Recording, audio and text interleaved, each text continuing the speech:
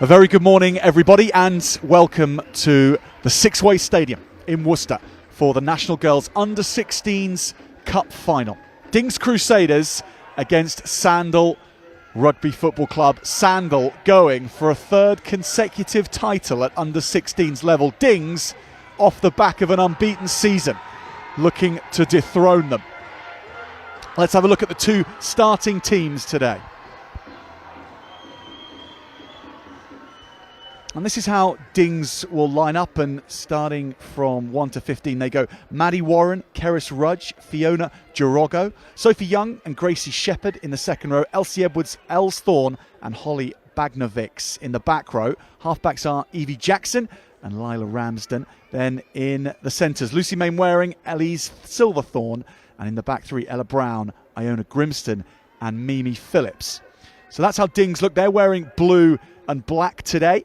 Sandal about to kick us off, and we'll get to their starting 15 in just a moment. But Sandal playing left to right, Sandal wearing the rouge colours, and once again in another under-16s final, this Sandal team looking to make it a three-peat here at Sixways Stadium. Delighted today to be joined by Rugby World Cup winner with England, Amber Reid, and a career-serving Bristolian for Bristol Bears as well, particularly from a Dings perspective. Amber, we're great to hear your thoughts today, but right now that is a charge and a half from Dings to get themselves on the front foot, and they'll look to go to the next wave. The next carry came from Gracie Shepherd, the lock forward, and this is the number 10 for Dings today in Ramsden.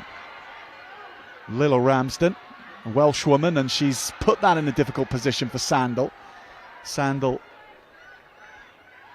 don't get it back yet, and we're knocking on the door of the 22 already for Dings. Great start this for the team from North Bristol. And Ramsden again, in good hands as well to make this edge work. Opportunity with an overlap. The spin back inside from Silverthorne. And Ramsden is going, and she's going maybe all the way here. What a beginning from Dings after just a few minutes on the clock.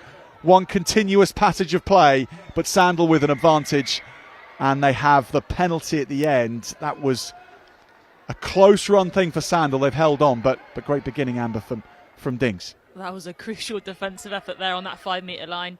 Dings setting their intentions out early with a quick tap from the penalty, playing with high tempo, really good carries. But yeah, Sandal just doing really well to hold them up on the 5. There's your mark. Thank you.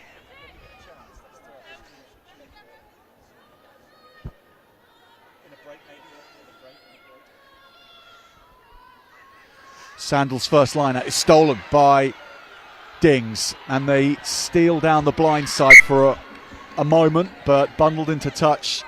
Sandal, the champions for the last 2 years, under a fair degree of pressure in these early stages. This front row for Dings look like they're ready to play. They want to get their hands on the ball. They've got some dangerous ball carriers.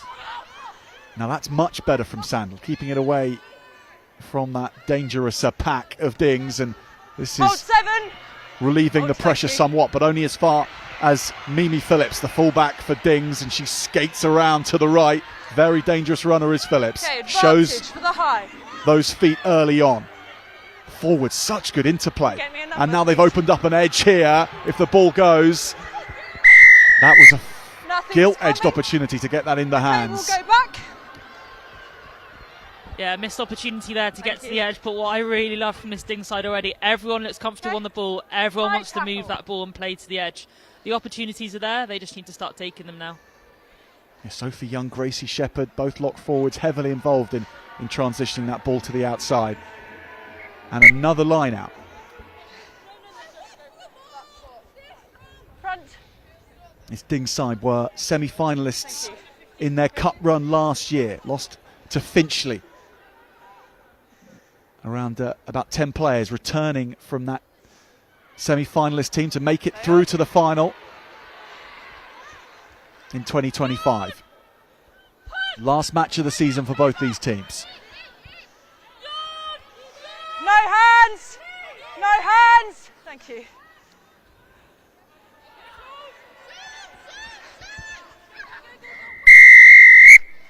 Penalty Dings.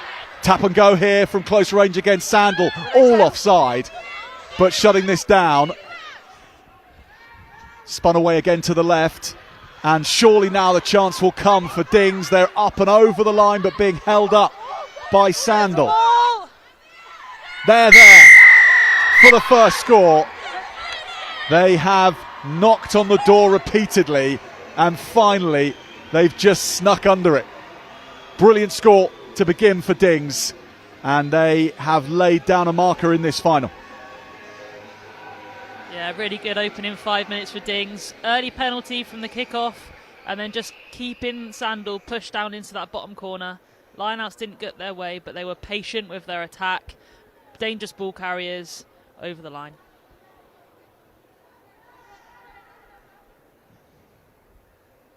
So Lilla Ramsden will try and add the extras here, the fly half.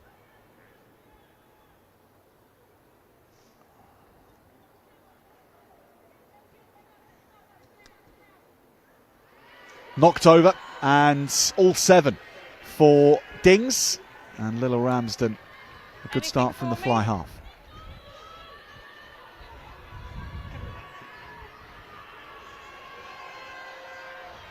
Thank you.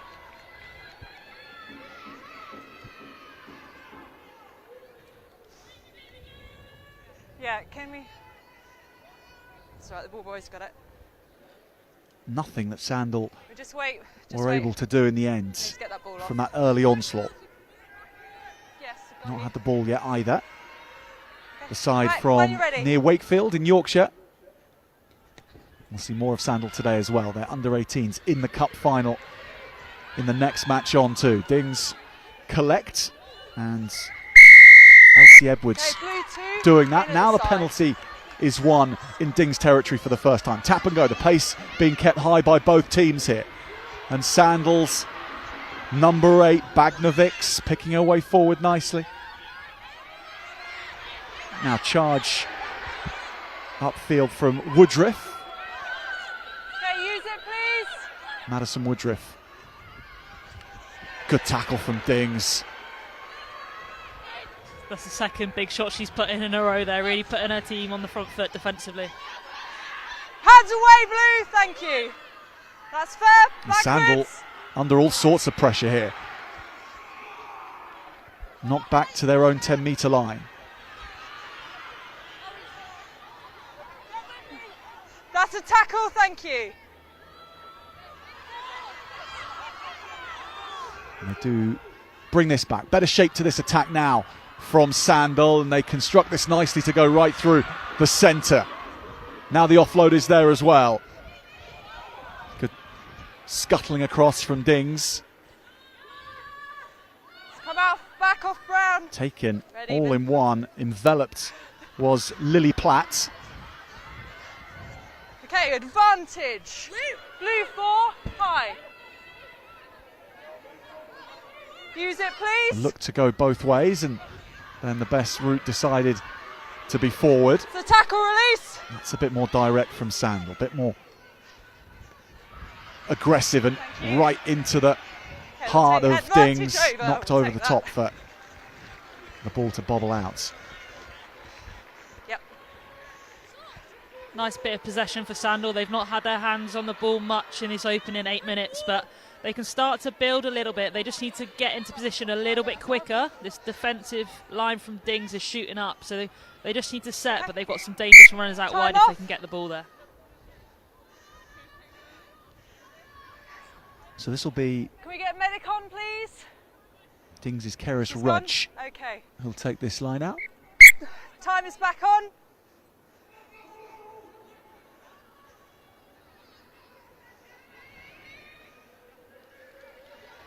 Backwards off blue. Dings can have a go here. It's charged down.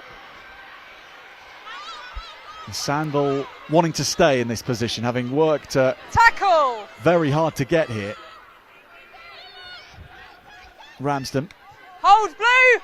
Got some power behind that, but it goes right down the throat of the fullback, Stead. Stead is off and going. Good carry from Olivia Stead. Finds the offload too. And then Lily Dow in that 11 jersey with the scrum hat on continues things forward. Now the carry from number 8, Halliday. Chipped along the line nicely with Platts, the 10. This is put to the floor, but not forward. Sophie Baxter. Okay, tackle. Platt now sees numbers away to the left-hand side, and this time Ding struggling to get round the edge and close it down, but they recover themselves fantastically well.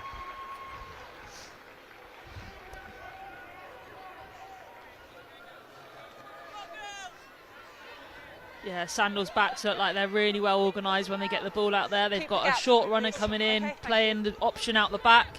The thing they just have to be careful of is when they play that option, if they play it from an edge, the Ding's defence is just going to come and shut them down.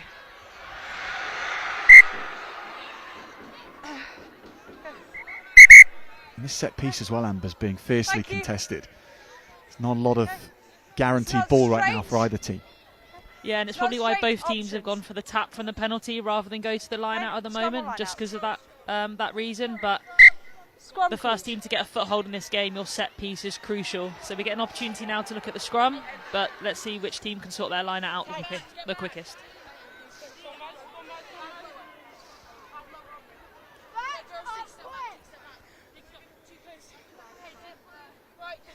Crouch. B Tutel with her hands on the ball right now. The scrum half for Sandal. Set. Okay, ladies, I'm not happy. We weren't listening. Okay, that engagement sequence hasn't gone to plan. Listen.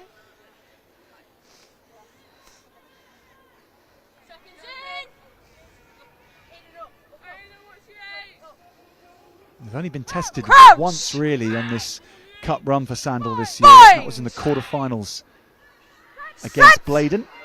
They won 27-24. Great strongholds of girls rugby, the Northeast. And they were really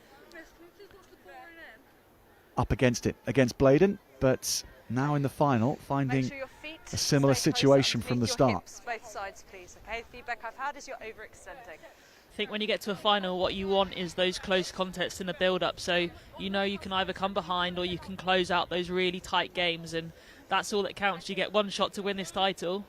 Can you do it when it counts? And those games will really help Sandal in the build-up to this. Yeah, in the quarterfinals, then it was Cheltenham North in the semi-finals for Sandal. That was a 19-0 win. And they win this cleanly, and a very attacking setup here. Now the backs go to work and then look to work things on to the corner here. Cutting back is very well done by Sandal, and up to the line. Ding's having to shift bodies across the line quickly. Now the next wave comes. Baxter, the lock forward, was quickly there. No. Now to the left-hand side. Okay, advantage. And another advantage to the corner though, and the pick and go gives Sandal their first score in the cup final. They've been shown the way by Dings after their score, and now Sandal deal a few cards of their own. Lovely play, and they convert it from close range.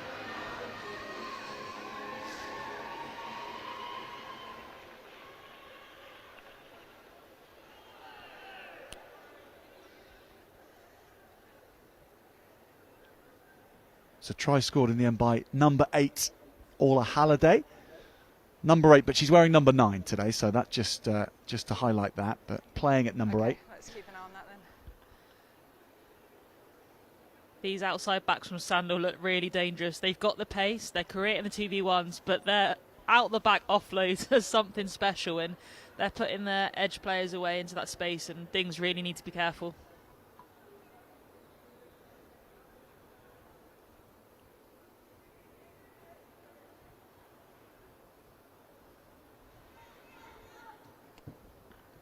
Very good attempts to knock over the extras. from the goal kicker and the try scorer, Halliday. But not quite, so Sandal remaining 2 points down. But Amber, that kind of depth that they lined up with from the scrum here stood them in all that good stead. It was the setup and the coaching and everyone knowing their role there, which made that score. Yeah, you can see Dings want to get off the line. They've got some great defenders putting in big shots, but if you stand deeper, that almost goes against them because they give you the outside to play around, which Sandal did really well there. Okay, Sandal knock it forward. Here's Ramsden. It's nice play from little Ramsden, making the most of every opportunity that Dings get, and they'll have to do that for the full duration of the match against this Sandal team. Ramsden. Well, that's a nice break as well. Right through the middle goes Bagnovics. And ball quick enough. Mainwaring ships us along the line. Now they're onto the left-hand side. Lovely dummy! And all the way through. Elsie Edwards, the flanker.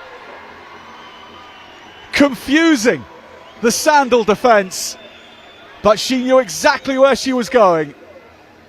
And she scores the second one for Dings. And that is a beauty. You can come to me. I've got to mark where the kick is. Alicia Butchers would have been proud of that dummy. Sold two defenders and went straight through, but Bagnovic has had a really bright start to this game.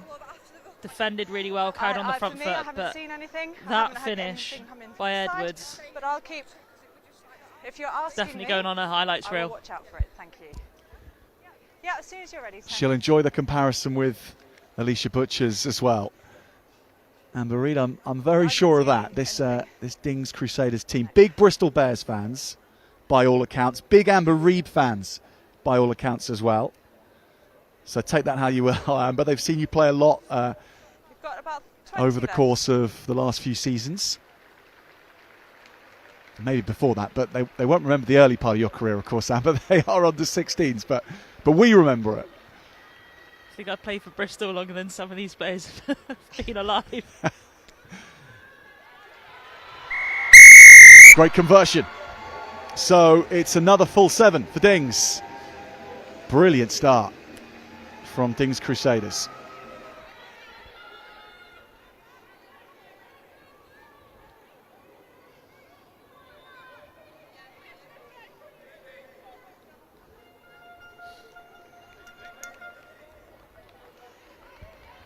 So everyone taking their opportunities so far in this match. Have you had everyone off, Patsy?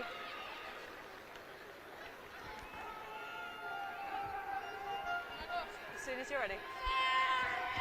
Kick off from Sandal. That bounces around, goes backwards. There's the try scorer, Edwards. Back to the day job as blindside flanker. Carry from Lauren Miller. Roll, 21. please. Okay, advantage. And here is Maynard, Alana Maynard, Thank you. playing scrum half right now. There's the try scorer, Halliday, playing link now. Little jink and go. Okay, nothing's coming.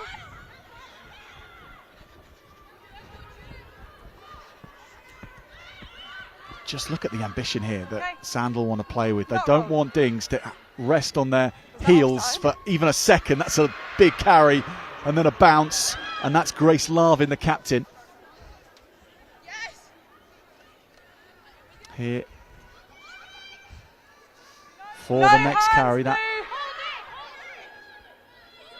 no. is Hattie Lamptey, wearing 8 today. Platt.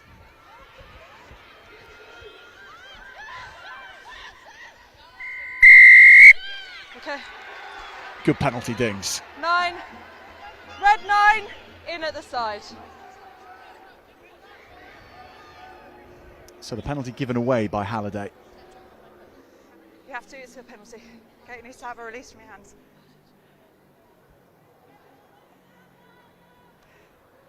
And they'll want to move this. And Ramsden Backwards. tidying up well. Could have done something much more with that if it had been clean for her. Okay, advantage. Good shrug off from Gracie Shepherd, who's got through a lot of metres already. The lock forward. We'll come back, nothing's come. Okay, advantage, red 11, high. Red 11, high. So Ramsden. Difficult angle, but hasn't found touch there. So Stead brings it in field. What a chase though from Dings. They are feverish in their pursuit of the ball. There. And they've got it back as well. That is excellent chasing and harrying. And now they can go to work Please. again with Thank you. the number 8, Bagnovics. Now, Els Thorne involved. The open side. It's worked to an edge here with Grimstone. Iona Grimstone on the right wing. Ramsden, they've shown such good ability to convert and offload out of the tackle. Okay, advantage. Shepherd involved again. Ramsden, numbers lining up to the left. If they ship this here, another score could be on. Big carry though. 5 metres away. Change of angle, change of intent. And it's difficult for Sandal to see where the next wave's coming from at the moment. That was Warren. Now this is tight and close and over the line. And diving home for the score goes outside centre, Elise Silverthorne. And that was super slick from Dings. The captain on the way back. They just got that hustle both sides of the ball at the moment, attack and defence. Obviously the missed touch, but the chase more than made up for it by Ella Brown. Got the ball back with a counter-ruck in the middle, and then they just seem to have numbers everywhere at the moment. Like you say, Sandal don't know where it's coming from, but the speed to set from this Dings attack is what's given them all these opportunities, and their players are making the most of it.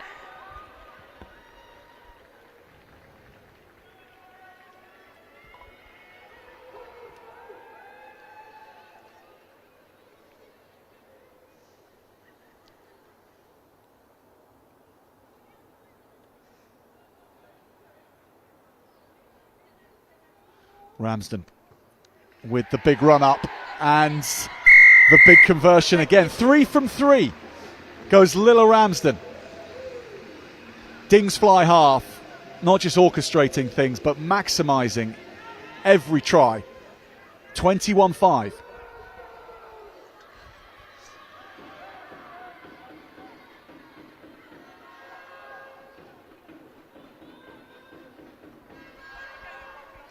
I've got 13 left.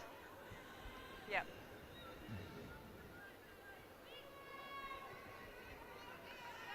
Sandal. Not this long, and this is taken again by Bagnovics. She is really in the mood this morning in Worcester. Hard running from all corners. Penalty though, Sandal. No, thank you. No, thank you.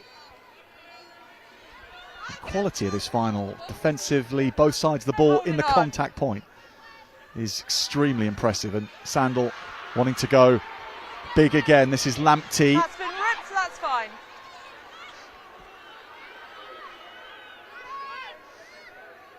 Things have ripped it No, back. that's a tackle. And this goes again.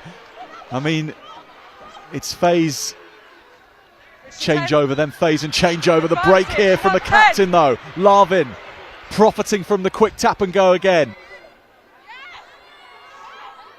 And that's quick enough ball. Dings a little short-staffed on the blind side. No hands, please. Okay, play on. Now they open things up. Crossfield kick here. It's going to bounce, and this could be dangerous. Taken by Dings. Penalty was coming. Okay. Thank you. You had the advantage. Blue not 10. Amber, how does the standard that we're seeing today compare to your memories of under-16 rugby when you were coming through? Time off. Yeah, far beyond where it was when I was under 16. The level of this game is phenomenal at the moment. Both teams, attack and defence, are getting right after it. You can tell not just the skill set the players have, but the game understanding the players have as well. They're making smart decisions. They've got a bit more shape to their attack. We very much just run round and and look where the ball was, where the space was. So I think there's merit to both, but yeah, I think my under-16 team would have lost heavily to either one of these sides. Fair advantage. Sandal right now with a fair deficit to make up, and as they get closer to that try line, it gets ever more tougher. The jackling role of this back row, and no doubt the centres, of course, helping out. Toughest players in the backs being those 12 and 13 players, but yeah, they are making life very, very difficult. There's your mark. Thank you. Keep the gap. Blue. Hold. No. Okay. Take it back. I wasn't Larvin's happy. had a couple of good touches, like any good open side. She's quick into that breakdown. A couple of crucial turnovers. Doing her captain's role. I think she could be the one to spark this Sandal team back to life. Again, she had a really good carry there. So get her hands on the ball, see if she can make an impact, drive her team forward. Yeah, we'll go for that one. Options. Scrum called.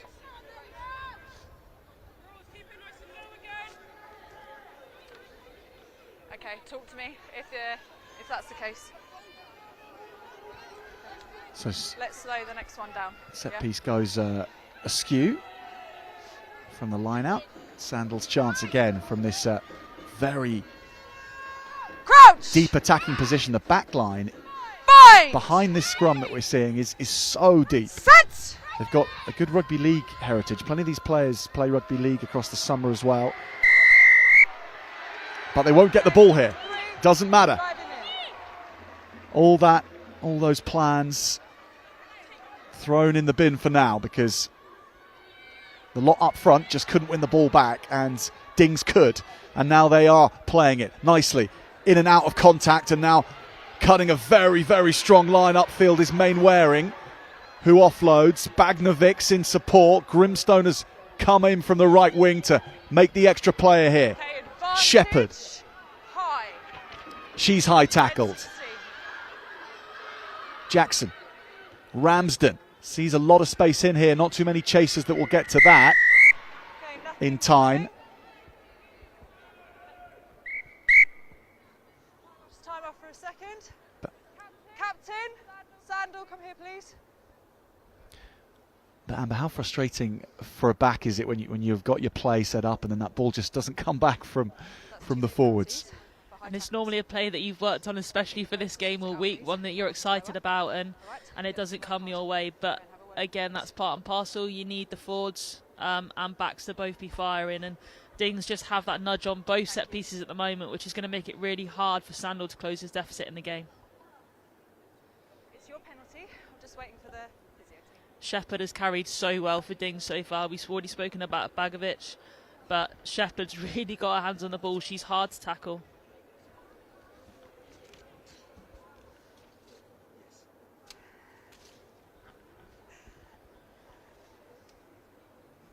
But Amber, in your time, when you were playing against a team who were adding the points on and seemingly coming at you from all corners, what's the right frame of mind to be in as a player? Do you need to suddenly change things, or do you need to kind of believe that they can't stay at this level for the whole match, so let's not panic? Yeah, I think the key thing for me is not panicking. So as a captain, I'd be getting everyone in and just be saying, like, trust the process. They're going for a third title for a reason. They've got a good side. They've got to the final, so they know they have the game plan to win it. But at the moment, they're just not being able to keep hold of the ball and attack. So they don't need to force it, because, again, that's going to compound your errors. So just be patient, work your way back up the field. And there's still over half a game of rugby to play. You're not in dire straits when it's 5 minutes to go and you have to score quickly. There's still time to be patient and bring yourself back into this game.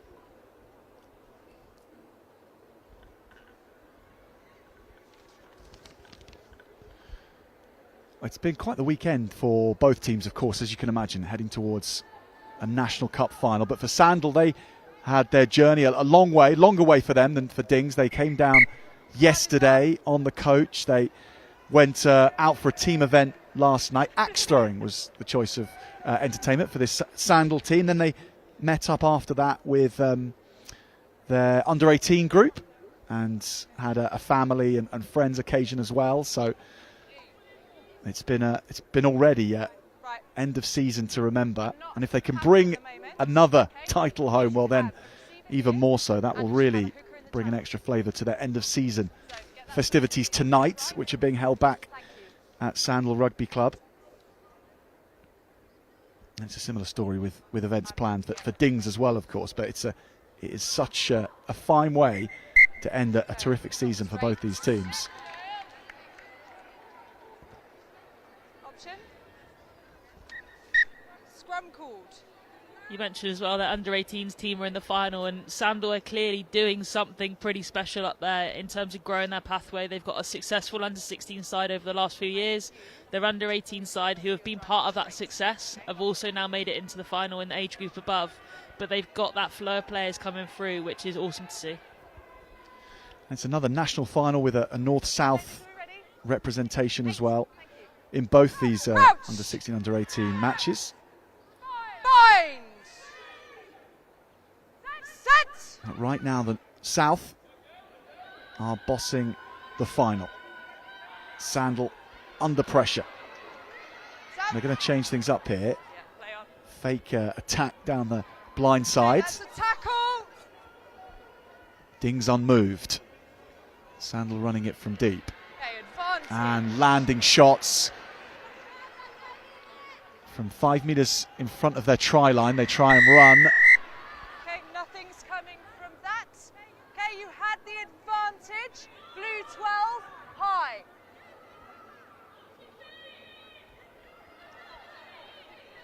You happy with I think Lily Pratt was desperate for that ball to go down the blind side then. She threw her arms up in the air. But yeah, they get the penalty now, so a chance to go again. Like any good 10, disappointed when you don't get the ball. Disappointment. I mean, that puts it mildly, doesn't it? When a number 10 wants it, it doesn't get it. Heads start to roll in that kind of environment. But here we go. Knock on from Dings, and actually Sandal can really make hay here. Charging away goes Olivia Stead. She's free. 2 Dings players get back. One of them the fullback Phillips. Great run from Stead. And Sandal suddenly in a much better position. Ball ripped off them again by Bagnovics. Having a storming day at number 8 is Holly Bagnovics. Sandal putting this in their number 8's hands, although playing lock forward today. Sophie Baxter. Hattie Lamptey. And this is good hands as well. Stead goes again, breaks the line. Tackled and spins to stay afloat. And this attack stays alive. To the edge they go. Just can't quite bring this in.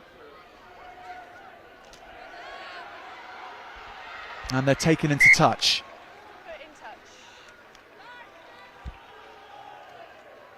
I really like the look of Olivia Stead in this 15 position. She has got her hands on the ball a couple of times, especially in that backfield, not letting the ball bounce, but she puts her head down and she looks so determined when she gets on that ball to run. Really good break down this outside, great support, and that's what Sandal need to get themselves into this game. Get on the front foot, be patient, and Dings will start to feel that pressure, especially if it's building in their 22. Not right now, it's not an appropriate time.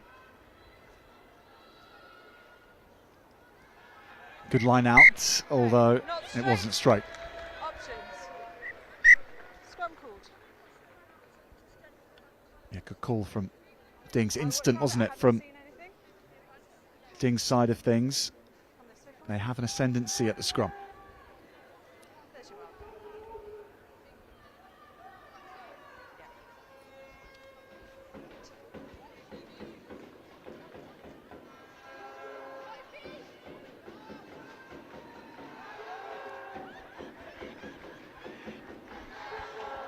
Crouch! Bind! Set! Jackson. Great platform for the scrum half. Ramsden. Make sure you're retreating. No, Blue, no! Put that far enough away from Stead to give her chances a chance to shut this down. They're 2 in the game here. Stead under an awful lot of pressure here. She needs a lot of support because Dings players are swarming all over her. And they've taken it. And away into the hands of Grimstone. Almost got a chance to show her wheels. Taken back though by Larvin. The captain for Sandal with a very important intervention there. No, thank you. Yeah, her technique and speed over that ball is phenomenal and really saved her team there. Blue ball.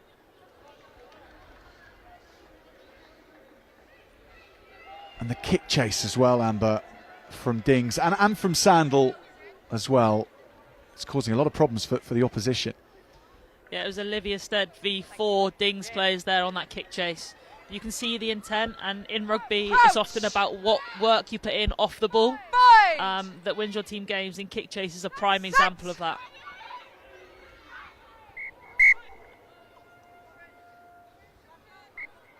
Time is off. Right. Sandal's set up here in the backfield. They've got a flat 6. There's no one covering that backfield, so if Dings have a little look up, there's potentially space for a little grubber through that midfield or a little chip over the top. Let's see if Lila Ramsden can spot it. Work on yours and let me look elsewhere. Thank you. It's a great analyst's point, Amber. Crouch! Because behind the pictures, you won't be able to see it online right now, but Set! it is a backline that doesn't have a fullback at home at the moment. They go through the hands instead. Ramsden does slip it on though, and a good straightening line from Mainwaring. Going down Main Street, Lucy Mainwaring. No red! No! Thank you. Tips it over. Good hands here again. Grimstone is there. The right winger popping up on the other flank, and she scores. Iona Grimstone crashes over, and Dings Crusaders have a 4th try in the under-16 cup final. They are ticking over very nicely now.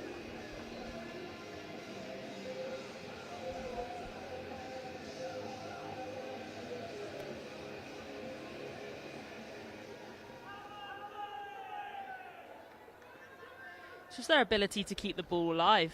Everyone's queuing up on the outside, hungry to get their hands on the ball. They're not being selfish, they're playing as a team. They're just doing those little easy tip passes and finding the gaps in this Sandal defence. If they're asked, there's time for the restart.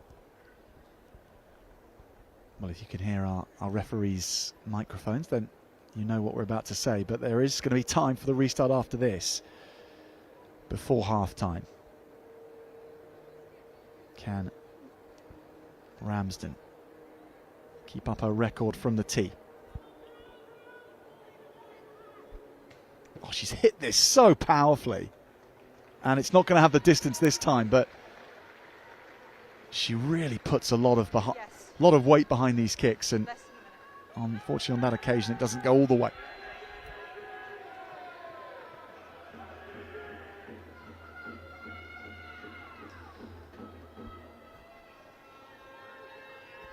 I think Ella Brown might have a thing or two to say about her right winger stealing her try on this left edge, but again, it's that work rate off the ball that these Dings players have to make themselves an option to get there and support.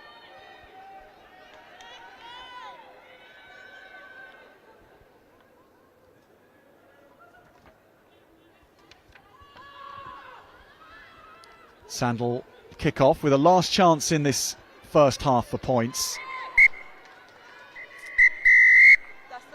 It's been a dream half for Dings Crusaders. 4 tries to 1 in the cup final against Sandal, who have won this competition for the last 2 years at under-16s level.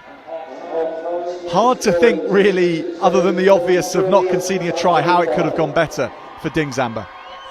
Yeah, they've just been relentless both sides of the ball. They've played smart. They've come up with crucial defensive efforts in their 22, and then when they've been in Sandal's 22, they've just been patient. They've played hands down the line. They've found people in a better position than them, and they've capitalised on every opportunity that they've got to come away with points. On the flip side, Sandal had some really bright bits of play.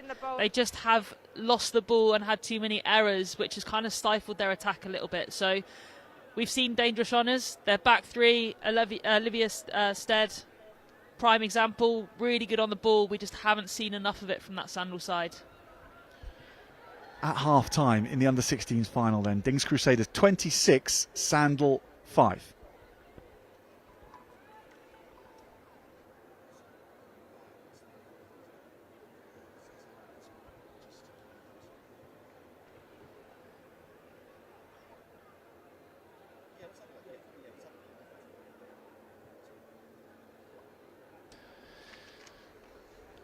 So for anyone joining our coverage a little later, here is how things have played out so far. And Amber, give us your thoughts on what was particularly impressive about the course of these tries and how they were constructed. Yeah, front row definitely had a big part to play in the opening 5 minutes from Dings, and just knocking on the door, some big carries getting over the gain line. And then again, Sandal, really smart bit of play by Halliday, spotting that bit of space on the open side, picking on the opposition winger to touch over.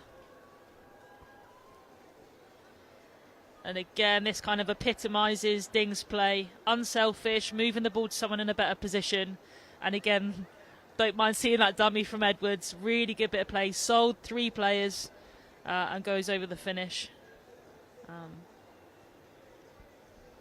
This try from Silverthorne. Lovely step, Amber Reid. Yeah, really good left foot step. Wish I had that in my locker when I was playing.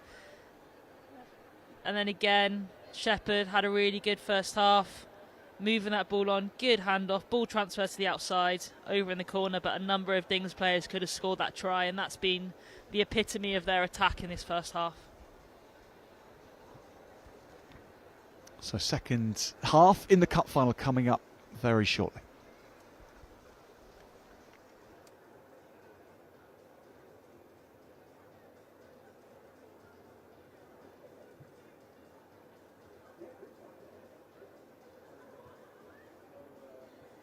Just a reminder that food and drink are available in the clubhouse. Match day programmes, you can scan the QR codes on the posters dotted around the stadium. And there'll be printed pictures available today from inside and in on the side from our photograph team.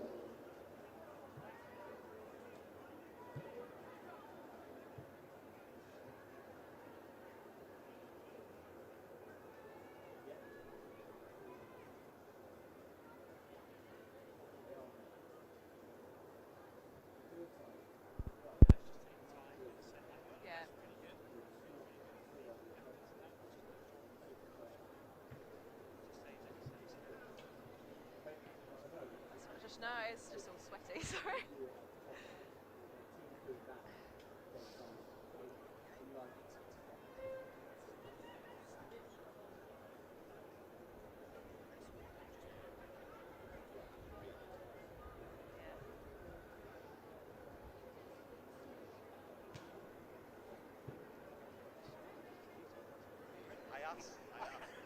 We don't have to do that on Saturday. That's right.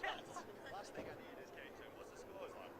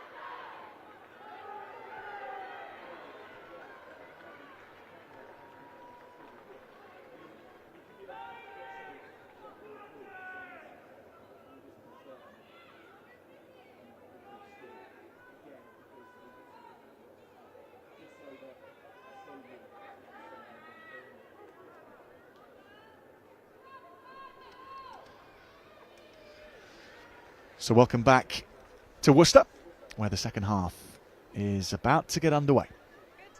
All right. Dings Crusaders with a healthy lead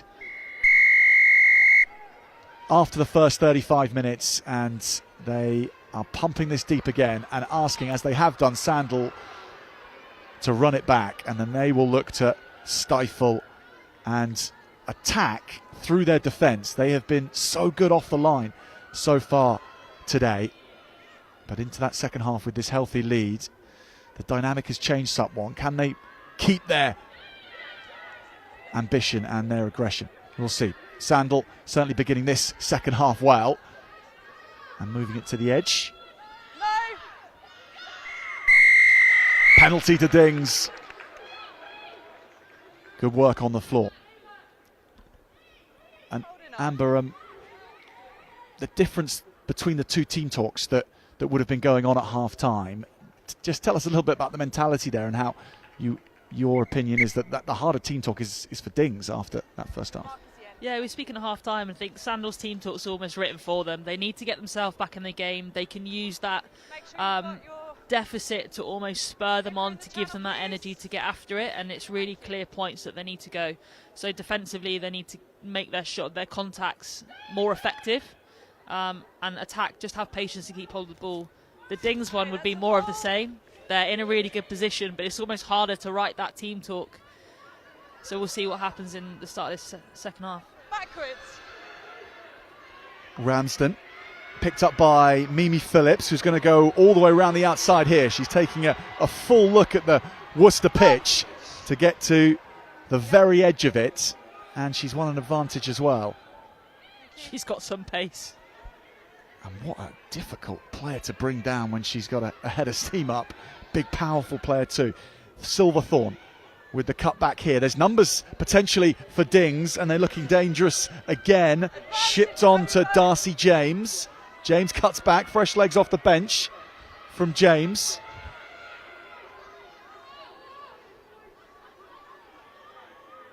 Sandal having to look at the defensive alignment and get in the faces of Dings once more.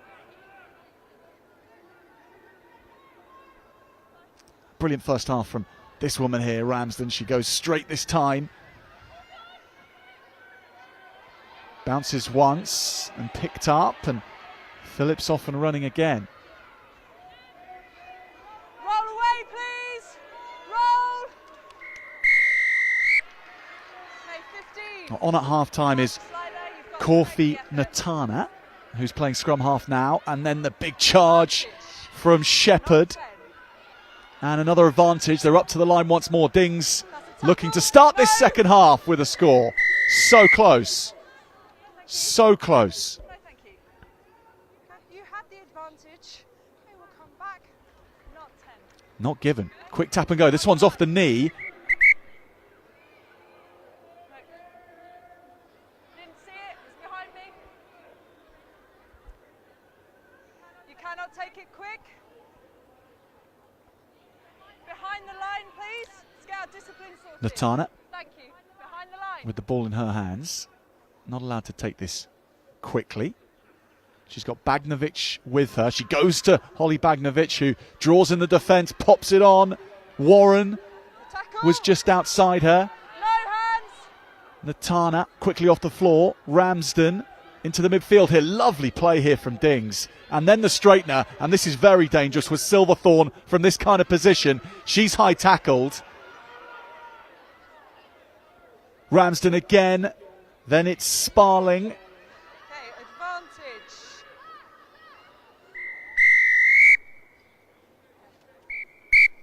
Okay. Time is off. Hold on a second. Let's have a listen here. Captain, come here. 11, come here. Please, the rest of you go away.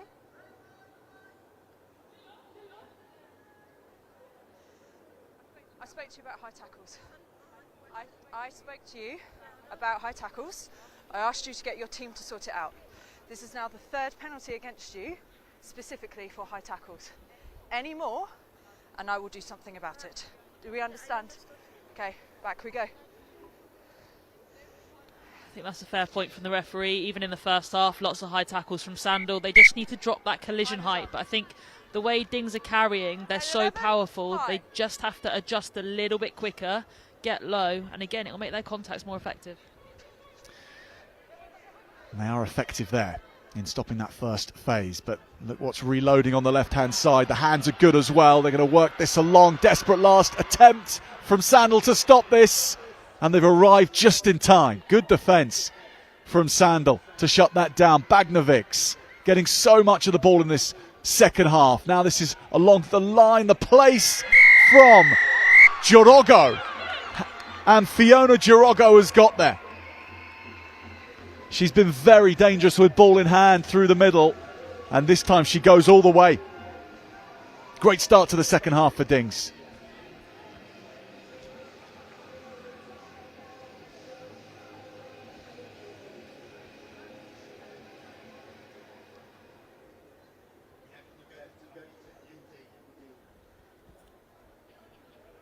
Lila Ramsden's had a really great game so far. I think as a playmaker, she's really controlling when it's on to carry, when it's on for her forwards to get into the game, dropping off the little short passes, but when it's on to pull the trigger, she is pulling that trigger and moving Dings into a better position, and they're really threatening all over the park.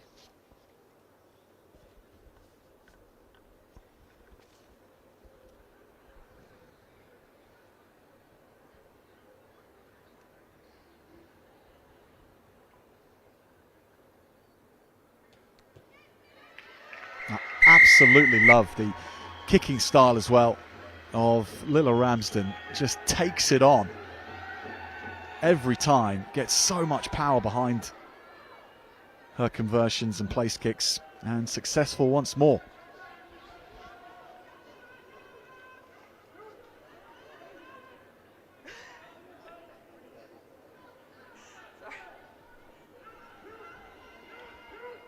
Good finish, Fiona Jorogo.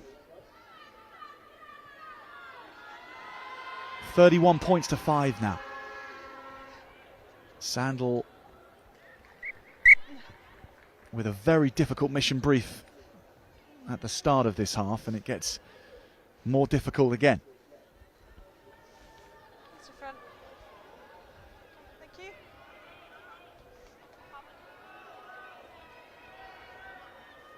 Nine.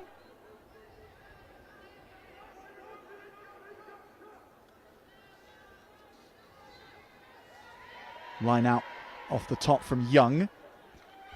Ramsden wraps around, gets a boot to the ball just about.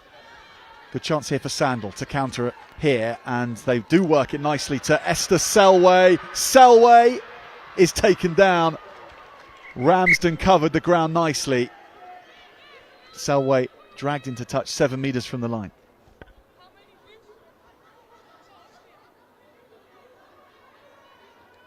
This is what Sandal need now to build into the game. They've got that field position. I know they don't have possession of the ball, but can their defence now match up and put Dings under pressure? Red out we go, please. Thank you. Lola Smith to throw in. Good line out from Smith, but that just bobbles around the feet of the scrum half, Natana, and she knocks it on. Scrum.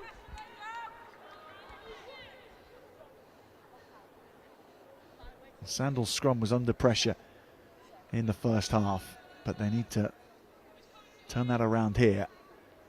There's no early shove. And if they do, it's a very, very good opportunity for them.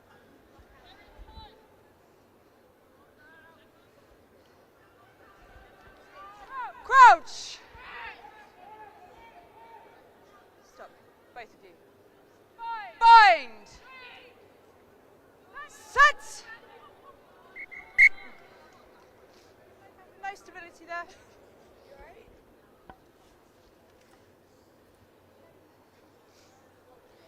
See, Sandal's got a nice little setup in that midfield. They've got two waves of attack, so someone's stacked in behind. The only thing is, their widest player is still inside that first post. So the Dings wingers won't be under pressure too much. They almost need someone to get out on that touchline and have that second wave to cause a few more problems for that Dings defence. Wheel on the scrum here, but it's holding. And that's all important for Sandal. But in the midst of things is Els Thorne. And she's ripped it back for Dings, right off the number 8 Halliday. Kick downfield, taken by Stead. Good gather from the fullback, and she wants to go again. Good chase from Dings to limit the damage there, and they're over the ball again. Sandal resets, and that could have been interesting on the right wing, but instead a knock on. And what a steal that was from Ellsthorne to go right up against Orla Halliday at the base of the scrum and take the ball right off the number 8. What's happened there? The scrum has rotated. Yeah, it's a great turnover. But Stead again, powerful ball carrier, often winning that first collision. Sandal just need to get a couple of players in and around us to look for those offloads, and I think they'll create loads of opportunities in that area. Let's go, please. Thank you.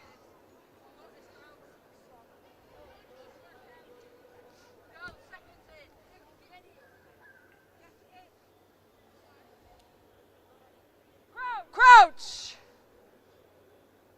Bind! Set! Ding scrum is pinched here, and back for Sandal. They look to make the overlap, and they've created one here. Selway again doesn't see the same amount of space, so she cuts back, but crucially keeps the ball. Great chance this for Sandal as they flood the blind side. It's still with them. And they keep this alive nicely, very nicely done. Carry here, forward from Woodruff. Good. Ball is available. Good numbers are here. Halliday knows that it's up to Selway, but it was forward in the process. Selway was half a metre from scoring. Time off. Captain. Well, they're trying everything, Amber, to get this second score of the second half. Your players. Yeah, great bit of vision there by Halliday. You can see the frustration. She's really working hard to try and get her team in the game. You can see she's almost like a talisman. She kicks, she's scored tries, she's carried from the base. But again, that frustration creeping in. Fine margins, only just drifting forward, and then they might be in the corner. So they've just got to be patient, keep chipping away, keep trying, and it will come for them. Does have an air of that inevitability, but Dings have thwarted them plenty of times before in the final. Crouch! Bind! Set! Dings scrum. Okay, that's just popped back out the tunnel. Okay. Both sides, I need you to work on getting lower, driving straight. Okay, at the moment you're trying to fight for competition and you're doing it illegally. Okay, let's get it sorted, please.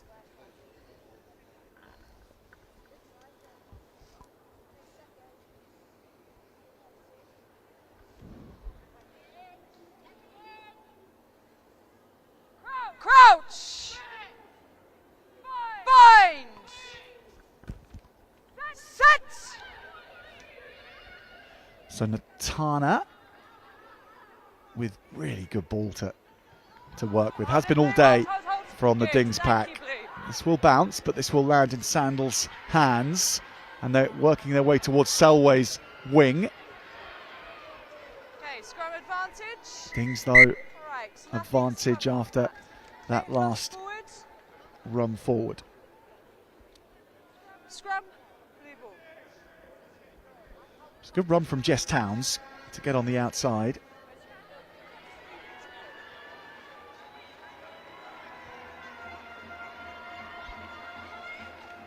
A lot of changes coming in.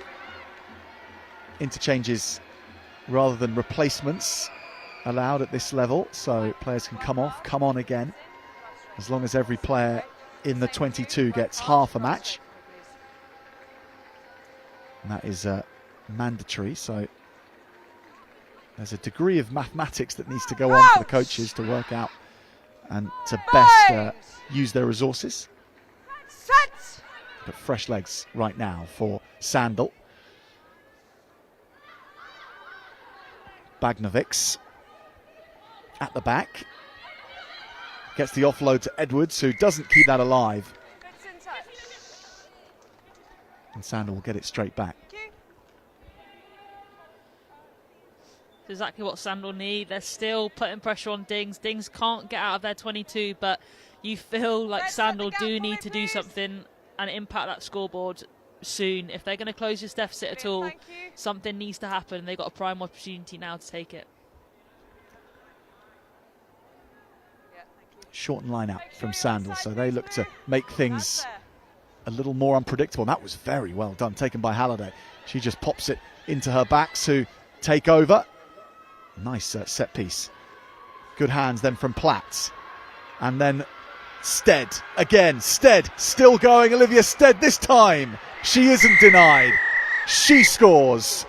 Olivia Stead gives Sandal a possible late way back into the final. She's been the most threatening player on that Sandal side. Looked like she was going to score a couple of times, and she's taken her opportunity there. But a lovely little trick play over the top of the pod in the line out to Halliday. Really good composure. Great fend, outside break, good finish. Yes. Anywhere in line is fine.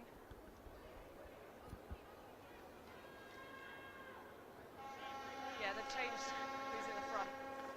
Yeah.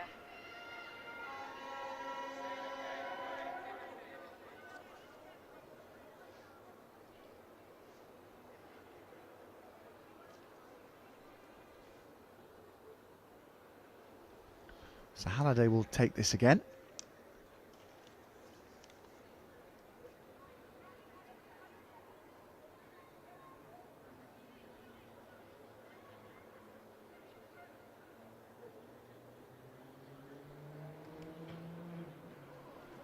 And she gets that very close, but just not quite the legs on it. 31 points to 10 then. Dings ahead by 21. It'll have to be plenty more of these that we see from Sandal, but they have got the first on their way back into the contest. Good try from Stead.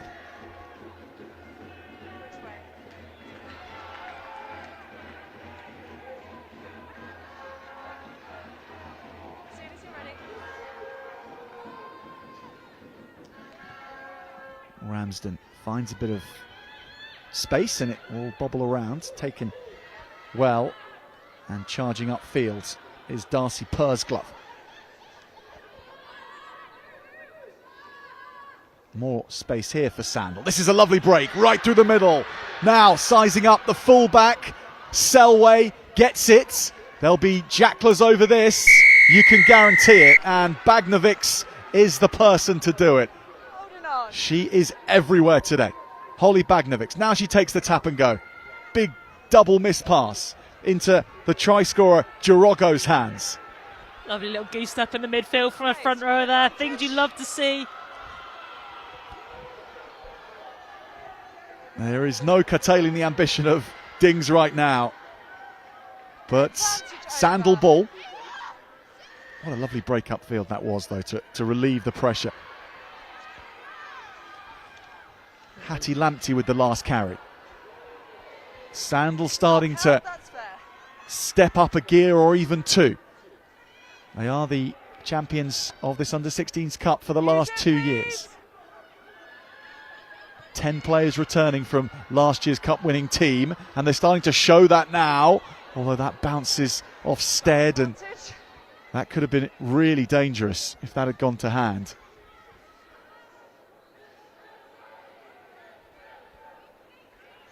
Ramsden sees there's no one at home here. This could be a big chase downfield. It's in the very centre of the park. Stead gets back there, and Stead makes it. Has two for company, and she's pulled down. And Sandal have done some excellent work to keep the ball here. And there's more space opening up. And it really is fast and loose right now. And Amber, which side does that favour, do you feel? Scrum, blue ball. I feel like it favours Dings at the moment. It's fast and loose. If they can play like they did, great kick from Ramsden to find the space. Stead does really well to get back, but if you're playing fast and loose, you have to make sure that ball goes to hand. Sorry? If it does, Sandal could be in the ascendancy because you're playing against broken field. They've got dangerous runners that can find the gaps.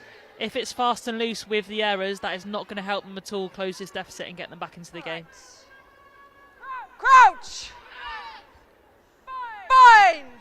Something coming here from Dings. They are lined up. Neither side is ready there. 4 backs to the left of this scrum. 2 to the right.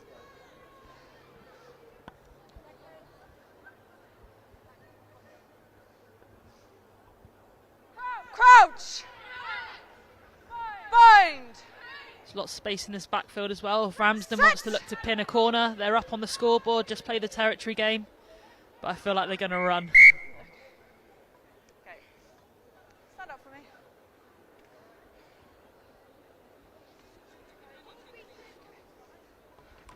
I've got the same picture on this side. They're both I've got the same pictures. Okay. You two, pull your hips, drive straight. That's what's causing the rotation. Both sides are doing it. Work hard, get it right.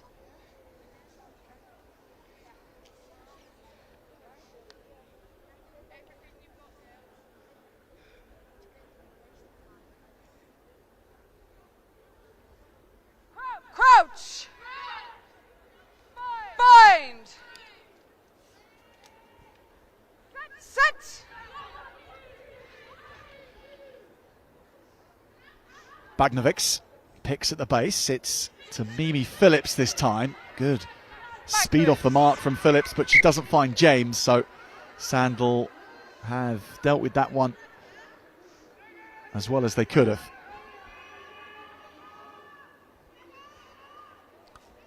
Front markers there, thank you. How many numbers? Set the gap, please. Girls, set the gap, please. Red, set the gap.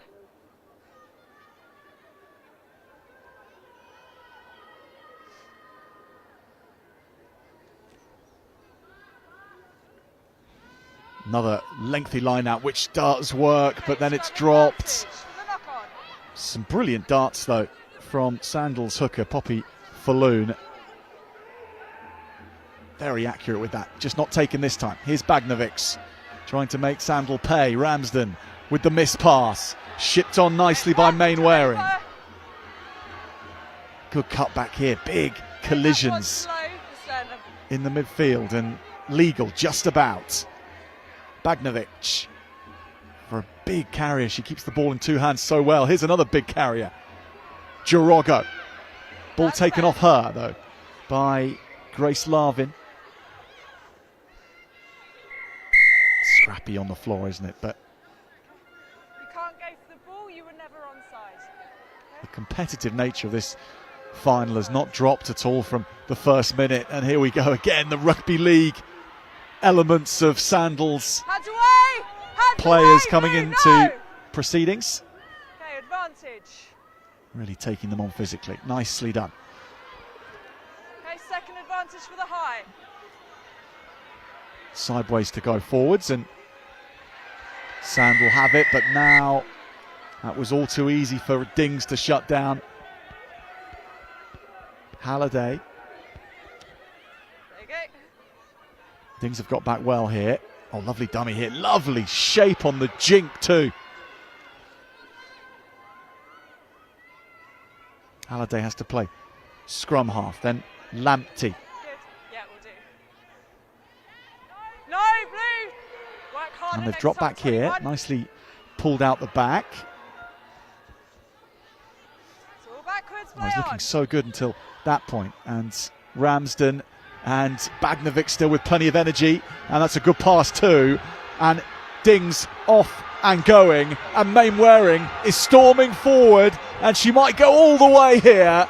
What a terrific score from Lucy Mainwaring.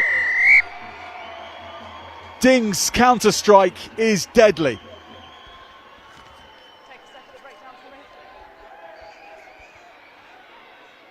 They've been lethal on transition, just moving that ball Bagnovich again getting her hands on the ball, but the thing I love, she's a dominant ball carrier. She is a threat herself, but she's making really smart decisions of where the space is and where to pass. And then the pace from Lucy Mainwaring to finish that down the touchline, phenomenal. Great try.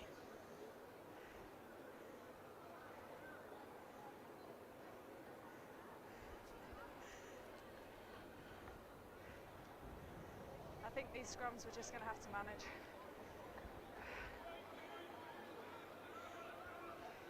Well, they are close now. Dings in time. They are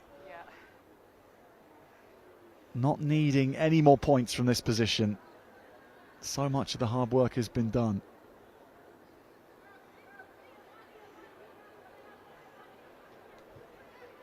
Ramsden hammers it over once more.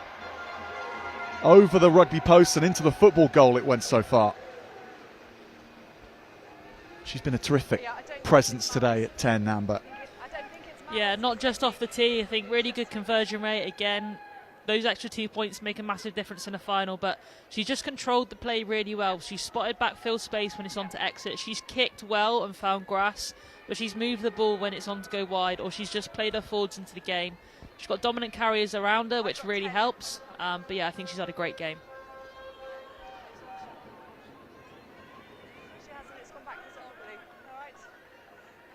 What a day this is proving to be for Dings Crusaders.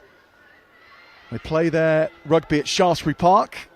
Backwards. Home of Bristol Bears, of course. Home of Amber Reid, my co-commentator today, of course. But on a different artificial pitch, they have looked so good today. And they're not far from getting back on their team bus, which they've borrowed from Bristol Bears, by the way.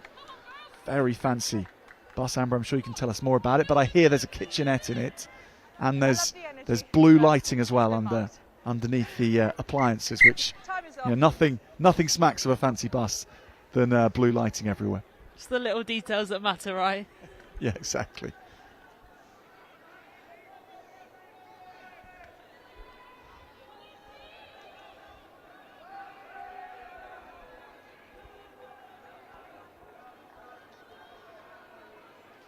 I think what's been great, and this is not just from Dings, this is from Dings and Sandal, they've made interchanges, they've made 4 at a time, but it hasn't changed the way that either team have wanted to play. It hasn't affected the flow of the game, and I think that's testament to the depth in both squads. Sometimes it's hard for a sub to find their way in, but it seems to have had no effect on either team's structure, how they want to play, their effort, the intensity, which has been amazing.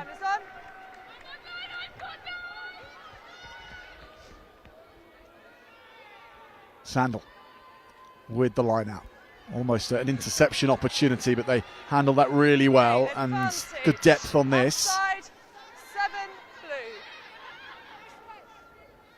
blue. And rushing around the corner nicely too. There are chances here for Sandal. And they're keeping their energy levels high. Lovely show and go here. Lily Dow. Another good break from her. Caught in the act of passing. Stead goes back here, and there's a great chance here for Stead, but she comes up against Bagnovich, and things end there.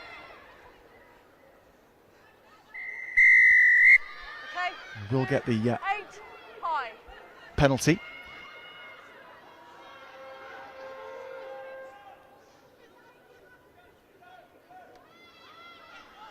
Tap and go from Lamptey. Lamptey still going.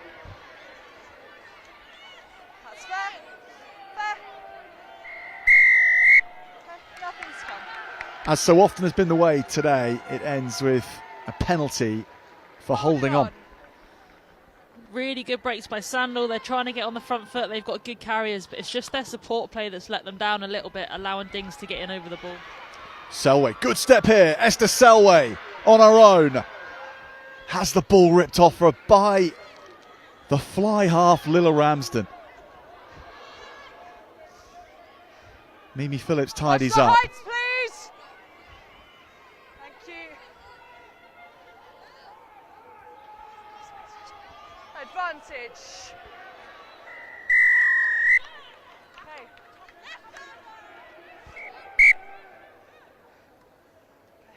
Heights. Lower.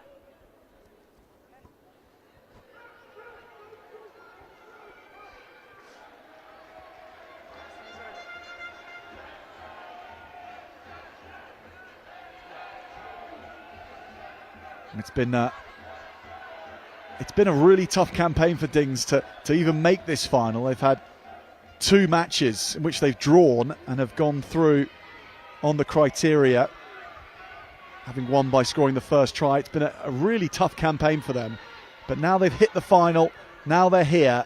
They have made this look so controlled and so aggressive and well organised too.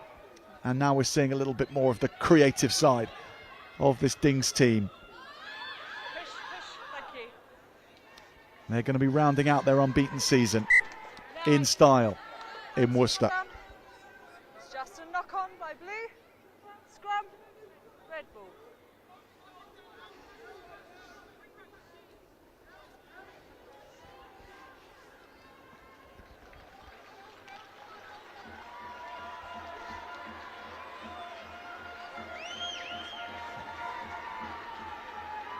Right, you two, I'm going to slow this right down. That's the end of the season for, of course, both these teams. And Sandal's achievements this season will not be overlooked at all. Crouch. Another very good season from the Bind! Sandal under-16s team,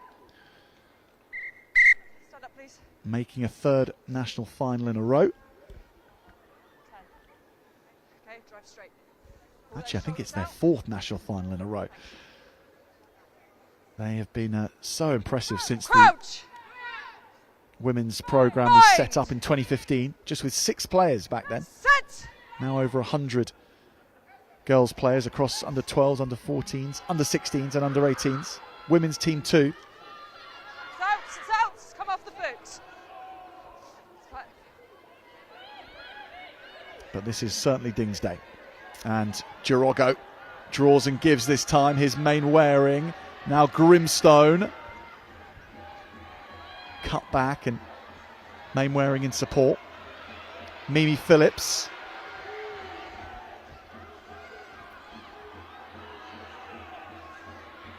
And there are really good numbers here for Dings if they can work this along the line. Sandal Anything for me? suck them into the midfield. Ramsden wants to get round them here though. And the hands are good, offloading out of the tackle. This is consummate play now from Dings. Edwards into contact. Backwards. It's been their work at the breakdown that's really helped their attack flow. They've had options, they've had numbers in and around, but then their speed to breakdown has just meant that Sandal don't have an opportunity to compete for that ball. Main wearing tidies that up. Stay Sandal on. It's backwards off red. get it back. Though the passages of play, Amber, that we've seen have been breathless. So many times without the ball going out, it's changed hands a number of times, and the players have just kept going at Go it. blue, thank you. Yeah, I think sometimes when you're watching you don't realise, but it is tiring stuff out there. Obviously you've got the contact, you've got to get off the floor, you've got to get back into position, but both teams are still fighting right till the end. Advantage. Straight enough feet. Sandal tapping and going. Yeah, that's fine. She was good as well.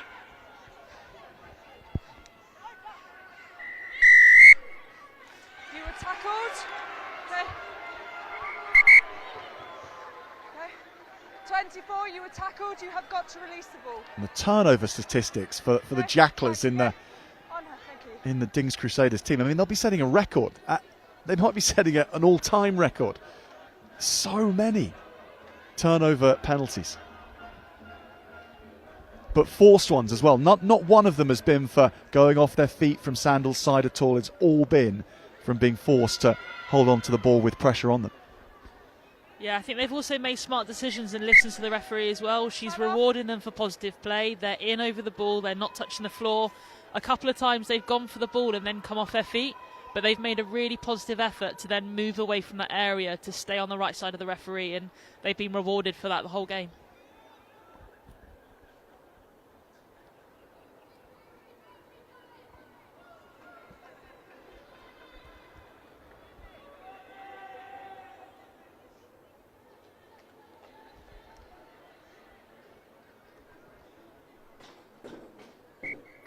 Time is on. As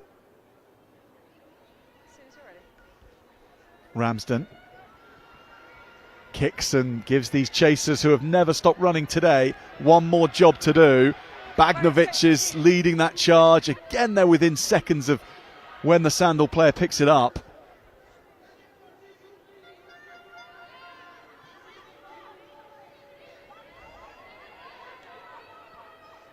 Halliday relieves the pressure. Lovely spiral to this kick, which goes a long, long way over Phillips's head.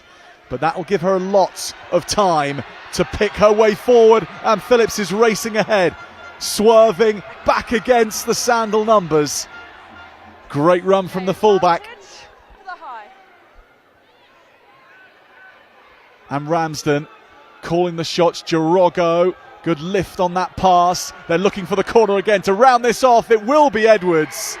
Elsie Edwards scores. And Dings again looking every inch the champions they're about to become. Yeah, that's the first time Mimi Phillips has had any space in the backfield to be able to run, and she put her foot down outside arc. And this could have been any of the tries in the first half for Dings, I think. Everyone queuing up on the outside, really patient play, holding their feet, avoiding contact, keeping that ball alive. And Edwards over in the corner for a second. Without the dummy this time.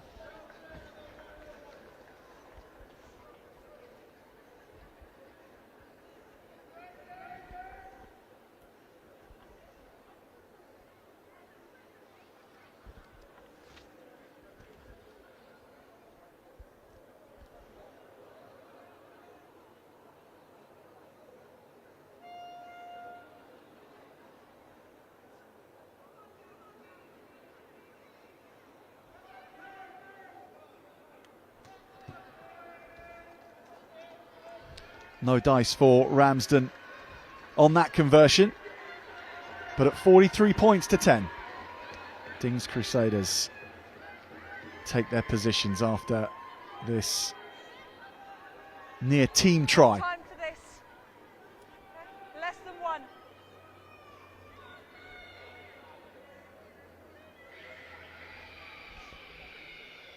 Last 60 seconds.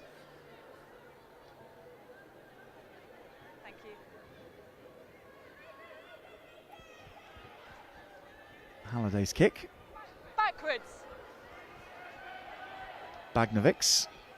Oh, out of one.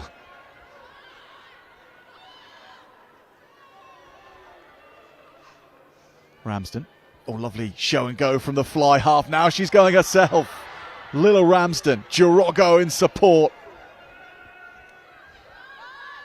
Good challenge on the floor from Sandal. And they've made a real mess of this and got it back at 2. They aren't giving up, no matter the situation. Bagnovics with the big pass. Little dummy again, Sparling involved. Here's Grimstone running out of track.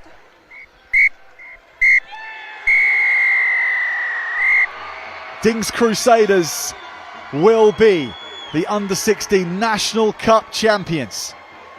It rounds out an unbeaten season, league winners in Gloucestershire, and now cup winners for the whole country.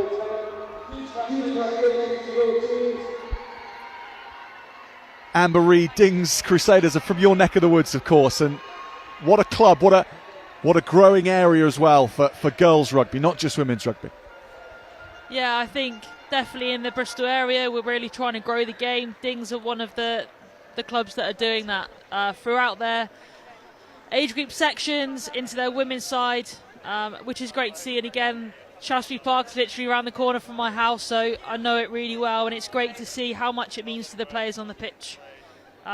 Obviously Sandal, you spoke earlier about how many times they've been in that final. You speak about legacy that gets created from the Red Roses. But I think these players on the pitch now also create a legacy. They create a legacy for the younger players in and around that area who want to aspire to be out on this pitch in 16s, 18s, cup finals, and then to go on to bigger and better things. So, yeah, I think that final, although the scoreline slightly skewed, it was a really good contest and both teams played their part in that.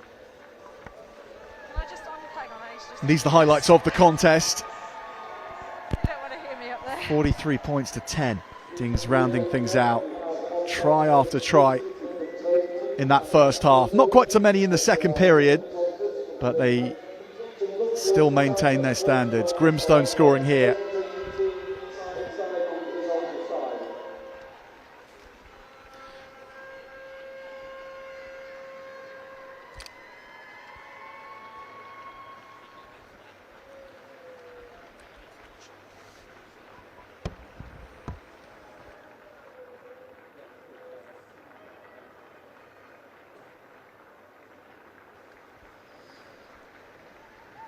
Well, congratulations to both teams, but to Dings Crusaders by 43 points to 10 against Sandal, also the title of national champions at under 16 level. Please welcome to today's presentation party, Gilbert Deputy.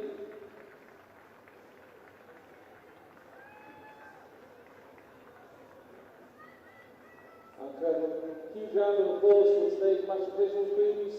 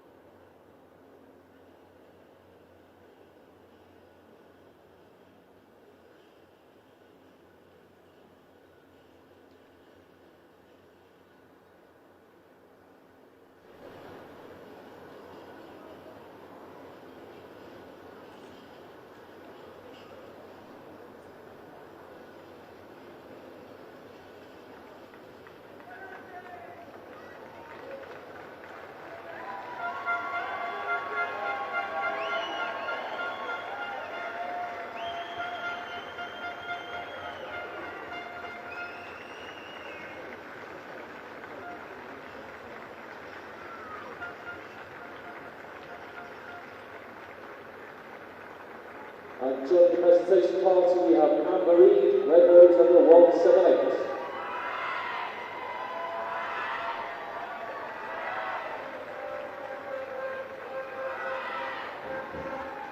Next to receive the representative medals, please welcome Sandal.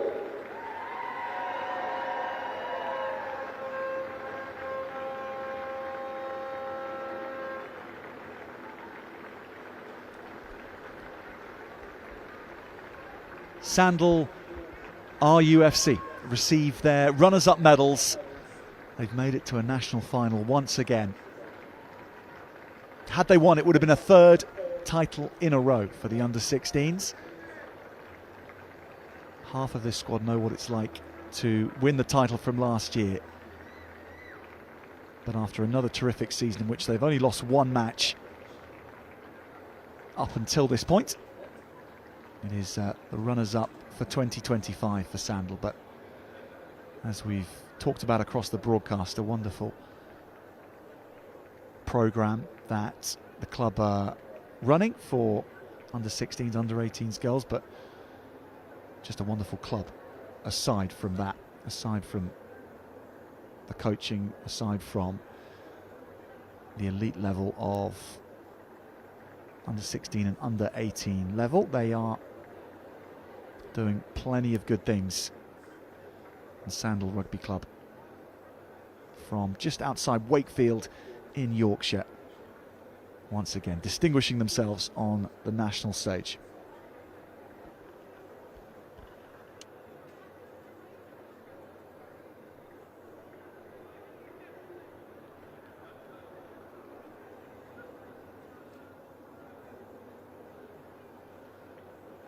And finally, the winners of the National Girls Under 16s Cup Final, Dings Crusaders.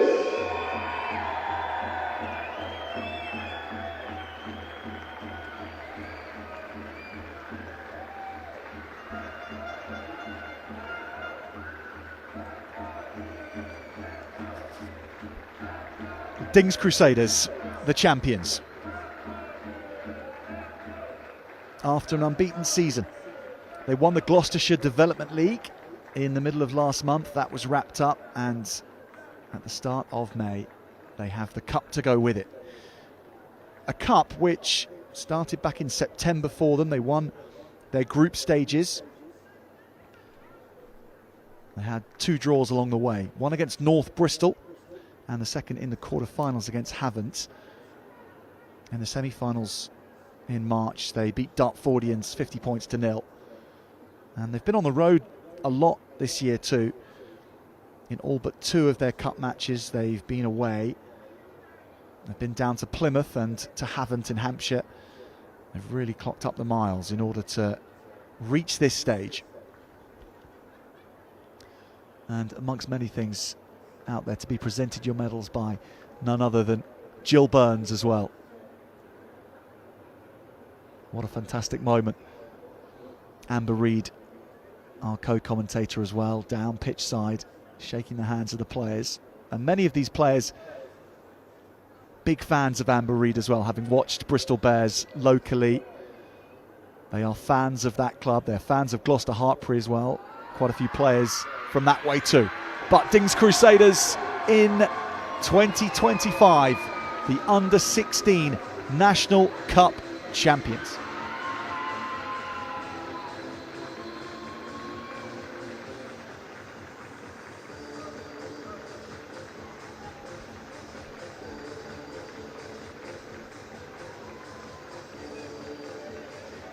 So we will leave you with these pictures of the teams, and we will get ready for the next final, under 18 level coming up. Sandal in with a chance once again against Basildon in the girls under 18 cup final. Kickoff in that contest will be at 12:30 today.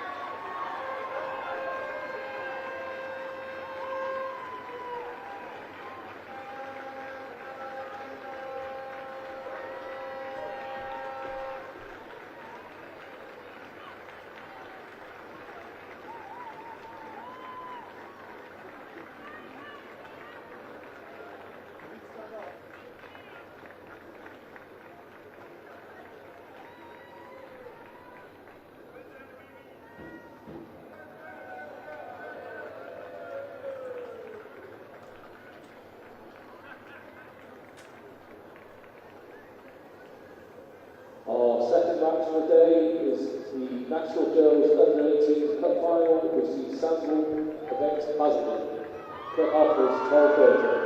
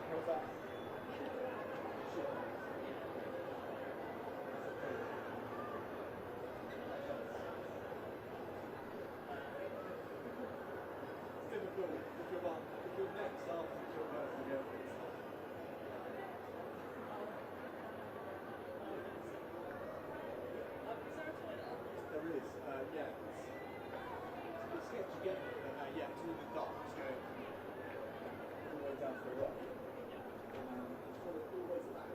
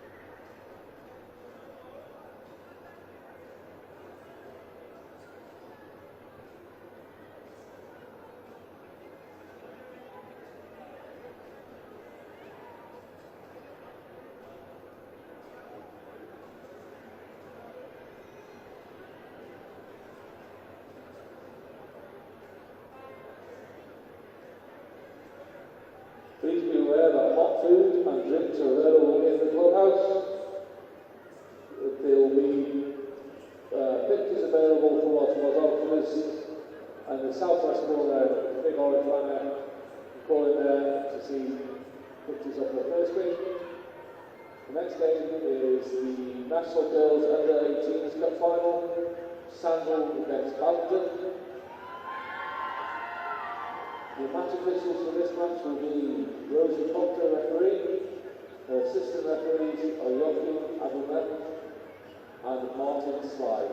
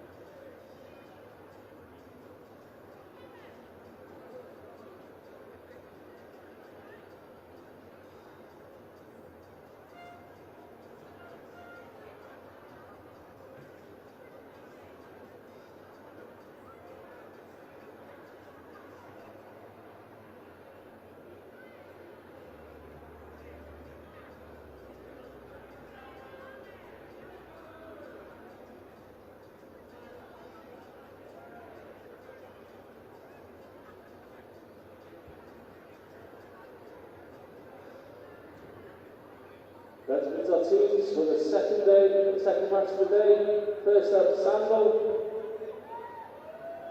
Number 1, Isla Farmery. Wearing 19, Ellie Spencer. Wearing 22, Phoebe Lacey. Wearing 8, Erin Anderson. Wearing 14, Zabina Williamson. Wearing 6, Mallory Wigglesworth. 7, Scarlett Falloon. Wearing 4, Lizzie Sampson. 9, Keris Gregory. 10, Ellie Lamptey. 21, Tilly McSween. 12, Freya Morehouse. 13, Charlotte Shaw. 11 is Tegan Sant. And 15, Madison Clay. And their coach is Howard Greensmith. Basildon team, 1, Camille Rowe.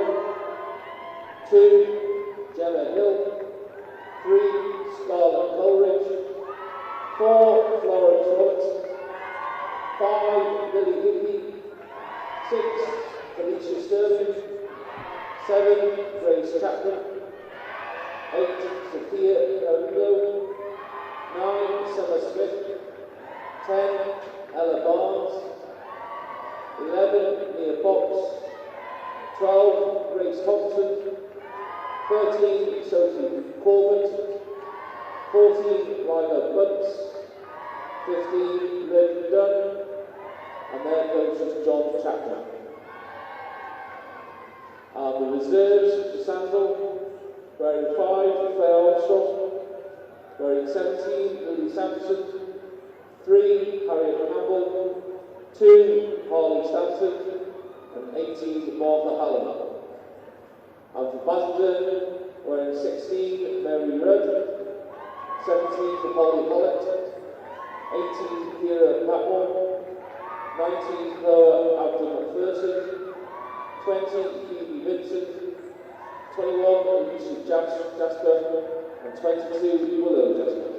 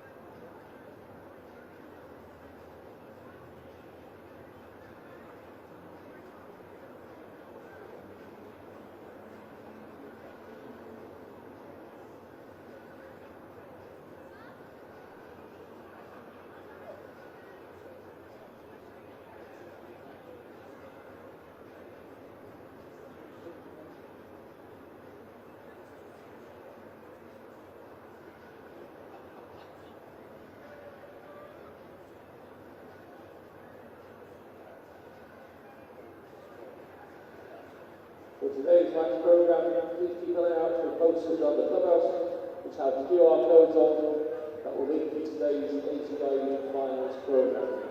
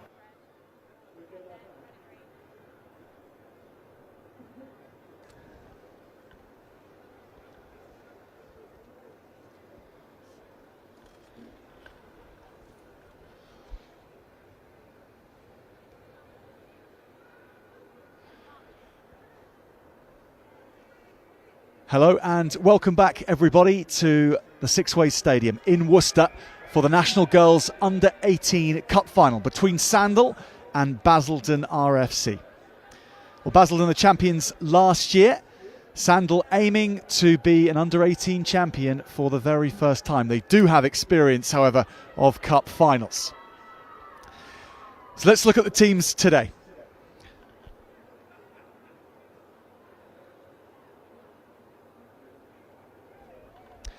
So this is how Sandal shape up. Looking from the front row towards the back three, we have Anderson, Sampson and Falloon, Wigglesworth and Williamson, Lacey and Spencer. And at the start of this pack, Farmery, Lamptey and Gregory.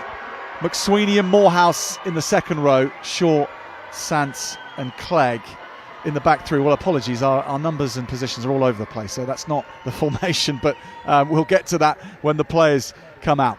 Let's have a look at Basildon. So Basildon look like this, and from 1 to 15 they go. Camille Rowe, Gemma Hill, Scarlett Coleridge, Florence Robertson and Lily Hickey in the second row. Talisha Sterling, Grace Chapman and the captain Sophia Carrillo in the back row. The halfbacks are Summer Smith and Ella Barnes. Then the centres, Grace Thompson and Sophie Gorbutts. The back three, Maya Box, Lila Bunce and Liv Dunn. So their coach, John Chapman, looking to steer Basildon to the title for a second year in a row. Last year, they beat Sandal 21 points to 7. It is a rematch from 12 months ago. That was also played here at Worcester. For Basildon, 10 of the team from last year's victory are returning. Basildon playing in the white and the green. Sandal in the maroon, receiving. At under 18 level, the Girls' Cup final gets underway. Good chase from Basildon. And straight into the action here. They'll look to go through the middle, take teams on physically. This Sandal team, they might be smaller than plenty of the teams they've come across this year, but they're very, very powerful and quick. And Amber Reid, England World Cup winner from 2014, and Bristol Bear for almost 15 years. Amber, welcome to the commentary box for this Girls' Cup final. 15 years is a mad amount of time. But yeah, excited. We've had a great start with the under-16s final. Sandal under-16s taking their first tap as well in their game, so we'll see how they build into this. Yeah, it's been quite an occasion, quite a weekend for Sandal. But after the under-16 girls lost to Dings just under an hour ago on this pitch, can the under-18s do something that they've never done at this level and win the National Cup title? Straight to work, aren't they? And looking to go through plenty of sets of hands at the start of the action. Basildon good off the line here in defence.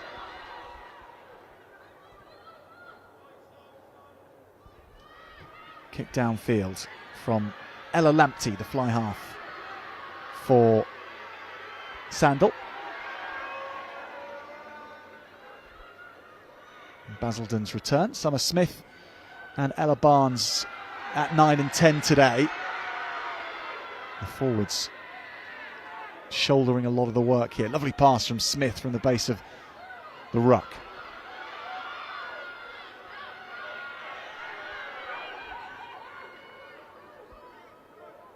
Nicely set, this back line, but Barnes wants to go downfields. Deep, deep kick. Chasing, scurrying back is Clegg, Madison Clegg. Look at the speed that Madison Clegg has from the back and powering through one challenge, stepping round the other. Some great opening exchanges to start the match. Both teams just testing each other out, not overplaying in that middle part of the field, using the boot early, finding space, and backing it up with two good kick chases as well. Two good passes before contact, one after, and that was forward.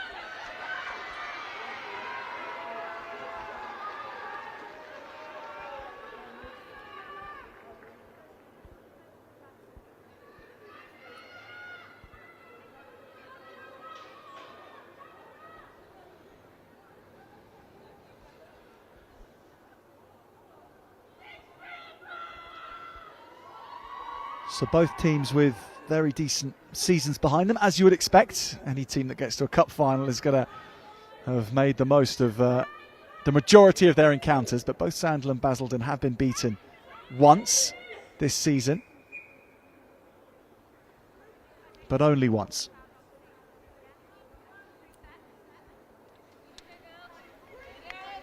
Can we make sure on set? I don't want any push. Let's just set and meet, okay? First scrum. Crouch. Bind. Set.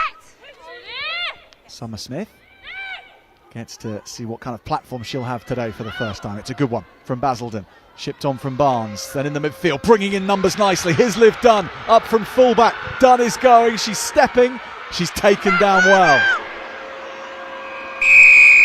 Players not roll clear for their contest. I can't let you have it. Big tackle from Sandal's defenders there. Madison Clegg is their fullback. They'll take this quickly. Smith, Barnes, the halfbacks looking to set this up to go wide again and then use their forwards on the edge here, and they're looking at the line for the first time and scoring the opening try in the cup final, scored by Basildon's outside centre Sophie Gorbutt. Really lovely play from the scrum. Liv Dunn started about 20 metres back from there, timed her run really well, little outside lift off the shoulder. And then just some really strong carries, good patience. Just shifting the ball along the line. It's hard to stop a player when they're going over from there. Yeah, I'll swing round on the next one. I'll swing in front. Thank you.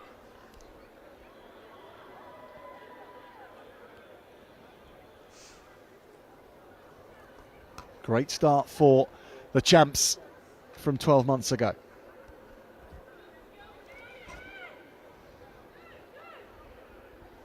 I heard a lot in the build-up, Amber, about this half-back pairing from Basildon of Barnes. Looking at the conversion right now, and Summer Smith. They both were perhaps unlucky to miss out on England under-18 selection this year. The service from Summer Smith off the base from the last couple of rucks has been exceptional. It just allows Barnes to get a little bit wider, challenge that defence from Sandal around the edges, because she can pass that 10 metres crisp, direct, flat ball. So yeah, it's going to be really interesting to see how she can build this Basildon attack. Lamptey, one of the 5 players in this Sandal team that has 2 under-16 titles, as well as competing in the final last year at under-18 level. So this is a 4th national final for the Sandal fly half, as well as Mallory Wigglesworth, Erin Anderson, Isla Farmery and Harriet Campbell. They are the 5 players in Sandal ranks who have been to this stage many times before already in their careers. It's an incredible amount of cup final experience that they bring to this match now. Line out in a dangerous position. It doesn't go to hand though for Sandal. Basildon have it. Thank you. Knock on from the line out. Scrum. Green.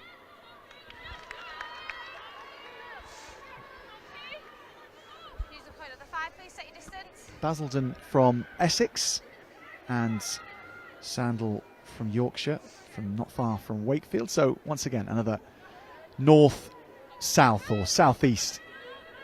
Basildon fans will be keen, I'm sure, to remind us. A nice geographical squaring off in the final at under-18 level. Big clearance from Barnes. Taken by the fullback Clegg, and Clegg really opens things up here. Puts it on a plate.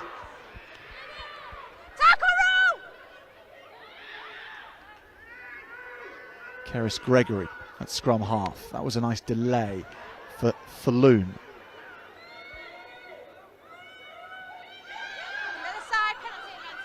Lamptey bouncing around for Lissy Sampson. Nothing coming, going back for penalty advantage. Green in at the side. Lamptey. Quick tap and go. Again, everyone trying to keep the pace high as Farmery goes into contact for the first time. The loose head prop, Isla Farmery.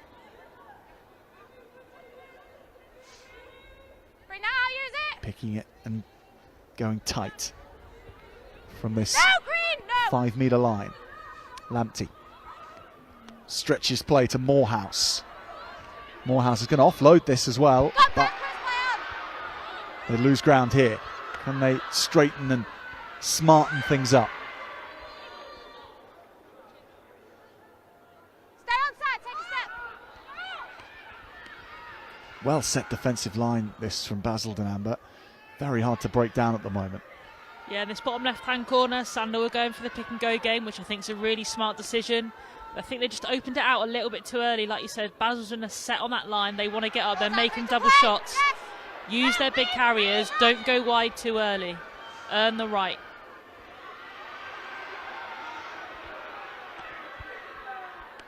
Keep it low. Yeah, she's gone for the ball. Release.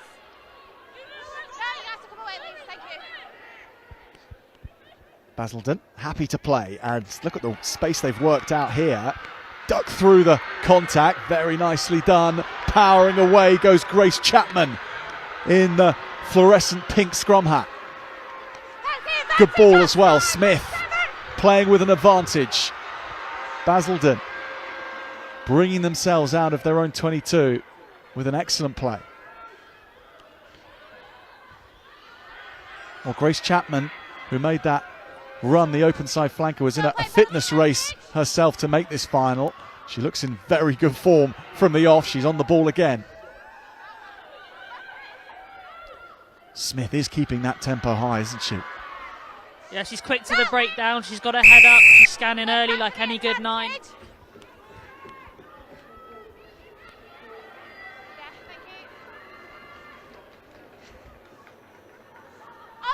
red 7, take a step. It's a lovely bit of play, though, to come out from their 22. Obviously, you're looking to kick the ball to relieve pressure early, but if the defence is that narrow, you have to exploit the space out wide, and Basildon did really well. Stay composed, look to shift the ball. Yeah, and like you said, a great break out there. She doesn't look like she's struggling for fitness at all. Green numbers. 5 in, please, red.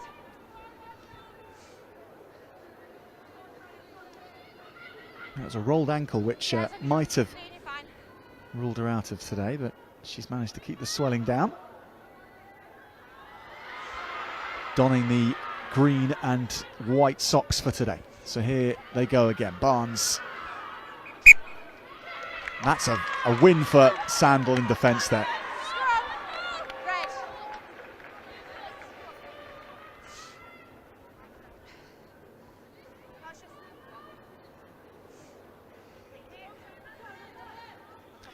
Amber, how long does it take to shed the cup final feeling for players once you begin a match, or does it never leave the back of your mind at least about what's at stake on a day like this? I think for me, you just got to see it as any other game. It's a bit of a cliche, but you're trying to play your best in every single game, whether it's a normal league game or a cup final. There's obviously more stake on the line. You probably have to be a bit smarter in the closing stages of the game, especially if it's really tight. But you still want to go and express yourself, and you still want to enjoy it, so you can't play with that cup final fear. You have to get rid of that, have to park that to be the best you can be out there. You can't have any doubts in the back of your mind. Crouch. Bind. Set. The scrum comes back for Sandal. They hold nicely. Lamptey has terrible ball to work with, however. Finds a nice get out. And they keep the pace high, if not exactly well aligned for that last phase. Now things look a little more organised, and Basildon conceding metres in contact here. Looking to offload after contact again. Good tackle from Chapman.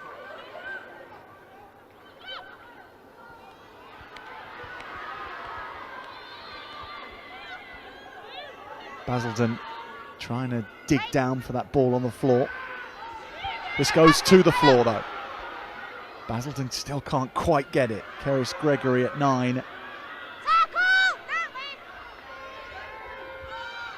To Lamptey, who says enough is enough.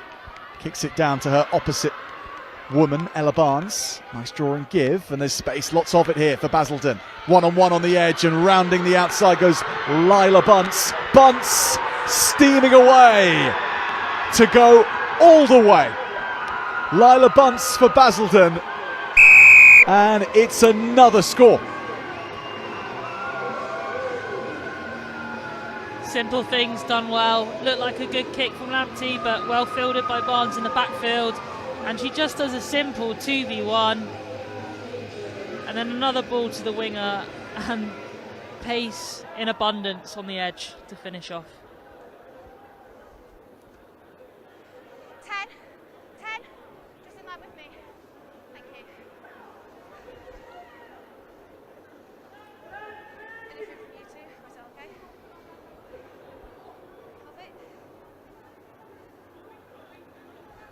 And this is a team which has not just been in form for a couple of seasons, making last year's final and winning it, and then again here, making it that second final.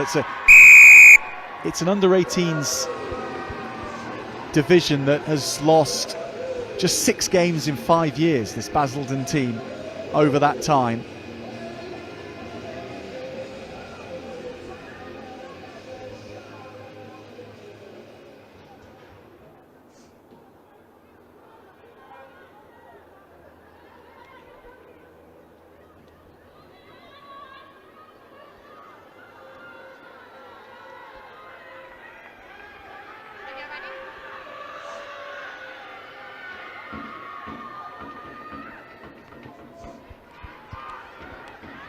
Good take from kickoff. Camille Rowe. Those are the worst ones. Those are the worst ones to take as well. When they're short on that 10, you know they're coming to get you. She stayed really calm under pressure there to take the ball. Yeah, it's a good take from Camille Rowe. Definitely. No, wait, please. But for both teams, they'll be familiar with this, but across the course of the season at under 18 level, there's quite a draw on the commitment of players, because they've got college rugby as well that they compete in. There's PDG potential as well, time that they've got to train with the clubs that they're involved with there. But it's mostly that balance between club and college rugby, which a lot of these players are competing in. The ACE leagues, where college is thriving so much at the moment, but it means they can't play as much rugby as perhaps they'd like to, because that load has to be managed, particularly at this age. Yeah, when you're under 18, you feel like you can run forever and you can do everything. So I think a massive part falls on the coach's shoulders. Myself, I coach at Bristol University, and again, we have the same thing. And players are always going to want to play the most they can play. It's then up to everyone outside of that, medics that are involved, coaches that are involved, parents that are involved, that really have to see the bigger picture, and to play bad cop at times. Sometimes you don't want to say you can't do that, or we should probably rein that in a little bit. But again, hopefully for the future longevity of these players, like you said, load management has to come in. But the more that teams can talk and work together, the better the pathway becomes.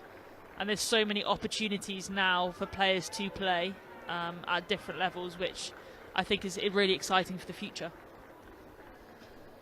And that does happen so much more now, the conversation between a club coach and a college coach or a school coach. They would actually speak to each other about players' number of minutes in each match, won't they?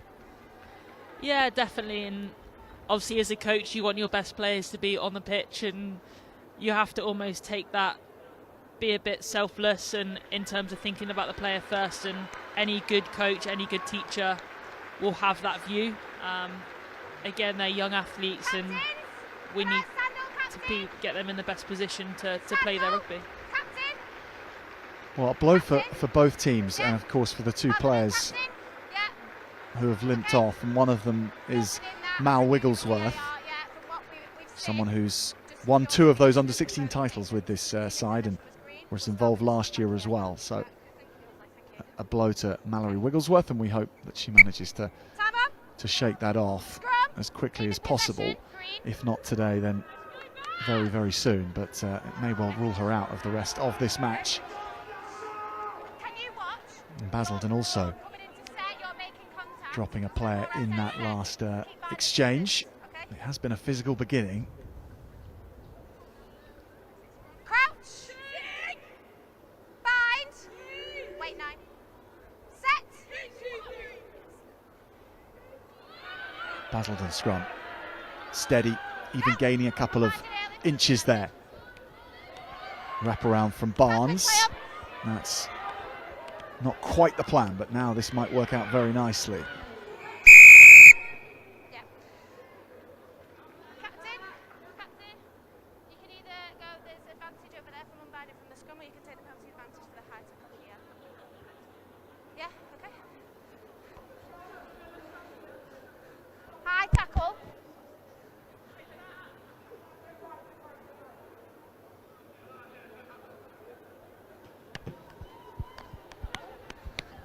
To touch is a good one.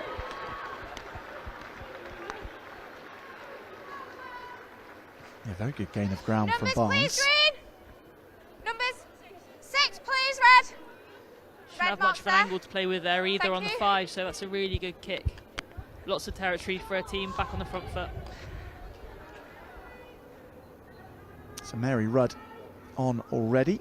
She's in Scotland's under-18 system. The hooker, and she switches that nicely with Chapman, who's just about kept her feet in there under some duress from Sandal. So it's that same duress, that pressure in defence, which forces an error a few moments later. Maybe 12 down, Amber, but there's a lot in the bite of the defensive alignment from Sandal that is impressive. Yeah, they're getting off the line, they're making those big shots. They look like the smaller team in stature, but their heart is definitely there, their fight is definitely there, and they'll put their bodies on the line to win this final. So they just need to stay connected and keep making those shots. Yeah, hold on, you've got another one, Red. Well, they do say themselves that they have been the smaller team in stature for much of this season against opponents. But in terms of their attacking play, it's really moved on this year as well. Sandal, they're going for 2 attacking lines, so they play out the back a bit more this year, whereas they went through the centres much more last year. But they just can't break as many tackles as they did 12 months ago, because defences have improved across the cup, across the leagues that they've been playing in. Now here they go again, and showing some expansion.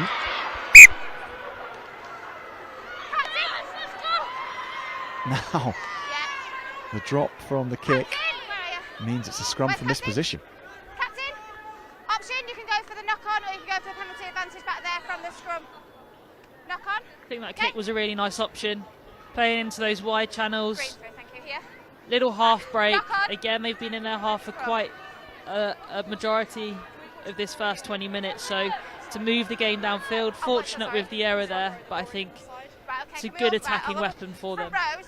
We're all not pushing straight, pushing in and twisting. Please can we make sure we're pushing straight and parallel chest to floor, okay? Thank you.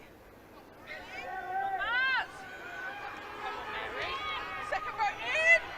Essex, good. Crouch. Bind. Set. Yes. Sandal holding firm on their own scrum. Good pass from Gregory. Lamptey bringing in the runners from deep, and that was a very dangerous attacking line. Basildon again watching well in defence.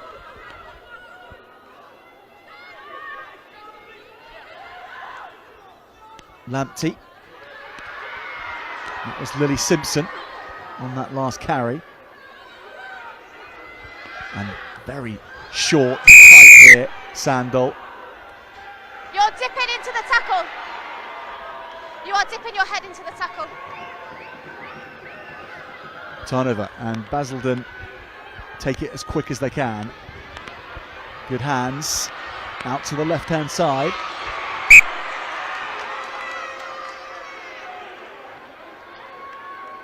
Taken out by Green. Red line out. Thank you. I love the variation Sandal have on their first phase moves so far. They've played different moves. They've gone wide off a scrum. They've gone through the guts on that last one. Just causing a few questions for that Basildon defence. Means they can't spot a tackle. Gets them over the gain line. Really good set piece. Lamptey on the wraparound this time. And they've created a 2-on-1 here, and the gap is exposed. Good break from Hallam. Gregory going right to the edge here, and that could have been nice. It just needed a metre or so of holding depth. Green line out. Before that would have been perfectly in the hands of McSweeney. Numbers. 5. 5 in, please, Another Raj. one to add to the variation there, Amber. Yeah, they've played short runner out the back. They've played the wide up through the middle, and then the wraparound play. Again, just ask questions of the defence. Makes it really hard for them to pick out what's going to happen. Allows you to bring different runners in the game, different threats. So yeah, loving the variation so far. Rudd tries to go to the blind side, Sterling, but that wasn't straight. Scrum, pull line out. And Sandal just letting Basildon know just how much they enjoyed Scrum. seeing that set piece go wrong.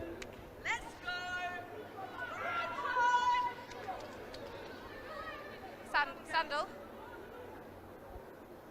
Think, yeah. Lovely, thank you. Right, we're both. I need everyone to keep chest to floor and keep straight. We're starting to pop up in the scrum over there. We had good scrums to start. I need you to buy in now and get good scrums again for me, okay? Thank you, miss. Sandal ball. And Sandal have an interesting tradition which we know has been executed today. They bring a cheese sandwich in their coach's kit bag ahead of every cup match, and that gets eaten at the end of the match. No matter the result, it will get eaten by the coaches. Andy Farmery will probably eat that cheese sandwich, and it goes back to a couple of years ago in the cup competition where they hosted an away team. They had a catering order, and they got, well, this might have been an exaggeration from Andy Farmery, but they got 1,000 cheese sandwiches and no sausage rolls, which brought the team manager out in really big worries. And ever since then, it's been a sort of in joke that a cheese sandwich gets brought to every cup match, and then it gets eaten, washed down with a gin in the changing rooms after. So it's a new one. Not heard that one before, but Sandal will be continuing that today in this cup final. An important part of their preparation. That's a new one to me. If you'd heard that one before, Amber, then that would be interesting indeed. What type of cheese, though? That's the question. I didn't ask that question. Yeah. I should have. It's a dereliction of my duty there. Yeah, if anyone knows out there on the comments, just let us know what type of cheese it is as well.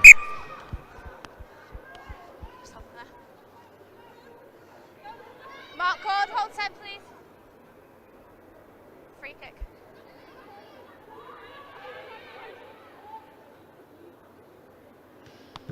So Barnes kicks this downfield, taken at the back. Little juggle with it, but then off and going is Hallam. More expansive here, fighting forward. Good fend off. Gregory.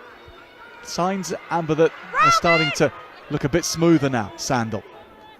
Yeah, they've got some really slick handling. Lamptey's controlling the play really well from fly half. They've showed that they can go wide off set piece. Basildon's defence is quite narrow in phase play, so if they can find the balance of that width in open play, I think they'll get loads of opportunities down these outside edges.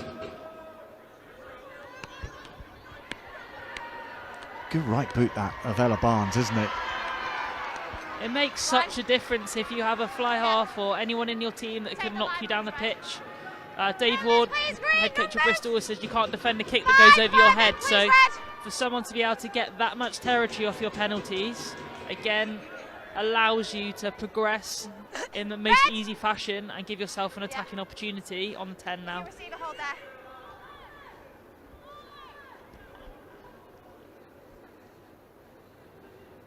So Rudd with the lineup, that's gone sideways as well. Straight. Option. Scrum line out. Scrum code. Well, she's attracted the attentions of the Scotland selectors at under 18, Mary Rudd, and as has a teammate of hers from Basildon, who we should most certainly name check today, Casey Castellin, who isn't playing today. She's picked up an injury, and that ruled her out of Scotland's under 18 Six Nations 2. Currently trying to get back from an ACL meniscus injury. It's really nasty. She's been fundraising for a knee operation to get her back as quickly as possible so she doesn't miss any rugby. She could wait for it, of course, but that would delay a lot of the rugby that she's able to play, which at this point in her career is so valuable. So our very best to Casey in trying to get that operation, make it happen and get back from her injury. She would be here otherwise, playing for Basildon. Sandal. Scarlett Falloon. So much ball now that the Yorkshire team are getting. That's fine. No advantage coming, go back to the scrum. Joe, what did you see? Mine it was just the offside. Did you see anything else? One green's going up, right. Just on the 50. Just hold for me, hold for me. Time off. Just hold for me, please. Sandal have had lots of possession, like you said, but they just don't seem to be going forward much at the moment, which is then putting them under pressure. I think testament to the Basildon defence. They're making good shots, they're coming off the line. But Sandal just need to organise a little bit quicker. And also try and get both sides of the ball as well. Basildon are folding around the corner in defence. They're working really hard, but again, that can count against them. If okay, time up. If Lamptey looks up and has a look on that blind side, I think there'll be lots of opportunities to release their wingers down the far edge.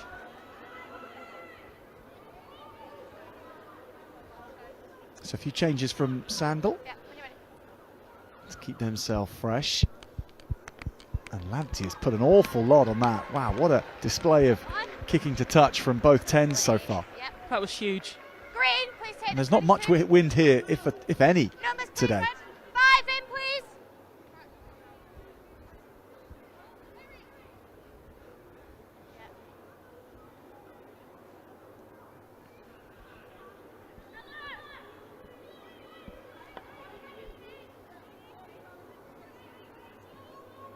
Sandal's line-out is taken at the back. Not exactly to plan, but that doesn't matter. Penalty comes for Sandal too.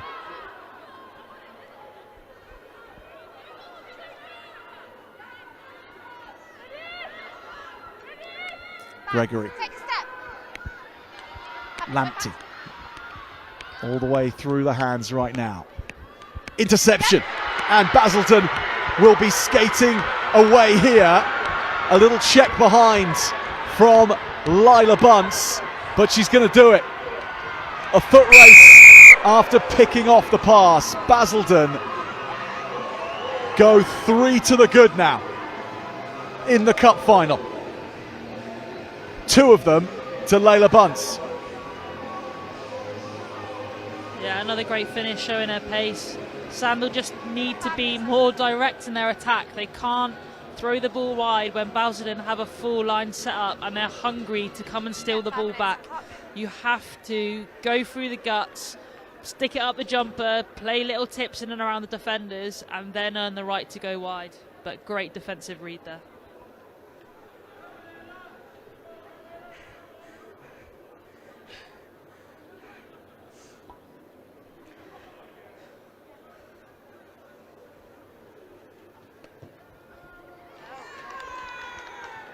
Wow, from right in front of the sticks, Conversion missed by Ella Barnes.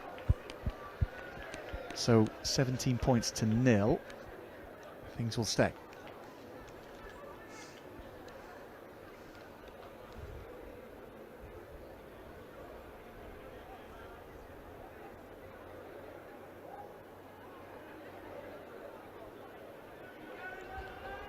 Good chase from Madison Clegg. But always up against it.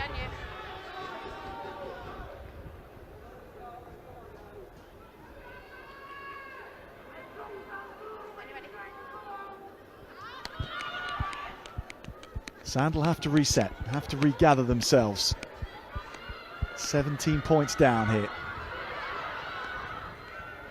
Speed on this riposte from Basildon. They are enjoying themselves out here at Sixways.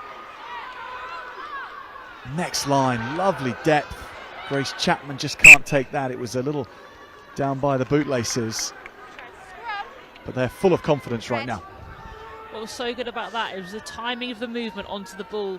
Sometimes if you go too early, you're stood still, and then from a standing start, you're coming up against a defence that want to get off the line. She timed her run perfectly there. Unfortunately, the ball's gone to floor, but she carried momentum into that collision, which causes so many problems as a defender. You're seeing someone full steam at you, and it's not a tackle that you want to make. Okay. Physics just are not on your side in that environment, are they? All good? No, definitely not. Especially how some of these Basildon players are carrying the ball at the start of this game. Ferocious. Yeah, it is. Crouch! Bind! Well, they've had a good cup run, of course. Won the group stages comfortably. Played Finchley in the last 16, Basildon. Then they beat Guildfordians in the quarter-final. Dings in the semi-final. They actually drew, though, 29-all against Dings. And they won it because they were the away team. That's the ultimate criteria when all other matters are equal. Being the away team gives you the advantage en route to the final. Things change here, of course, if we were to go to or see things tied up at full time. It would be about who scored the most tries in the contest. Bind! Set!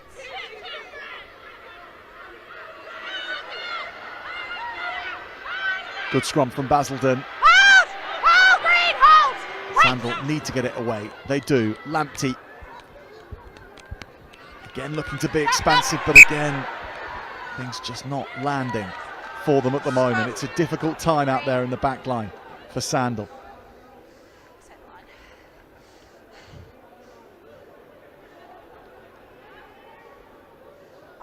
They just need a touch more depth on those edges. Bunce is doing really well. She's getting in the eye line. She's spooking the passer in the face of the catcher. But if Sandal can just take a couple more steps back, it just gives them time, takes the pressure off, allows them to then pick their opportunity, pick their line in and around the defence that come up to get you.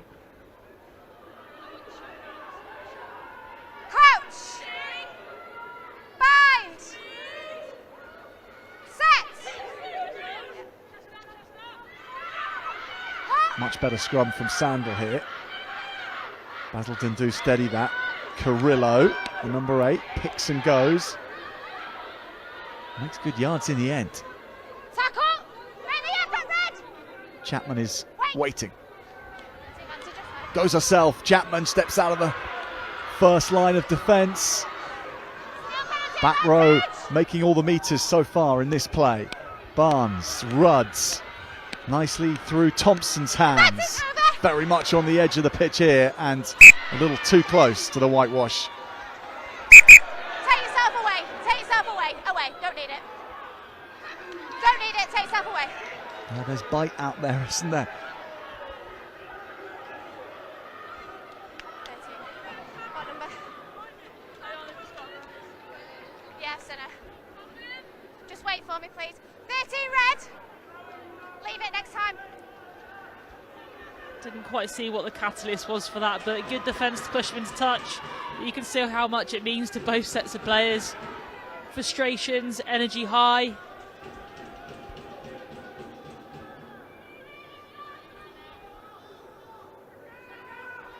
Spencer with the throw. And the ball secured. Come back, Wales. Nice offload. Little loss of the ball on the floor though. Hasn't gone forward. Basildon will have it back. No, get in the side, quick one, leave it. Peppersuit. Attempted counter ruck. That penalty to the Essex team. Are you kicking to corner? Wait. Captain! Captain!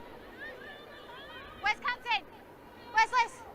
So Lissy Sampson is being asked for here, the captain of Sandal. We need to tidy up kicking the ball away and messing around. One there now. They need to tidy up, okay? If it's not their penalty, they take it away. Okay. Time is off now. Time off. Clock's dead anyway after this penalty. Yeah.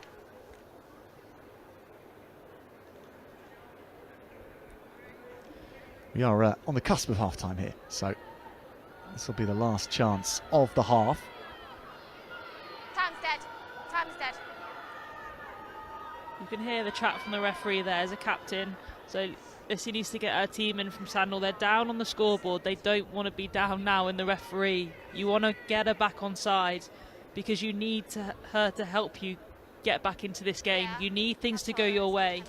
You can't keep compounding penalties to get marched back. And the little things in around throwing the ball away or being vocal to the referee aren't going to help you, especially when the scoreboard's not in your favour. Well, Sandal losing another player here, unfortunately. Just behind the pack, talking things through. Okay, time is dead. So Another keep tapping. player in Sandal Time's colours dead. goes off. Can't Green. confirm which player it is, I'm afraid. Time on.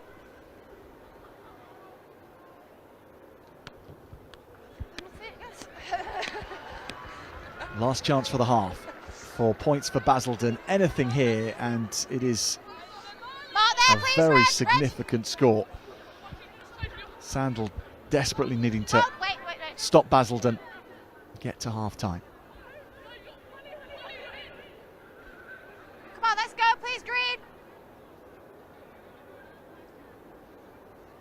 Not straight.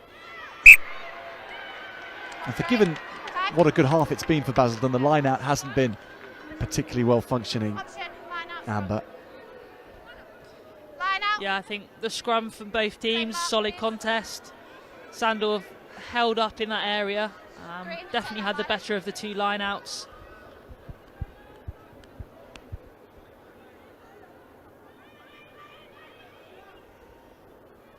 Taken though, how about that from the blindside flanker Talisha Sterling.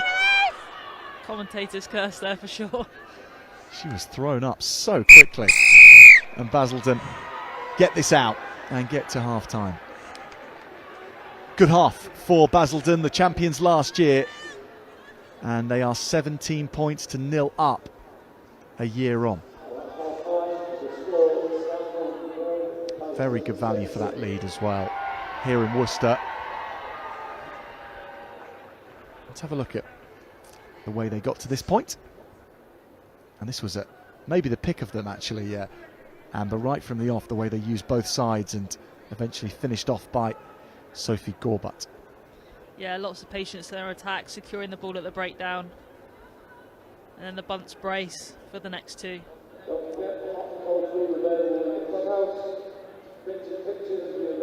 Overall meterage right up there for Layla Bunce, particularly after this interception.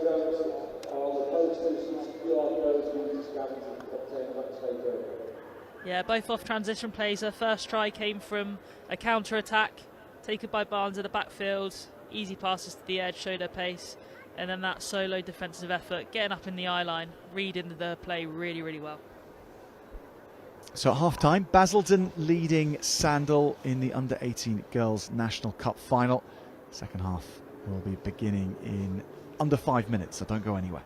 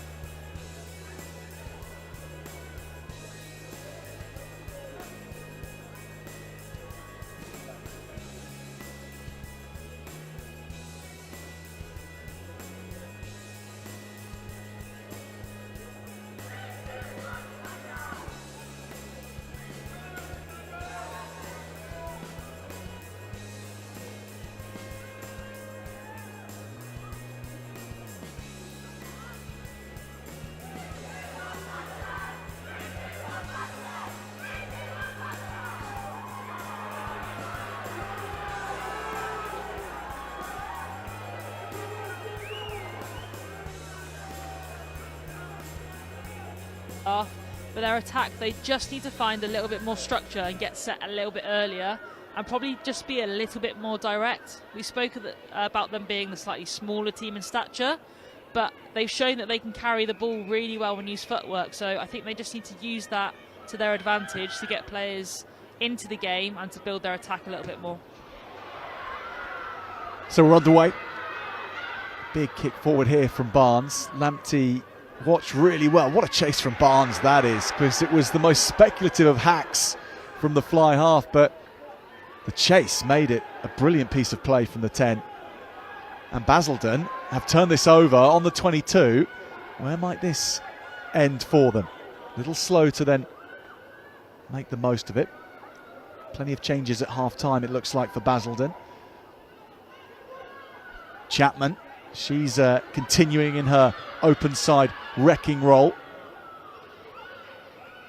Rolling over on the ball with Summer Smith to try and protect it. Scrum. That was a big counter ruck that came in there.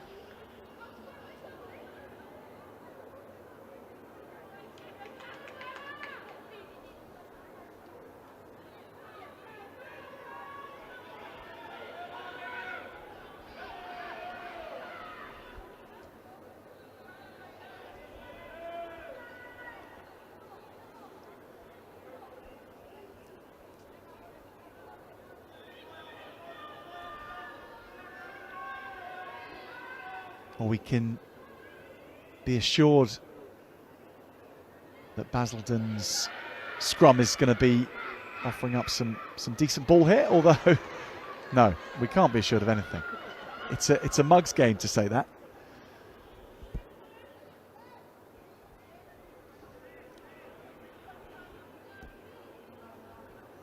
Sandal can clear this then.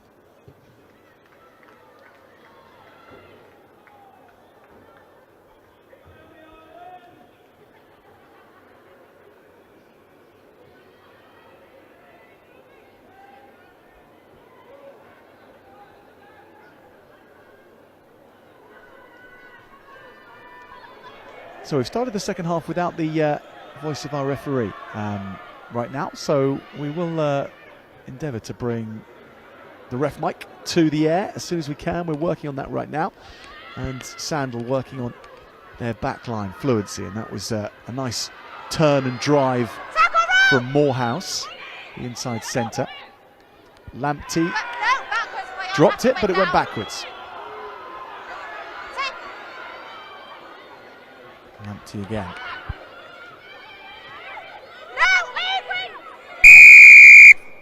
You need to make the effort to roll. So there we go, a quick fix. So well done to our production crew. Referee's voice back with us.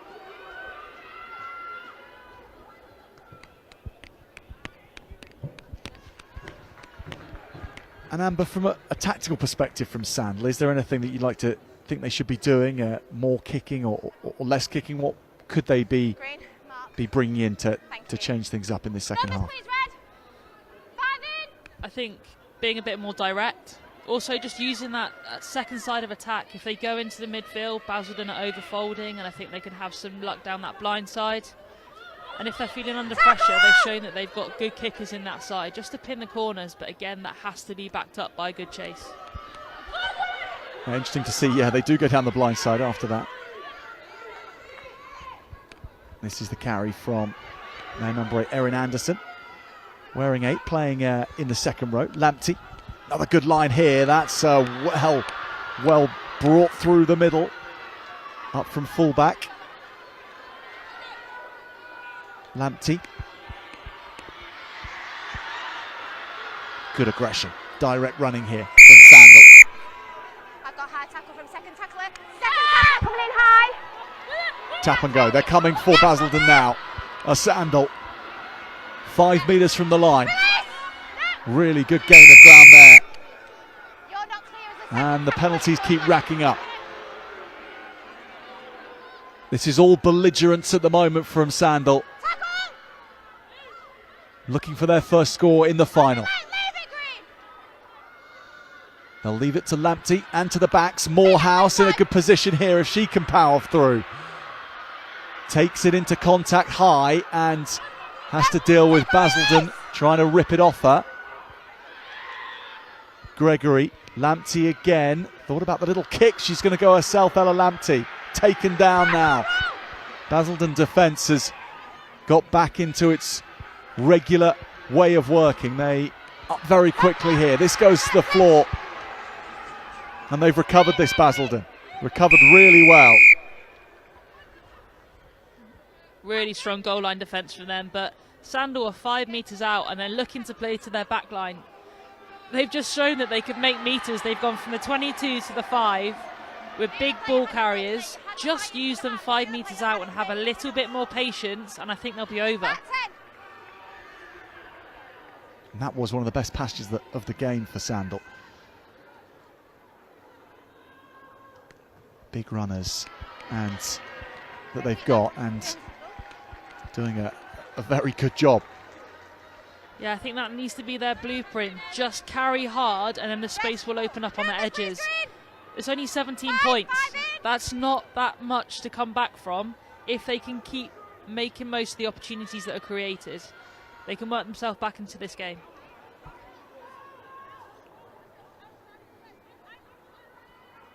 Basildon's line out is a good one. Sterling again. She gets up in the air so quickly. Here's her back row partner Chapman.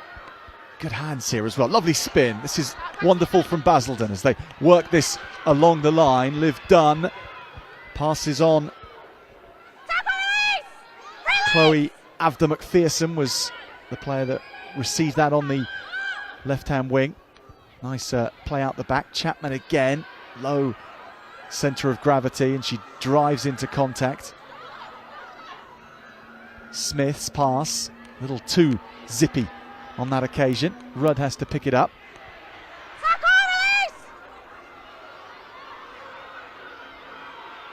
Smith again, Barnes again.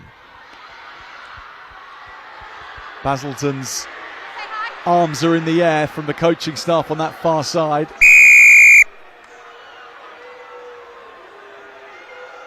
Now this might be bad news for Sandal.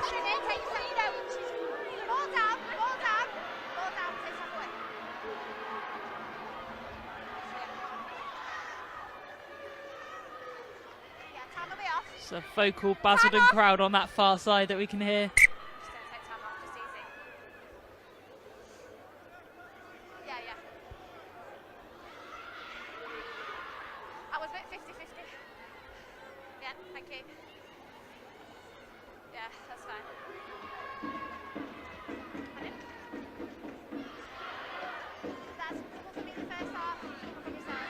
Not exactly obvious as to which infraction or how many of them the Basildon bench was upset with.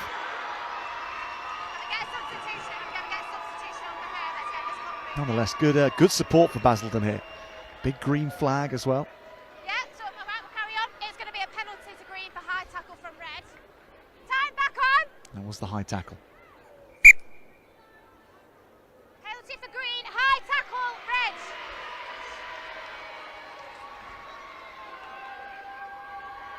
Just on the 5, please.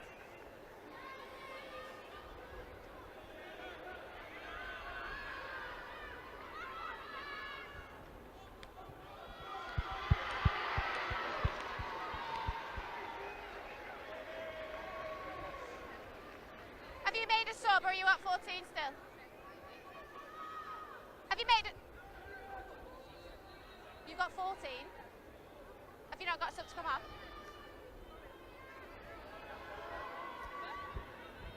Numbers, please, green. Hold, please. Hold. Numbers 5.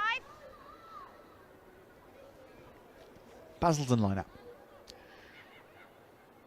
They go low. That does work. A couple of problems that they had on their own throw, and they solve it by not going into the air. So smartly done by Basildon. And working on another 22 entry. Barnes. Oh, she might go herself here. Chapman is with her. Pops up into Lamptey's hands. Maybe an opportunity for Sandal to go from deep, but Nothing presents itself.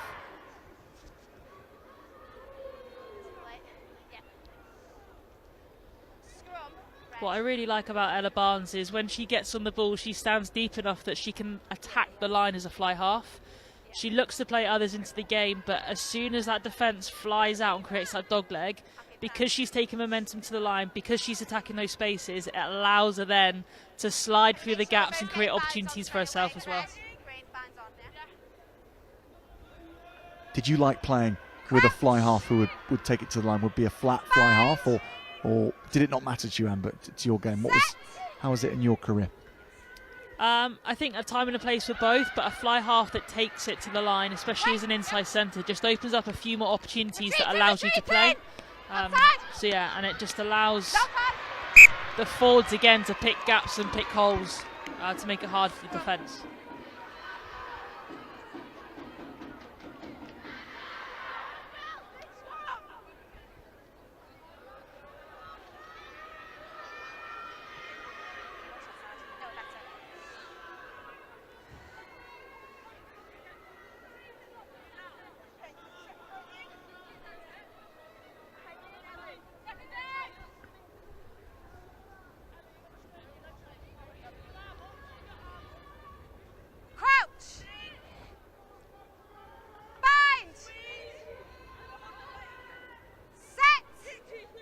Can Sandal get this right, because their starter plays have been on point today? If they can get the ball back, and unfortunately for Sandal they can't.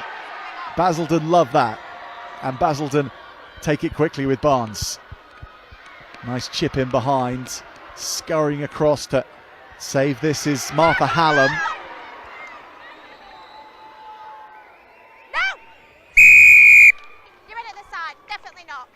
Basildon give the penalty away.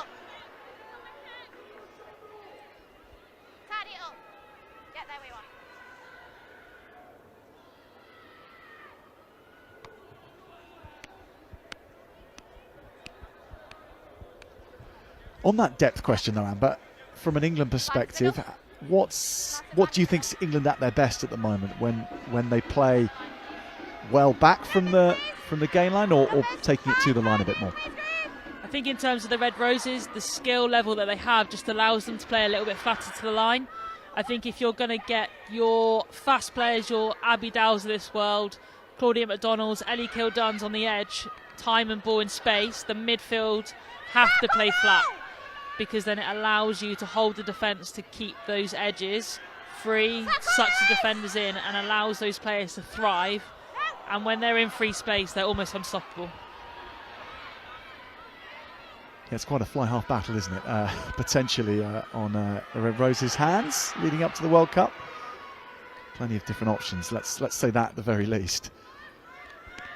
I think that's the beauty of the Red Roses at the moment. There's so much depth in that squad, so much healthy competition that Mitch has created. That's going to stand them in really good stead going into that World Cup.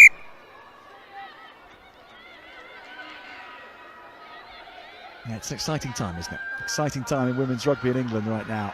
And these two teams at the very apex of the junior side of the sport, competing for this national title.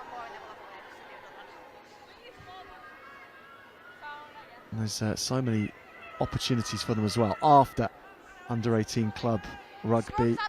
A lot, of course, heading into university rugby and the Bucks programme. So I dare say, Amber Reid, you may come across them in many different guises, even coaching or on the opposition side at some point. If any of them want to head to Bristol Uni, I'd be more than happy to take them into my team.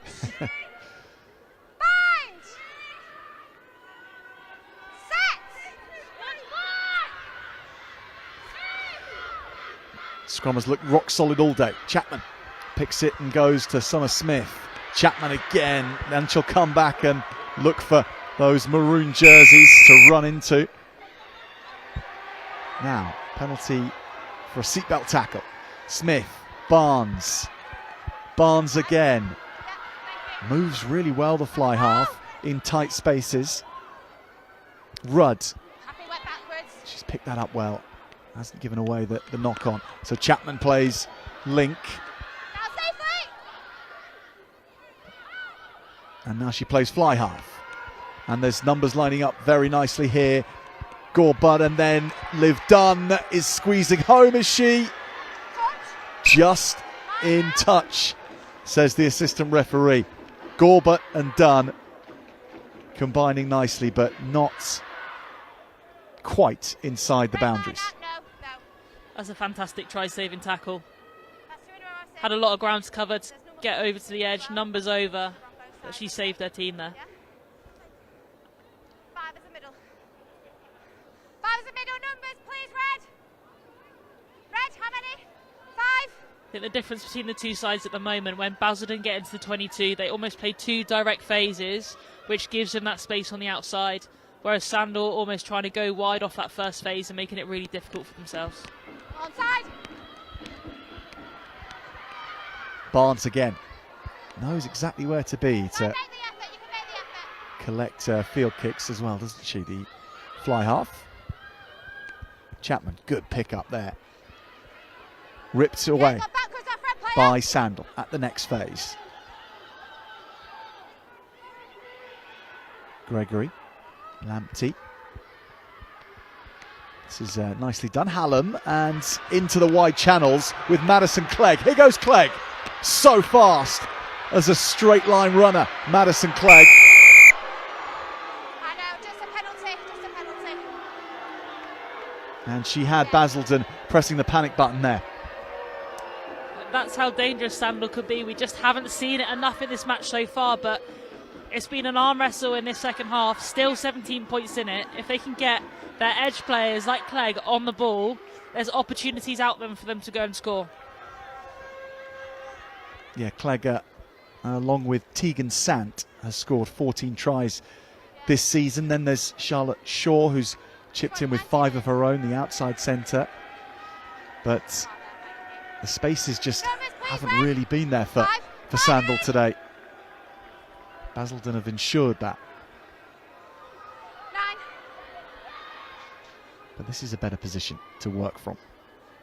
And they get the line out right. Very nicely done. Gregory, Lamptey, Morehouse is on with that. Here we go, right through the middle. It is Charlotte Shaw. She's on the money here, and she's diving home for Sandal. They are in the cup final now. It's that starter play which they make look so easy, cutting through Basildon from that outside centre channel. And that was arguably their most basic starter play that they've run. They just went hands down the line, pinned her ears back, took the space. Captain, Liz. Just get Liz. Just quickly while she's scoring this, there's been a couple of high tackles. And that's what Sandal need, just for someone to take a grip of this game, put their head down and go, and she finished that superbly.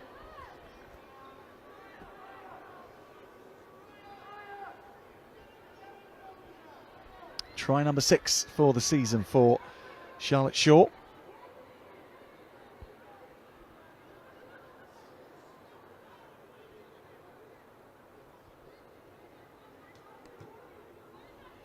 Conversion after goes to the left, so 17 points to 5 it stays. Basildon leading Sandal.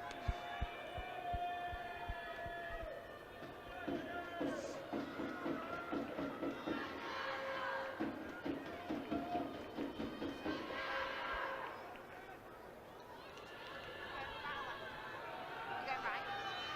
When you're ready.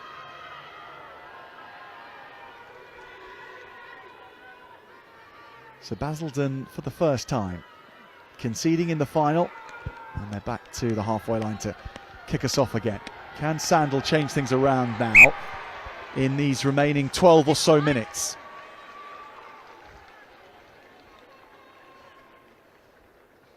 Take the edge of the white, please. Numbers, Red. 5 in. You said earlier, Amber, that 17 points isn't all that much, and 12 points even less so. So they are still in the running here with 12 minutes to go. Yes, definitely. And the key thing is that's only one conversion from the Basildon side. Missed that last kick that was in front of the post. How crucial could that be?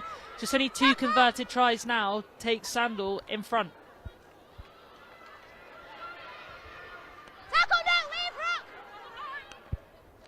Back to that blind side where spaces have been sought, but Basildon tidy up well and have got it back on their side here. Another important turnover from Basildon. Good hands here. Now there's space. Chapman is with numbers and it gets shipped along nicely. Gorbut has straightened here. The outside centre, 5 metres away. Chapman ensures that ball comes back on Basildon's side. With a penalty 2.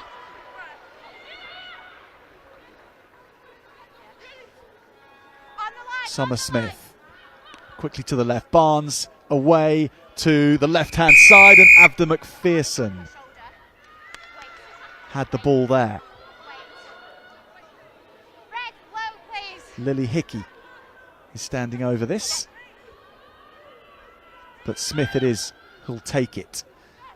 Then Barnes, and they're going laterally to then try and straighten things up in the centre. Another blast to the whistle. Let's listen in here. I have warned you to get tackles low, okay? You are coming round the net, that's the second one in the 5, okay? Just take some time. So yellow card for Isla Farmery, and Sandal's task has just got a little bit harder. Straight to the scrum for Basildon. Smart thinking. Isla Farmery, not just an important player in the context of the scrum, but so important to this team across all parts of the game.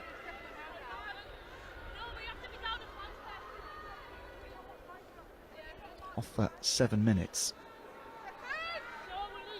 It's one of the hardest places to defend as well, that midfield scrum, especially a player down. You'd fancy Grace Chapman to have a little pick and go here from number 8. The work she's put in so far in this game. It's bind on this side. Let's not squabble about it, let's just get our binds done, yeah? And Grace Chapman at the back wearing that pink scrum hat. That's courtesy of her grandfather's cataracts, because he bought it for her once upon a time so that he could see her play on the pitch, and she's kept the colourful scrum hat ever since. Green. Yeah, Green, you're just going to have to drop a flanker. If 8 and then have the 2 flankers, so drop 8 and then you've got your 2 flankers on the side. Can you coordinate yourself so you're on a flanker? Thank you. So you just have no 8, you still have flankers but no 8. And Chapman having to disengage from the scrum. Yeah, thank you. Because it has to be level, has to be equal, and Sandal with just 7 in the scrum right now. But it will be contestable. Bind! Wait, screen. Set! Smith digs it out. Back to Barnes. Chapman is lurking. It does go to Chapman. She cuts back here and she's looking for the line. It was always going to be her. Not from the base, but instead from the backs. It's Grace Chapman who scores an important try for Basildon, on their way surely now to lifting the cup. 12, yeah, 12. Yeah, not quite the pick and go, but I think that's testament to how well these Basildon players know each other. She would never have trained in that back line. She's run out the back play off Barnes and she's gone over in the corner. So great off the cuff, understanding where you need to be in the space, in with your teammates, and just moving the ball into someone who's in a better position than yourself. It's the move in Basildon quarters known as give it to Grace. And it works just as well in the cup final as it's ever worked.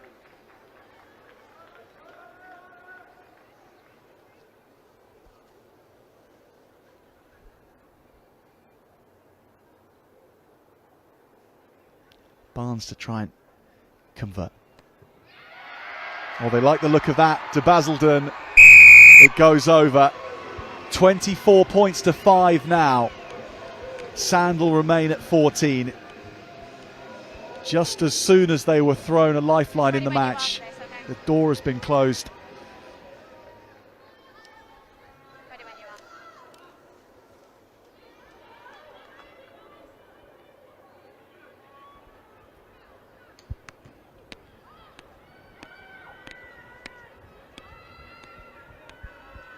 So Basildon Tackle! not needing to fear the comeback from Sandal in truth right now. We can just enjoy this last 10 minutes or so. Our clock is not exactly in tune with the referee's clock, we should say that. It's more of a guide.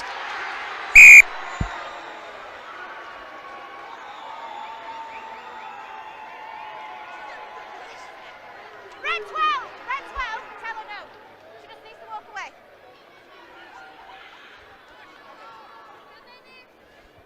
Red, take this mark, please. Numbers, green, numbers. Really smart bit of game management there. Barnes gets the ball, they're up on the scoreboard, they don't need to force anything. Great kick over the head of the fullback, gets the bounce, great chase, tackled and touch. Line out to the middle, taken though by Sandal. Tackle there, release. That's out. Gregory. Knock on into touch. So Basildon with this line out again. Good position as well.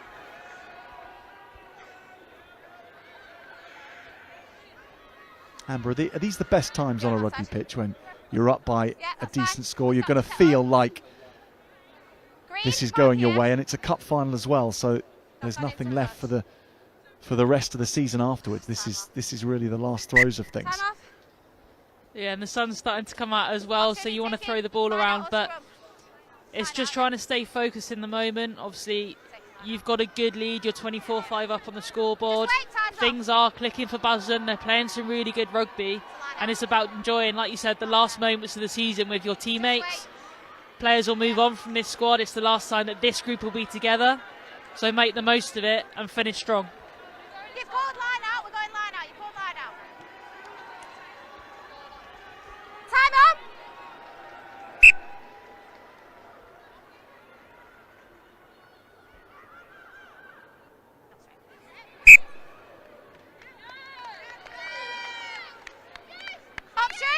Option! Scrum! Scrum called!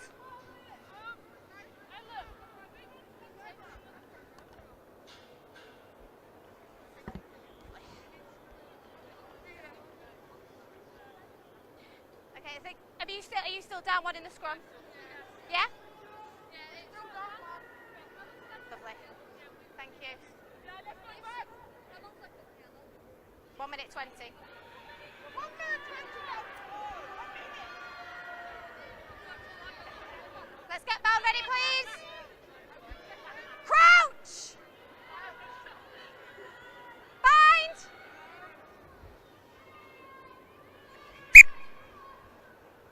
Sorry, just couldn't see Bell happy on that side. Let's go again. Just watch the line, Martin.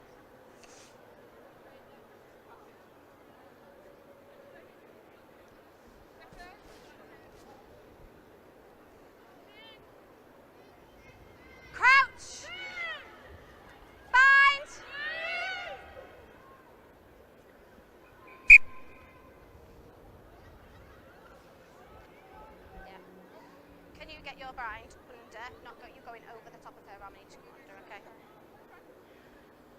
That's why you're both fighting with arms. How long is that? 7 minutes. 7 minutes left now. So as you might have been able to hit, 7 minutes remaining, so a little longer than our timekeepers had it. Sandal's done a really good job as well, eking out that last 1 minute 20 on the yellow card at this scrum. Yeah. Smart work from Sandal. Lamptey doesn't take this. Morehouse, she takes this and straight into contact. Basildon and a whole number of forwards waiting for her. Here's the try scorer, Charlotte Short, and she's doing well again. Short.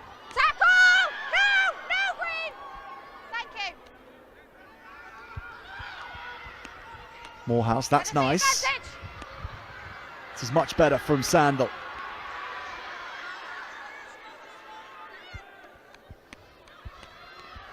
These holes that are appearing get closed up very quickly by Basildon. No, I'm going back. Where?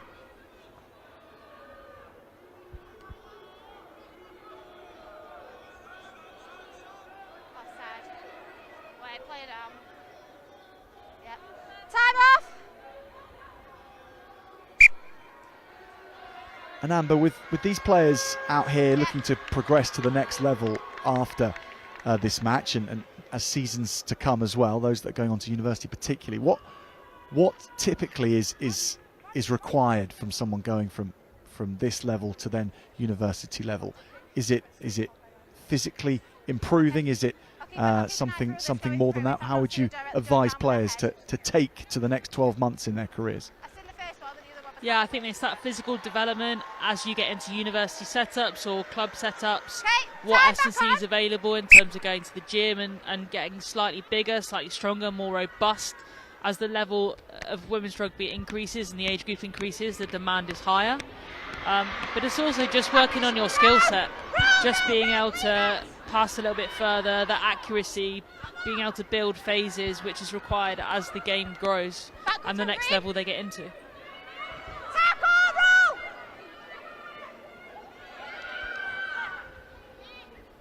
Active retreating. Yes, Barnes pumps this downfield. Clegg rising highest for it. And still going well, Madison Clegg. She's fought so well in contact, making those extra metres beyond the tackle. Gregory, everyone on this right side saying go to the other way. That's where the numbers are. And Gregory does do exactly that. Nice break on the outside here. Hallam. Basildon have got it back.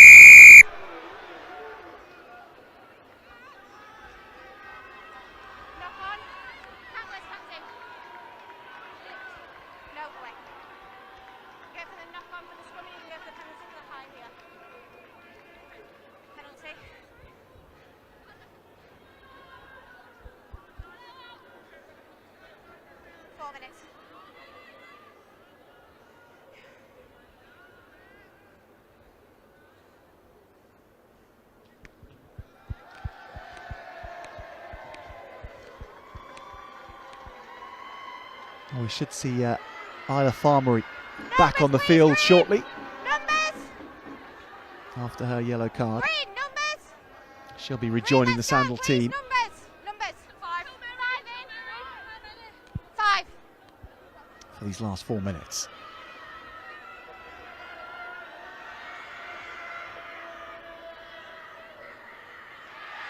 Basildon's line out.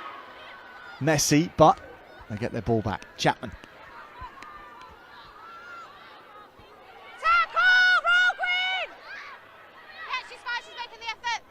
Changing things up well, Basildon to go back to the short side.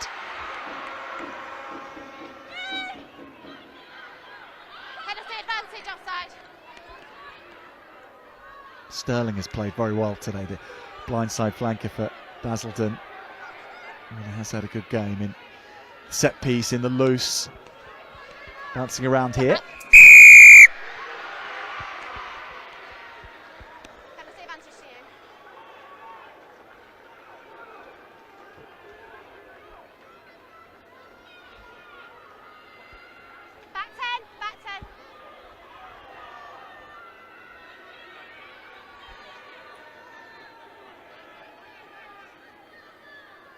It's the weather we've seen in recent times returning here to Worcester, as Basildon will be soon closing this out. Now this is a club which only began its girls programme 9 years ago, and they had one girl when they started. The club president, Keith Hill, had a neighbour, and it was his daughter who wanted to play, so Keith brought her down and started to build a club from there. And these days there's a total of 100 girls in the club, competing across under 12s, under 14s, under 16s and under 18s. And this is the product of that. This under 18s team now heading for a second title in 2 years. But Morehouse might have a final say in proceedings here. Good break from the inside centre. Sandal centres have started to look more and more dangerous across the course of this match. There's the other centre short.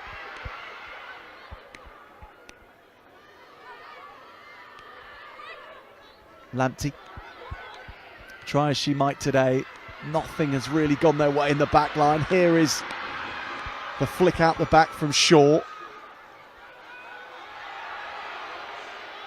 Came off. Okay, penalty advantage. Looking to finish strongly here. Sandal. Gregory. It's all right.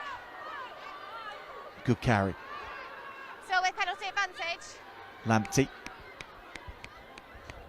Good pass and advantage give. over! Morehouse looks for that offload and decides against it. Shaw. Circle roll!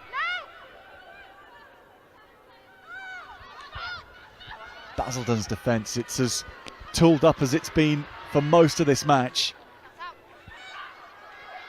Nice little slip pass here. Maybe Sandal can finish with something in the final to talk about on the bus on the way home. They have had such a great season again, this Sandal team, but they've just come up short against Basildon today.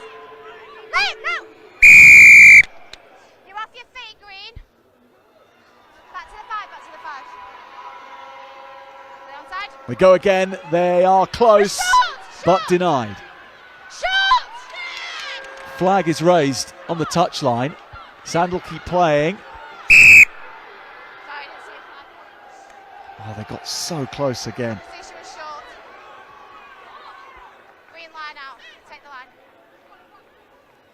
Last 10 Thought they were seconds. going to go in for their second there.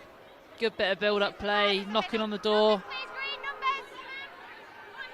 But like you said, that Basildon defence in this game has been phenomenal.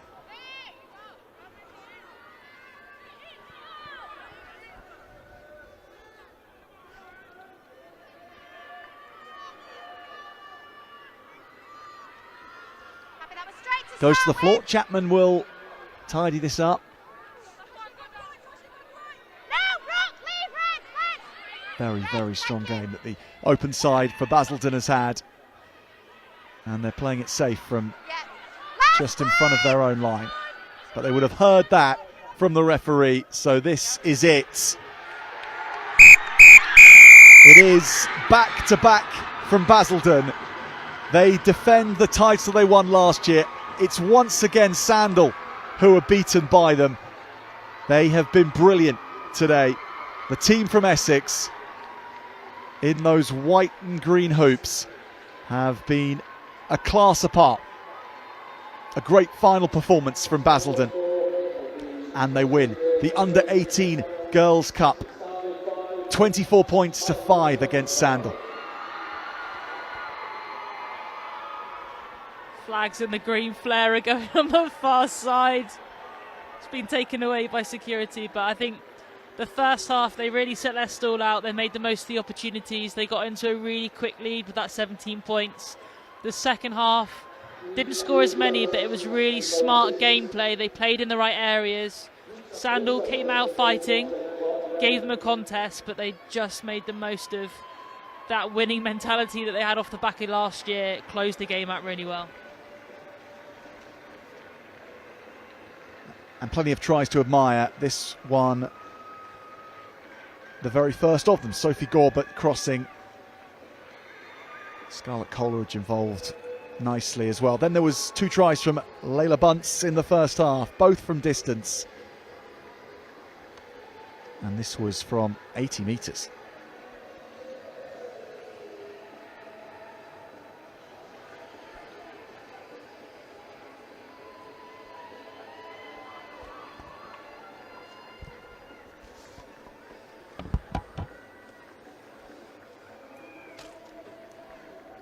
Sandal scored, and they scored in the shape of Charlotte Shaw, spotting the gap and then showing good pace to go all the way.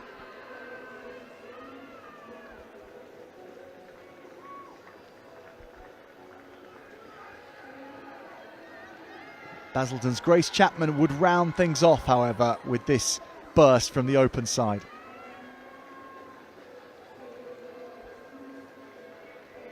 And now the celebrations can begin for Basildon.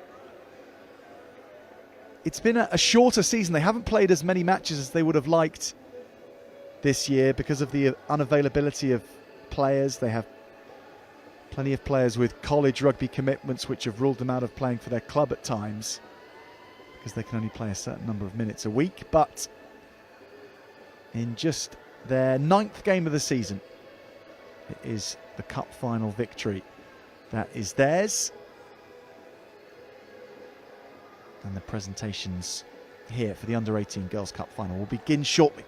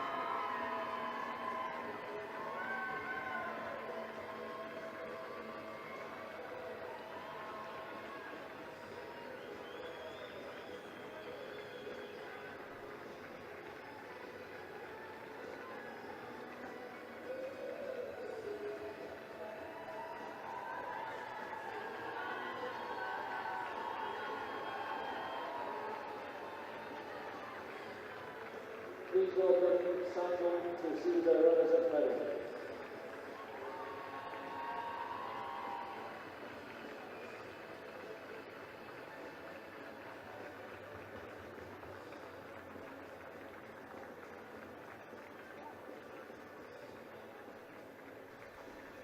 Time for Sandal to receive their runners-up medals, and congratulations to them.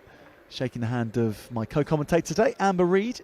She's down there. She's raced across the turf in Worcester to hand out these medals, and it's been a great season for Sandal. Of course it has been. It's not been the ending they would have wanted. They were desperate to record a first national title at under-18 level for their girls team, but nonetheless, just a single loss this season on the way to this final. That was to Finchley. Other than that, they've won every match they've played. And Jill Burns as well, watching on to applaud this Sandal team. Well played to them.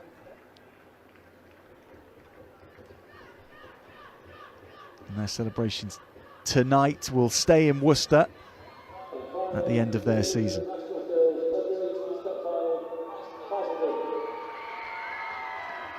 But for Basildon, another title at under-18 girls national level. It is back-to-back champions for Basildon. And each player shaking the hand of Jill Burns, the England's legend, the World Cup winner back in 1994.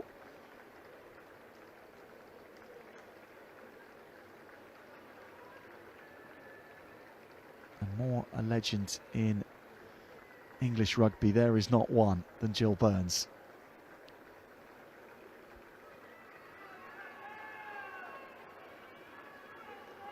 Grace Chapman receives her medal. What a performance from her today.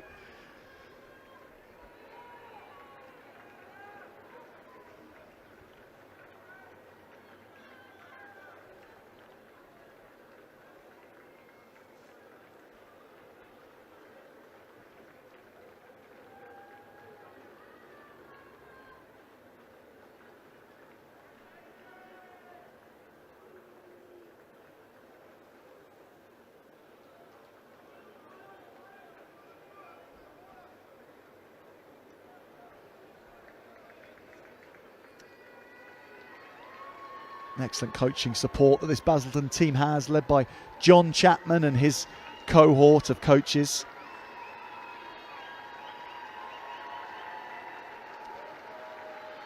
Basildon are the under-18 girls national champions for 2025. It's a second title in a row.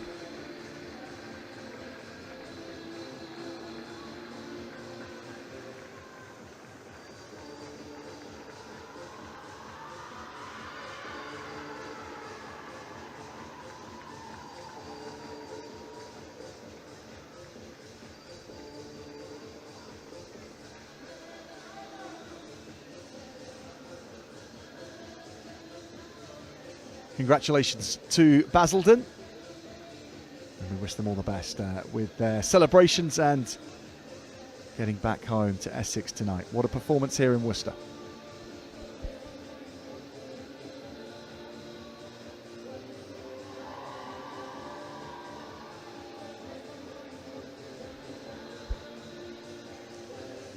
Well, coming up on England's live stream today, we have the Under-18 Boys National Cup Final. It's between Olney RFC and Rosslyn Park, and that will be beginning just a little bit before 2:30. So if you've been tuning in for that one, then stay with us until 2:30, when our coverage will be bringing you the Under-18 National Boys Cup Final.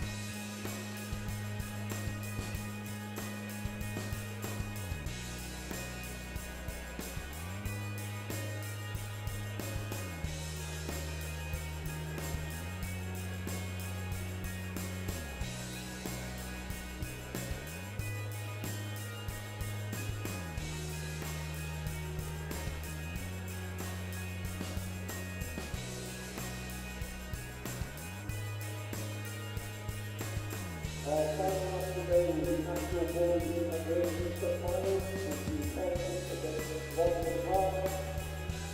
Right there at the circus in the clubhouse. There are plenty of pictures available just beside the name on the side from the stadium. Match programs are available via QR codes on the posters that are across the ground floor.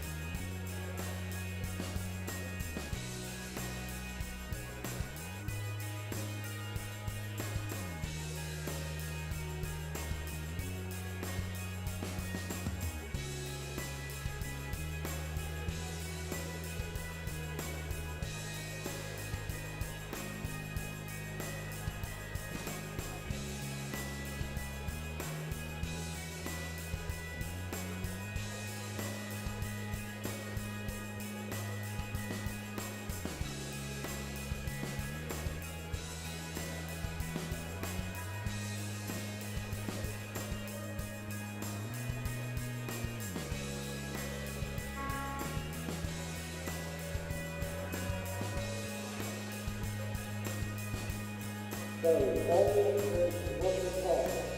After taking to this game, our referees are High, assistant referees, James Martin and Mark Try. Number 2, first up Olney. Number 1, Walker. 2, George Barnett Vincent. 3, 8 Green. 4, on the right. 5, Jack Lynch. 6, Charlie Brown. 7, Ronan Burton. 8, Charlie Constantine. 9, Bob Wright. 10, Rose Simpson. 11, Louis Harper. 13, Charles Captain Max 13, Charlie Sales. 14, Justin Fatima. 15, Matt Hobart. And the Rosslyn Park, number 1, Bill Delaney. 2, Leo Evans. 3, Kai Morgan. 4, Tommy Durkin. 5, Seth 6, Deb Winterbottom. 7, Manny Down. 8, George Tisdale. 9, Thomas Hardy. 10, Alfred Cook. 11, Jasper Hamilton. 12, Louis Johnson. 13, Harry Gordon. 14, Chris Adela. 15, Luke Harrison Richards. And the benches today, the oldest, the 16, Ron Green. 17, David Watson. 18, Joe Wood. 19, Jack Robinson. 20, Owen Harris. 21, Sammy Nicholas. 22, Grayson Woolman. And Central Rosslyn Park. 16, Rex Singlewood. 17, Jeff Collins. 18, Austin Fox. 19, Nabo Suzanne. 20, Laura. 21, Joseph Melbourne. 22, Central Crusaders. And all stations in Chris Sullivan. And Rosslyn Park is led by Ian White. You're that end. So you'll be that end, you'll be that end, you'll be kicking. That's it. Alright boys, probably out. Good luck boys. Probably out in about 5 minutes. Cheers lads.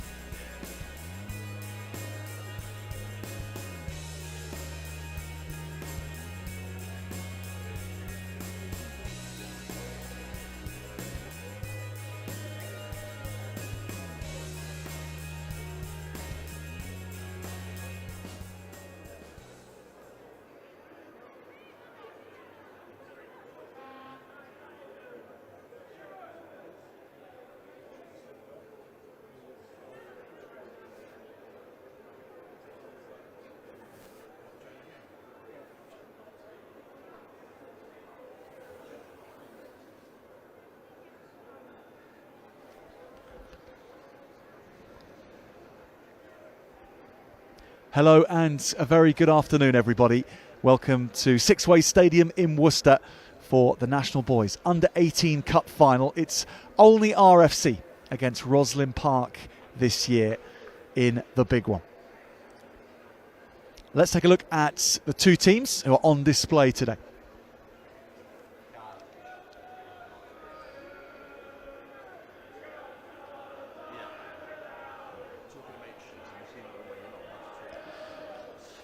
So Olney, who are going for a third cup in 9 days. It's been a very busy end to the season from them. This is their starting 15, and they read like this with Monty Lee, the loose head prop.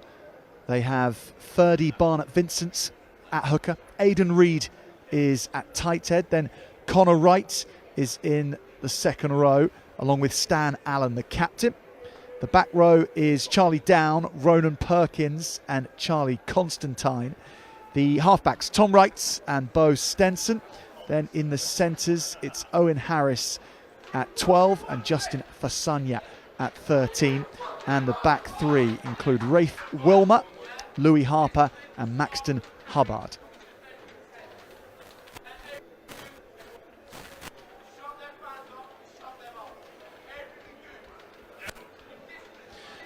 Rosslyn Park's side already with a cup under their belt from this season, the Surrey Cup. They then lost the Quins Cup 9 days ago to Guildford. They go again in the National Cup. This has been the one they've been targeting this season.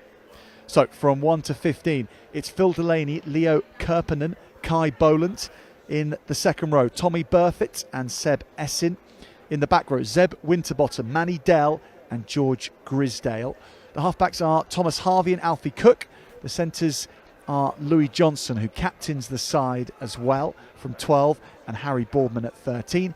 And then the back three, Jasper Abington, Tim Mazzella and Louis Harrison-Ricks.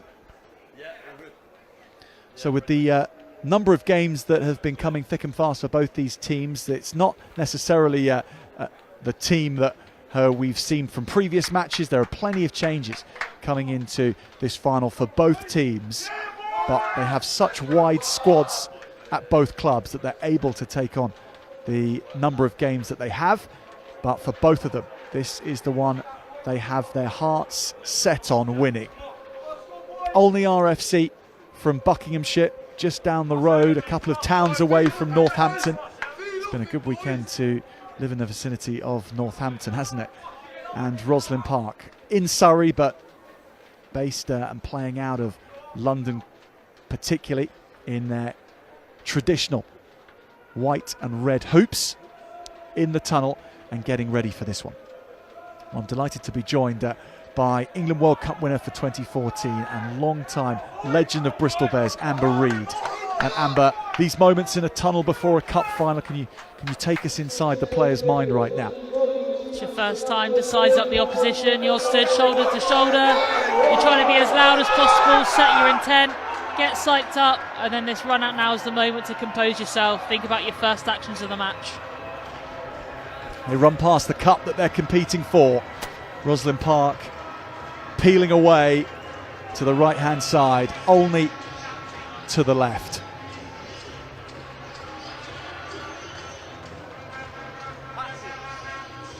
Well, for Olney, they are East Midlands Under-18 League champions. They picked up that on Thursday evening using their Under-17s and their Under-16s, who will then be going forward and playing for the Under-18s next year. So congratulations to them, wherever they are watching on from today.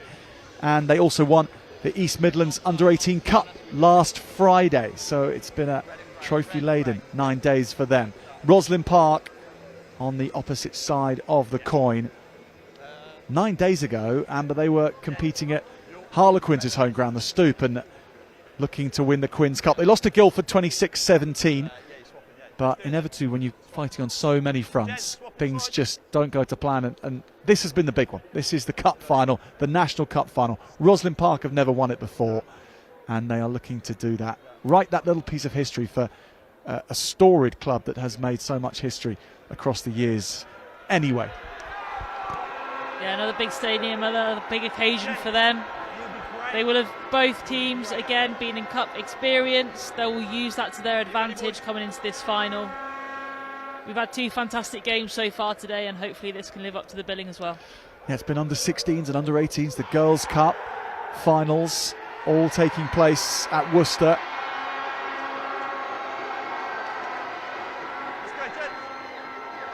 Olney with 148 years of experience at a very, very historical club in English rugby as well. And Rosslyn Park will get us going today. Rosslyn Park to kick off in the National Cup final against Olney. Tapped down but tapped forward by Rosslyn Park. So scrum, and the first one of many today, you sense. Olney will have the put in. Yeah, looked like it was going out on the full there, so the winger's done a good job just to get his hand on it, which means that Olney get a scrum in their half rather than on halfway, which is a potent attacking platform. So Olney with plenty of players who have been involved in the Northampton Saints Academy, and Rosslyn Park with plenty of players who have been involved with Harlequins through the years at academy level and elite player development. It is 2 very talented teams on display today. Olney have a short side to work with here, really exposing Rosslyn Park on the blind side. Big hit coming in though from Kai Boland. He was shutting that down all by himself, the tight head prop. Run from the number 8s, Charlie Constantine for Olney. It's a big tackle as well, isn't it, from Tommy Burfitt. Second row today for Rosslyn Park. Good offload. Olney though let this go loose. Chance for Rosslyn Park here. Very physical beginning to the cup final. Goodness me. And it is kicking off as well with some afters. You heard the noise in the tunnel before the start of this game, and they've definitely brought this out onto the pitch. Absolutely ferocious defence there from Rosslyn Park, earning them a really good attacking platform. Middle of the pitch. Again, terrible place for an opposition to defend. You've got to look at both sides. Looking to stack this right-hand side, but they can still skip down that blind side. In freedom of Sixways Stadium for Rosslyn Park, but they won't get the ball. They won't get a chance to see what it's like. Olney can maybe construct something here. They're going to work away on the edge. Good fend put in by Louis Harper. That'll be you there,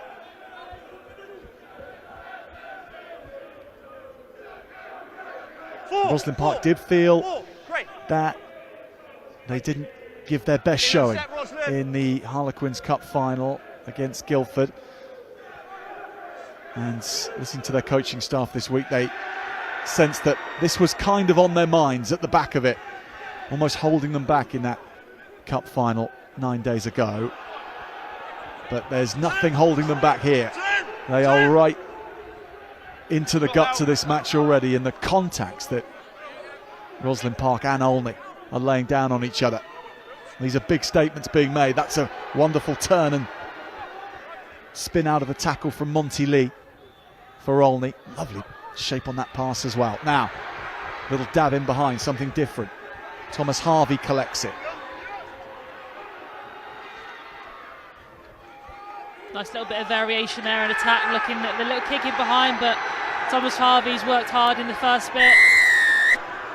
Great cover in the backfield to clear up the loose ball, but also really good hustle, that early scrum, putting pressure on Tom Wright as he tries to get the ball away to ignite that Olney attack.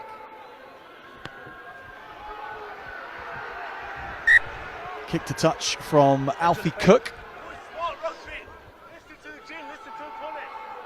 Go here. Edge of that.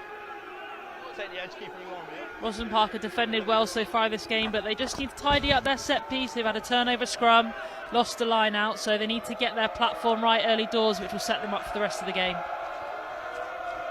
9. Rosslyn Park off the top. Nicely done. Down into the hands of their fly half. Cook breaks the line. Now Johnson to the fullback Harrison Ricks. Breaks the first tackle, offload to Mazzella. Harvey. Penalty comes. Nice shape to the attack from Rosslyn Park, and Olney giving away the penalty.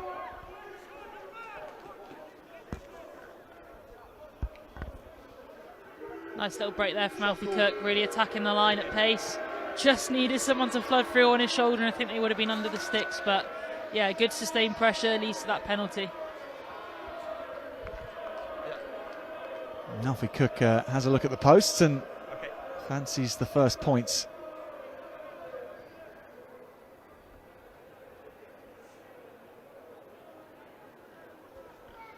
Red one, yeah? Cool. Cheers, mate.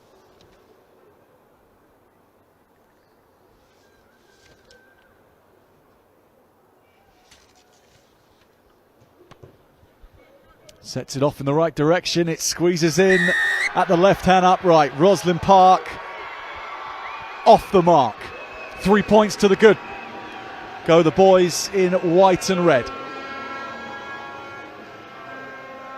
Yeah, I think that's a good decision from Rosslyn Park to get points from the board early doors. Both defences have held up really well so far, so it's just a chance for you to get your first foothold in the game, start applying the pressure.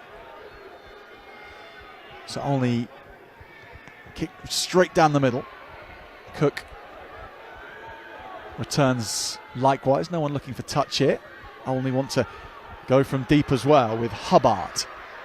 Put him down, 7. And into Stan Allen's hands in the number 4 jersey.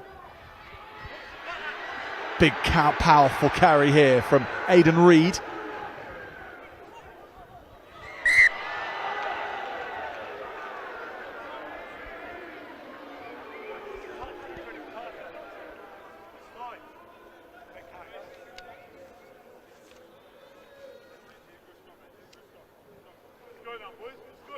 Yeah.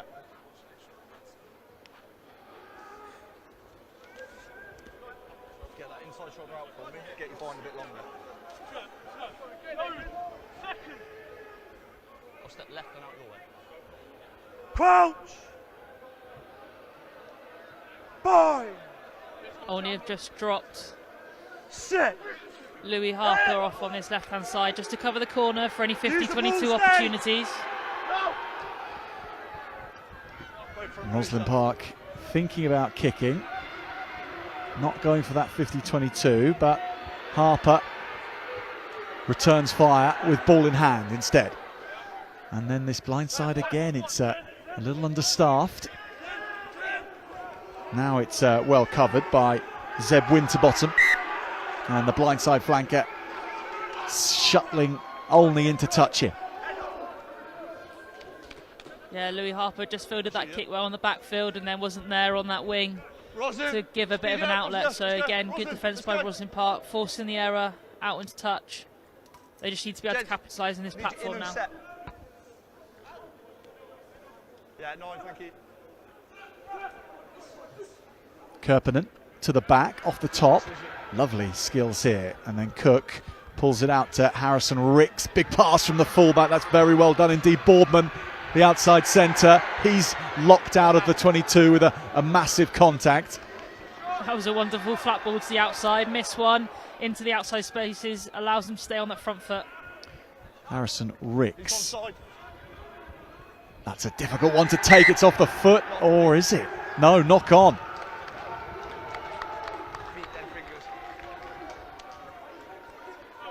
Harrison Ricks has been busy in these last couple of minutes, looking like that second playmaker.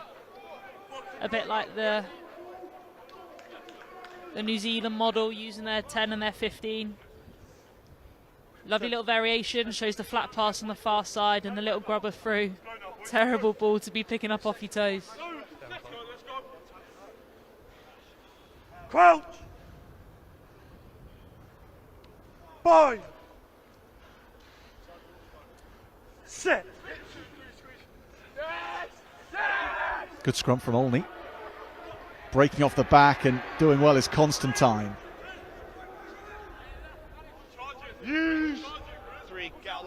Tom Wright, the scrum half. Puts distance on this. Harrison Ricks underneath it. Brings it into the midfield and again spreads that paw with a lovely lofted pass over the top.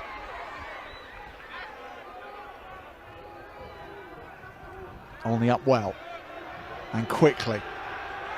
And they might be holding this up here. Instead, they're ripping it away. Fearsome, close quarter work.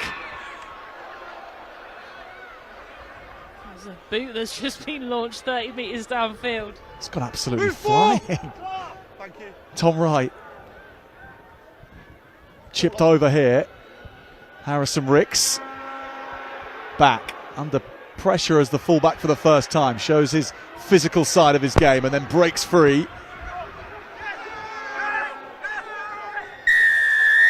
Penalty Rosslyn Park. They've got back well.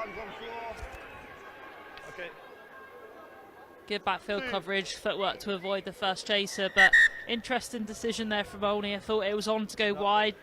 The winger was just set off from Rosslyn Park, covering that backfield space, so almost fake for the kick. Use your hands. You haven't had the ball much. Actually start to build momentum around halfway and get stuck into the opposition, start to play in their half. If someone's boot come off, don't chuck it. Thank you. You okay? Well, we can now work out whose much boot scrum time. was thrown, and it was about 30 metres. Much better picture, thank you. And it was an Olney player who lost the boot. Give me a little bit more distance. I thought it was a ball for a second. Yeah, you just keep doing that picture for me. They were still playing.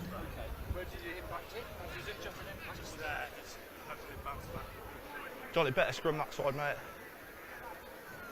I mean, it's a bit different to just chucking it to the side 10 metres or so, isn't it? That's the furthest I've ever seen a boot be thrown.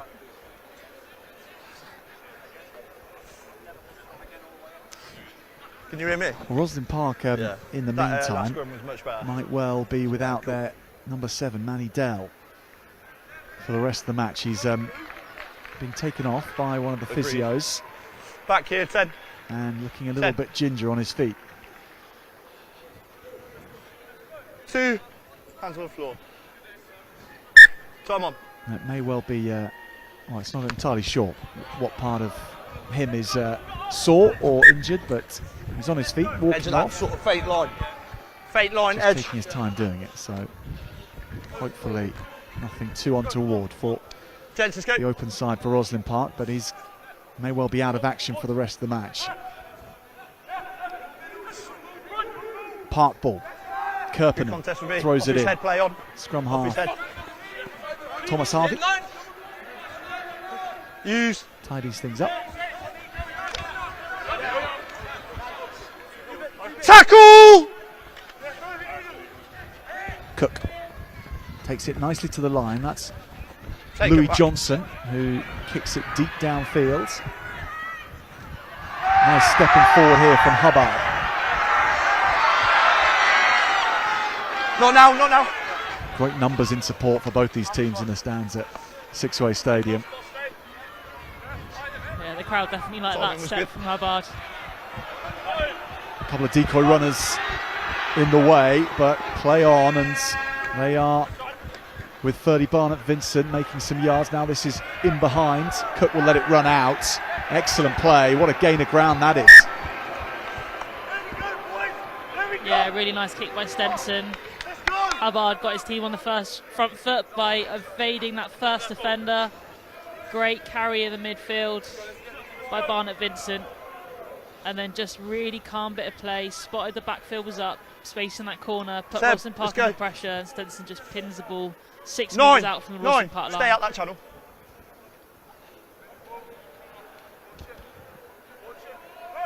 Kirpinen's throw. No challenge. Woo! And Rosslyn Park gets some yards out of the subsequent maul. Break away! Nice break off the back as well here. Lovely play indeed by Rosslyn Park's Seb Essin. Them on the line. Line's yours. Line's good. 2, step over. A little glimpse of what Essen can do. you're on the You line. see him off the line out. He's there playing off 10 in that midfield. Spotted dangerous runner, and then he drifts out into that wide channel. So it'd be interesting to see if he can get his hands on the ball. Set piece excellence from both teams here. Fasana at speed, the outside centre for Olney. He's hit initially, but still makes some good gain of ground here. Will show and go from Aidan Reid. Nice pop pass too. Olney displaying their attacking wares here. The hooker, Barnett Vincent, goes and goes, but penalty to Rosslyn Park for crossing. Yeah, really nice bit of build-up play by Olney, looking to secure the ball at that breakdown. They just need their support players either side of the ball carrier to just connect a little bit more. Just gives a little bit more deception in terms of not allowing the Rosslyn Park defenders to know who to hit and who to double mark. So just timing those support runners, I think, will offer a few more opportunities for their ball carrier to find some gaps.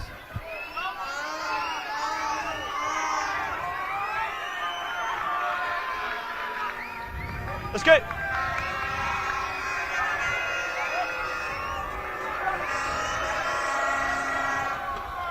Taken at the back by Laurie Benini in the 20 jersey. He's on in place of Manny Dell now. Yeah. Long kick downfield. Hubbard with time to respond here, and can see just how difficult he is to lay a finger on. Rosslyn Park do get to grips with it. Nice attacking instincts from Stenson, but he's caught on the floor and nothing he could do about that. Penalty muscled out of him. And is this in range from Rosslyn Park's Alfie Cook? He says no. Goes to touch instead.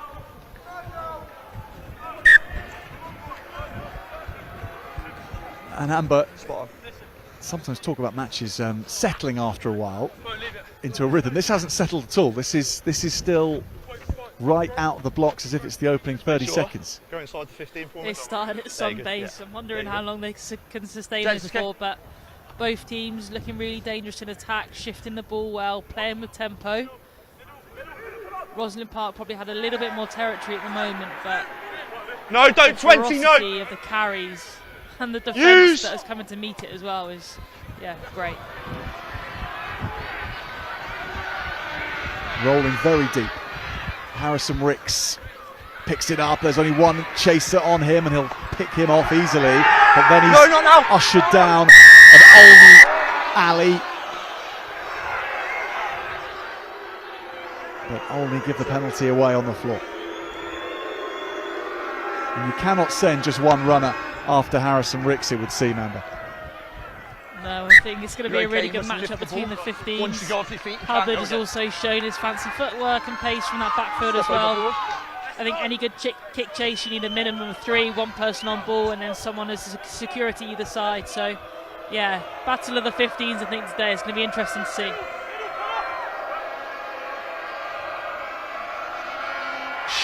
Line out to the...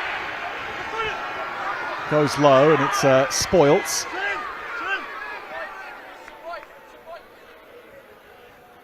Charge down on Olney. Charlie Constantine is revved up, the number 8. He is bristling with aggression at the moment, every carry. Now from deep. This is a nice attempted return. Harrison Ricks, though, not getting the ball with the chance to attack himself. He goes up against Hubbard. There is the head-to-head. And on that particular occasion, it's Harrison Ricks that comes out on top.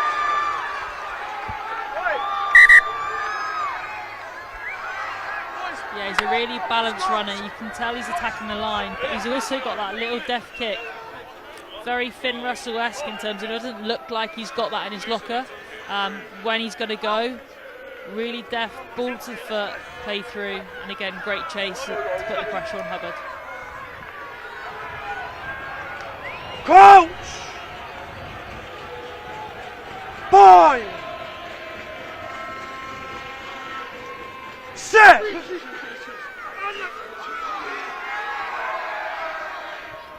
Cook. Boardman. Johnson. Cutting back goes Mazzella in the scrum hat. Still going. To Tackle Mazzella. release, Gray! Kirpinen playing link here. Good hands from Burford, and on the wider outside for Kai Boland. Tackle! Well put together. Couple of phases this by Rosslyn Park. Winterbottom. No hands! Cook has his number 8, but he misses him out to go to Abington. Penalty Now advantage. Louis Johnson. 10. He's been such an important player for this Rosslyn Park team this season. 10, you're offside. And Johnson is going to take this quickly. Look at this. The inside centre off and going and hammering into contact. Low slung number 12. Big carrier, as is Grisdale. Spread out wide as quickly as possible. The replacement, Benini. Tackle move 12, no! 1, no! 1, The only can't, he man who needs to didn't rock. start this, who's currently on the field, is Benini. Space here again. Rosslyn Park starting to ask very difficult Knock-on questions of advantage. Olney, but they've answered this one here. Hubbard brings it away. See what comes. Yeah, just that speed of ball that Rosslyn Park are managing to get at the moment is causing loads of pressure. There's no advantage Problems coming for down, Olney. going back to the original knock-on. And the most cohesive and dangerous attack from either of the two teams that we've just seen from 12 Rosslyn rolls. Park, I can reward you. but still Olney held on. The thing that's allowing Rosslyn Park to play with this tempo is they've got their 4 pods that are set off 9, set off 10, but every time they have someone stood in behind, whether that be Johnson or Harrison Ricks, in that playmaker role, Crouch! and it's just allowing them to either play front line or back line, and it's keeping Bind! Olney guessing as to whether they're going to play up the guts or go to that edge. Stand up. Come on, boys, get out. Both sets of front rows, patience. 3 set, let's go. And so far this match has been an excellent testament to the quality of club rugby at under 18 level. Crouch! Very used to schools rugby Bind! or ace college rugby reaching this kind of standard, but this is a club side. This is players who It's the meet up nine-step. outside of school commitments. Of course, we've got A-levels beginning very, very shortly. It's basically all A-levels for the next 2 months for these players. And in this final year of school or college, there's so many different ways that they can invest their time. To have this level of cohesion on display from a club team is so impressive. Gents.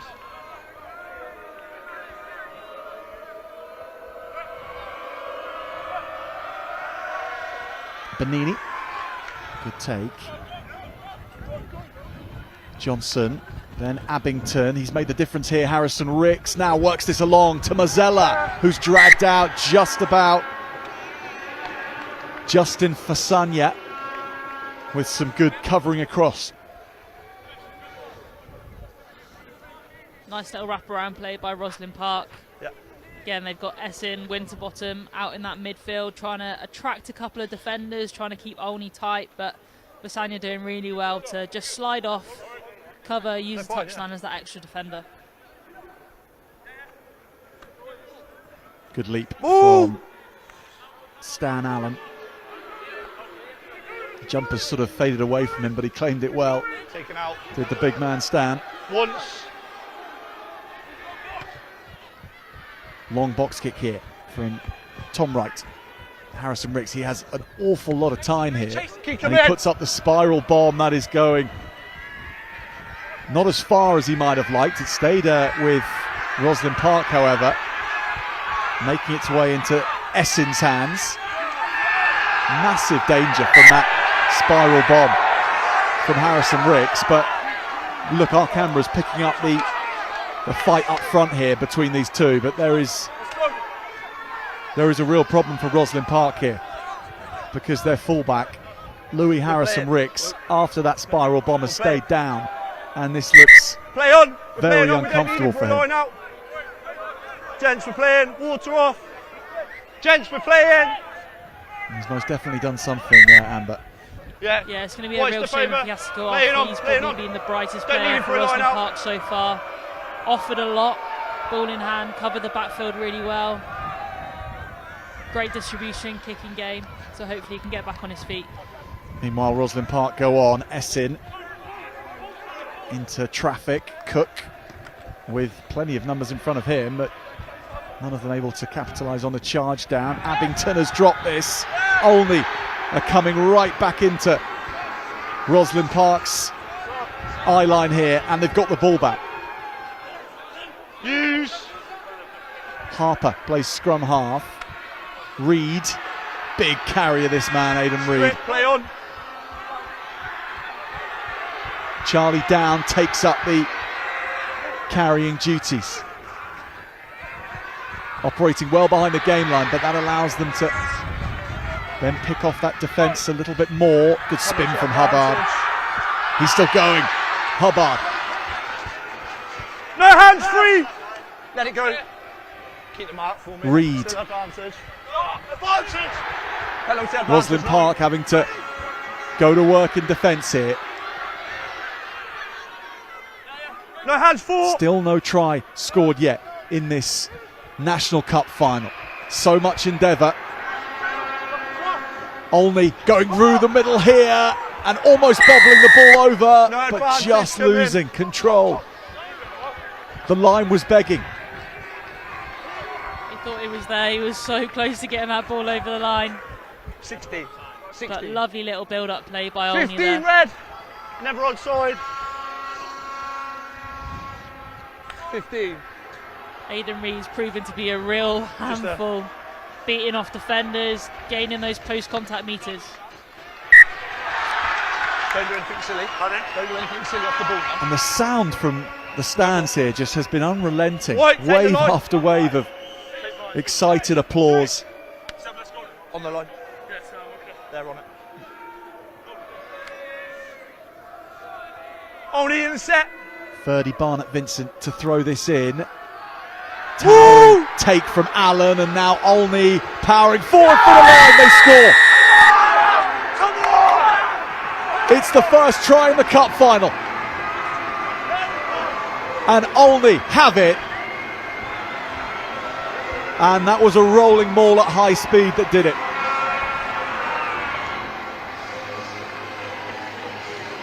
Olney have had a couple of mauls, but they've been coming out of their 22 rather than attacking one. Each one has gone really well, so I'm not surprised that they've gone to the corner. Great speed of setup. Rosslyn Park missed the hit in defence. Yeah, after this. Olney always on the front foot. Yeah, keep working hard now.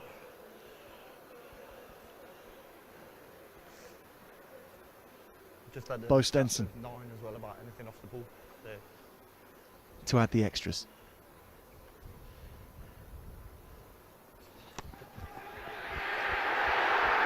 A lot of people in this ground that like the look of that. They are all wearing Olney colours. Say that again, mate. 7 points to 3. That one was perfect, just lazy. 100%. Which way, mate? Anybody? 7 and a bit.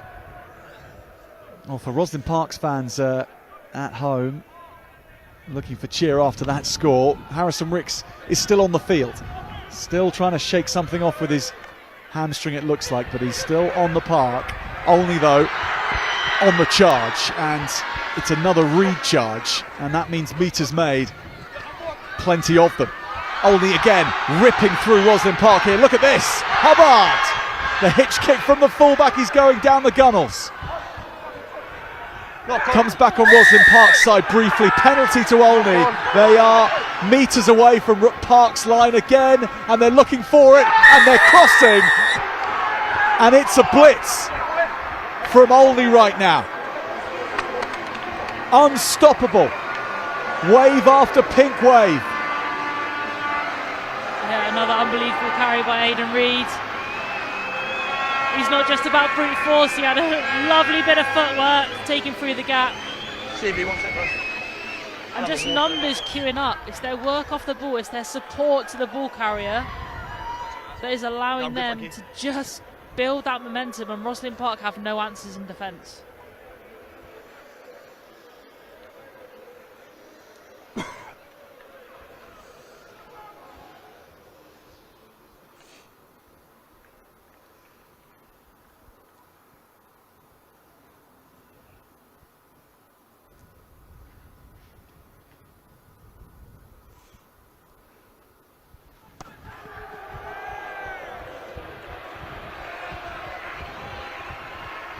No dice with the conversion this time for Stenson. 12 points to 3. Olney lead Rosslyn Park.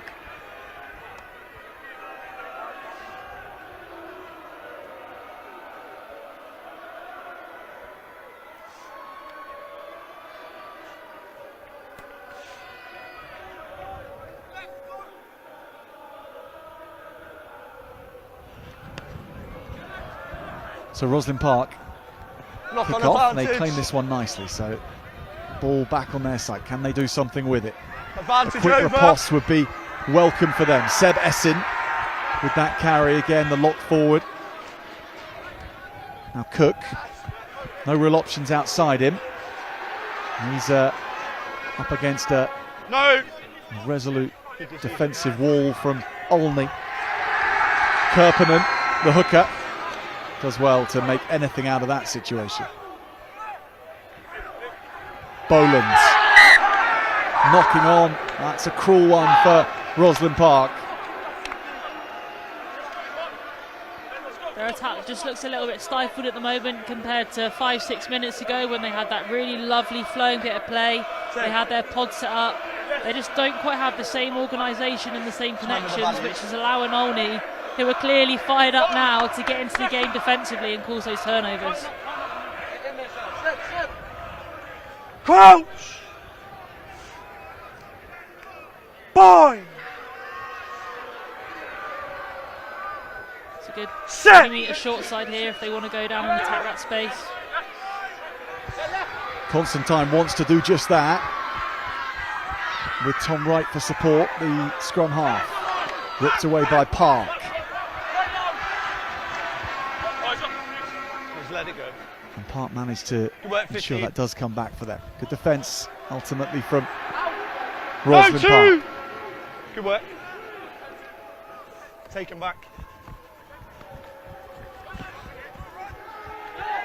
First man. Alfie Cook is unable to keep the ball here though, and Olney again revving their engines. Joe German, look at the numbers here as well. Reid is one of them. Legs taken this time from Mazzella. Use. Another charge from German. First man.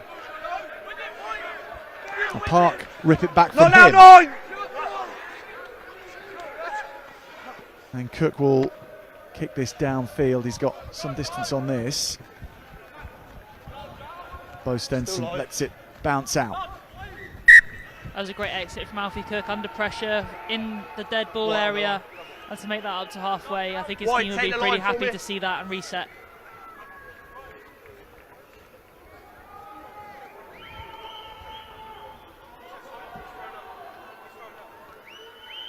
You step over, we talked about it. Well, the pace has just dropped off ever so slightly, hasn't it? Scrum. That hectic Scrum. rhythm to things from the first 25 minutes or so. It's just been replaced by, well, Olney Please say sorry, I didn't hear what you said. I thought you said knock on. a little more smoothly constructing things. And Rosslyn Park having just lost that impetus from early on, as you mentioned, Amber. But they're looking to play quickly here and stretch things. Jasper Abington.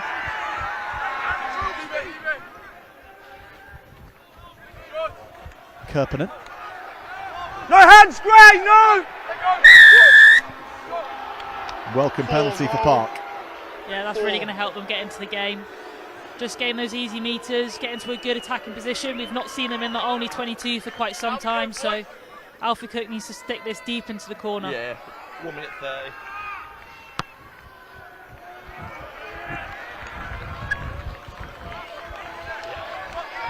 On the line. I can't reward the jackal until the tackler rolls clear. On the line. Great, on the line, on the line. So Park without two of the starters. Gray, step When up, you're on the line. This match got going. Louis Harrison-Ricks is off, as is Manny Dell, their open side flanker and fullback. So I need to make readjustments on the fly here. Cook to Louis Johnson. Oh, lovely no-look pass. That fooled plenty of people around here. Harry Boardman took that on. Good hands. Tackle from Maxton Hubbard was a forceful one initially. Well done, 8. Kirpinen. Ball pinched off in. Olney have it. Will they run this from here?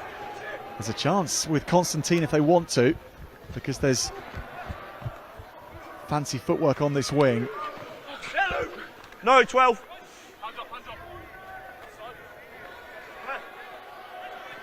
And there's some very, very heavy shoulders up front here for Olney. This goes high. Stenson. Oh, what a challenge in the air. Goodness me. Alfie Cook rose the highest. Bravery on both sides of the ball here from these two going for that in mid-flight, but both with heavy collisions after it. I don't understand what the niggle's about there from either side. Fair contest, both players fully committed. Alfie Cook, great take up in the air. They've both only got eyes for the ball, so fair contest, play on. Okay, cool. Okay. Let's have a look here. Penalty. I mean, these are big, big hits in the time's air. off. Skipper. But both had their eyes firmly on the ball. And So I'll explain. absolutely right. It's a fair contest in the air. White have come down with the ball. The reason I've stopped is because I thought he was injured on the floor. We're going to restart. It was Rafe White. Wilmer from Olney Correct. up against Alfie Cook of Rosslyn Park. It's the first time we've seen that I'll have a look crossfield if the bomb 50 changes option over. from Olney, looking to mix up get their it play, sorted. try and put them under a bit of Time's pressure, but I also think there's space for that little crossfield kick, that little flat pass. Rosslyn Park are quite narrow, they've got two posts in that backfield, so happy? there's definitely space in that shallow area out in the 5 metre channels. Scrum, white ball. Last play. Here we go, boys. Here we go. Second.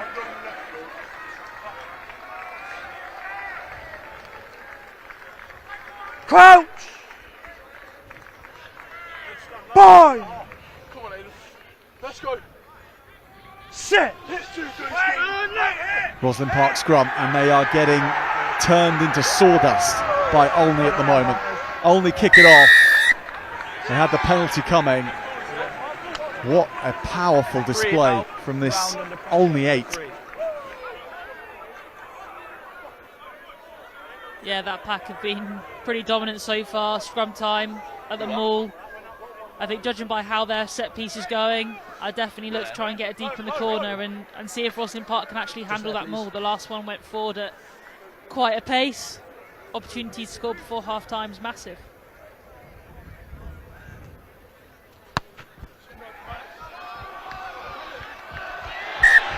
Big boots on that kick. Hubbard went for it, and he made every metre count there. 6 man. We know what it is. It's a move. Let's go. Come on. You what? Yes, correct. Time's gone. Joe German confirms the call with Barnett Vincent. And Olney again in a dangerous position. The body angles are good. Rosslyn Park being shunted backwards, and Olney just need to press the try button. Surely they were over the line. Rosslyn Park hold out, and that was very important in the context of this match. They've been on the ropes for the last 10 minutes of this half, but they survive at the end, and it is feisty. Gents, And so much Nobody wants a card in a final. Off we go. extracurricular. Go. The heat has been turned up all through this match in this first half.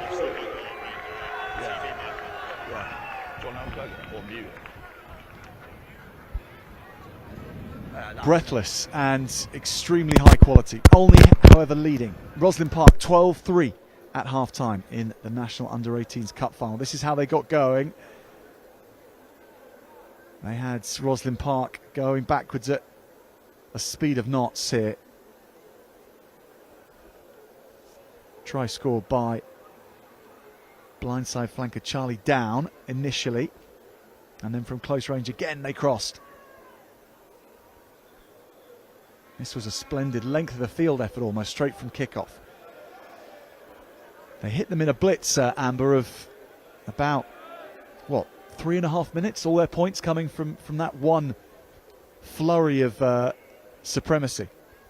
Yeah, I think Rosslyn Park's attack probably clicked into gear first in this game, but Olney just had that period of sustained pressure where they were just on the front foot, ball carrier after ball carrier, and like you said, those two scores in quick succession really put Rosslyn Park under pressure. You think, yeah, okay, I can settle for one, build back up, but straight from the kickoff they were back at it, and it's a really hard place to get from under your sticks for a second time to work yourself back into the game when you kind of see the after effects. Rosslyn Park a little bit on the ropes now.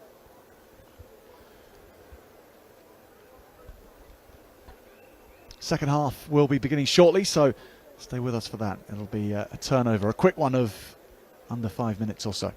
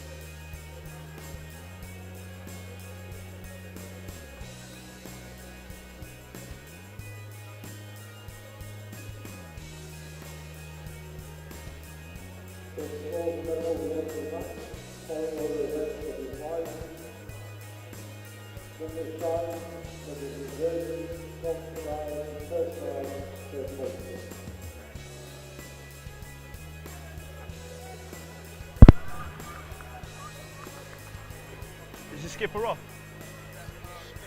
7.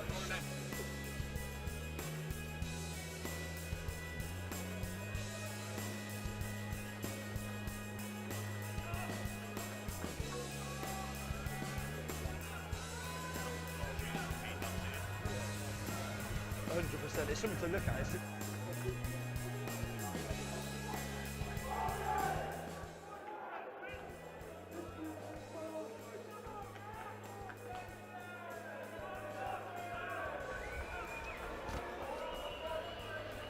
12 points to 3 after the first 35 minutes.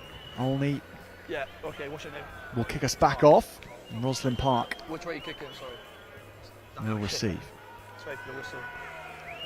All good. And that first half Okay, time's on. has left its mark on both teams, and Rosslyn Park, in terms of personnel, a little bit more in credit, or in debit rather, after that, because they've lost a couple of players in the first half.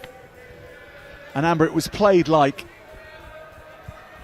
goodness me, that's a wonderful take, isn't it? Maxton Hubbard, that fullback, bringing that away. Lovely bit of skill there, just keep the ball in. Taken back.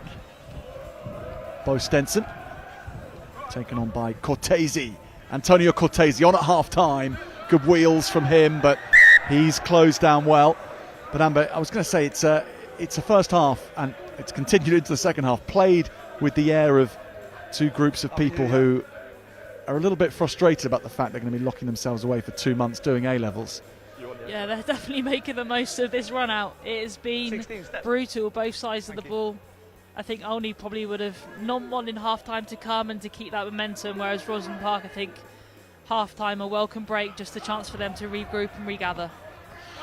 Constantine, oh, he's a damaging runner, this man. Quick ball as well, shipped along the line. And Olney at speed with Hubbard.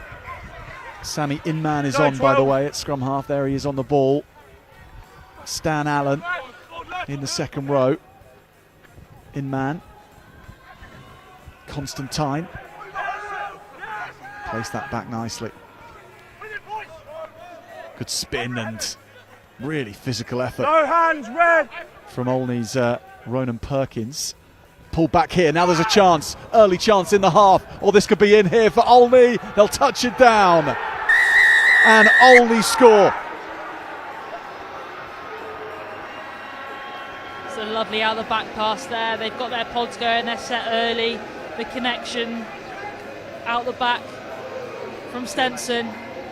He's distributed this ball so well. We saw it in the first half of Rosslyn Park, but lovely delayed pass, the timing there, and the 2v1 on the outside.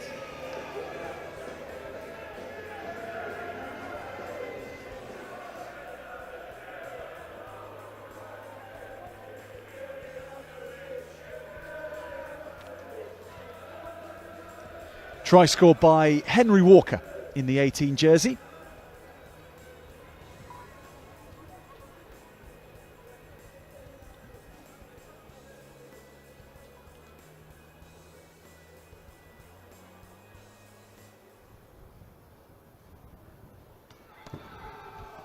From a very difficult angle. Stay straight, but just short.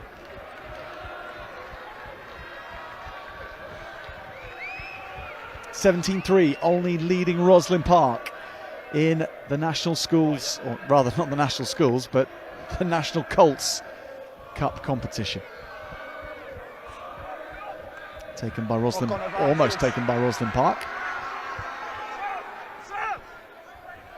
Inman. Advantage Good over. energy as well again here from Reed. He's so difficult to stop.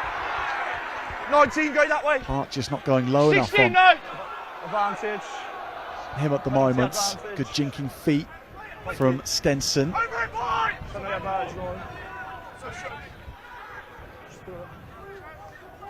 Stenson switches. Reed not up to speed then, and yet still not easy to pin him down. I think that's another boot that's been launched down the pitch again.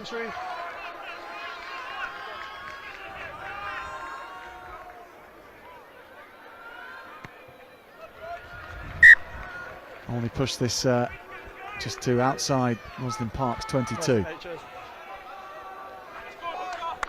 They've managed to maintain that tempo, Amber, from the first half. Their heart rate hasn't dropped at all. Yeah, I think the difference between the both sides at the moment, Olney just seems to have wave after wave of ball carrier that can make meters post contact. We've spoken about Aidan Reed a lot, but again, you've got other players in that pack who are holding their hands up. If you can do that, 2 meters, I can do it better, and I'm going to get my hands on the ball. And that's just putting Rosslyn Park continuously on the back foot, and they can't seem to find a foothold in this game.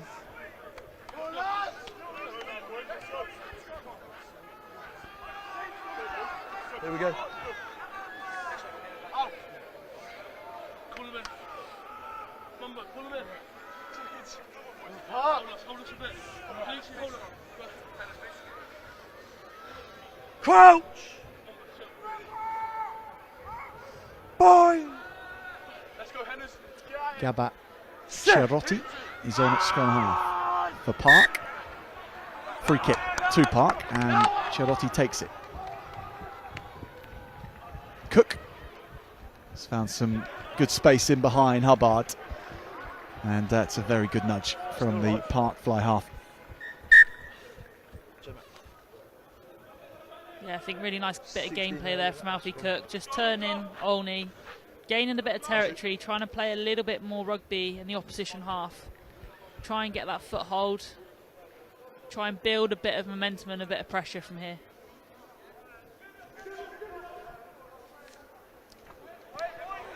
Jack Mumberson on at hooker. Turnover though, and flung away. This is Belgrave, Joseph Belgrave in a 21 jersey. Thank you, 18. Singlehurst and Benini. Good step from Austin Cross.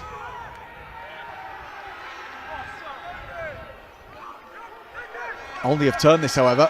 Cross dispossessed on the floor, and the boot from Inman downfield, out on the full. Right there, Johnny. Good work.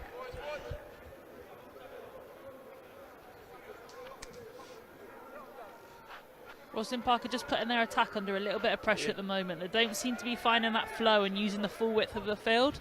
If you just play between the 15s, you don't cause the defence any problems. They can just set, they can get up from where they are. You need to make them have to overwork to create gaps elsewhere, and they're just not doing that at the moment. To get this down, smooth enough. Johnson, now they might stretch things a little bit more as Cortese goes off on a real wide arcing run. He's looked like a real live wire since he's been on. Hasn't he just? And now the forwards will take things on from here for Park. Penalty though for Olney. They are just You must release the ball before you go again. so hard to move off the ball. There's your mark.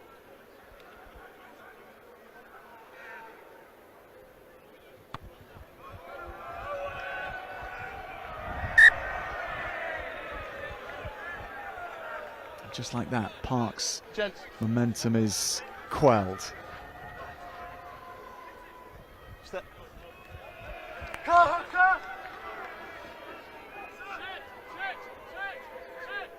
6 man.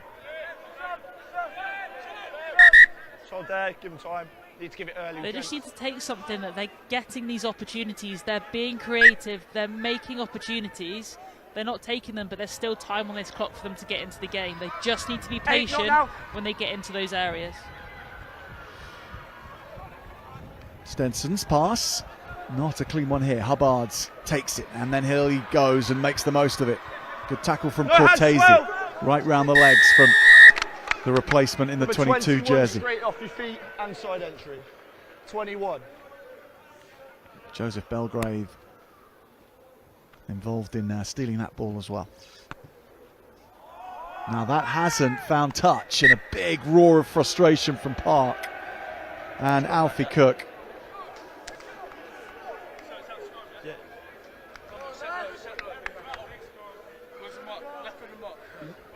Need to keep that space before the set. That was the issue with that last one.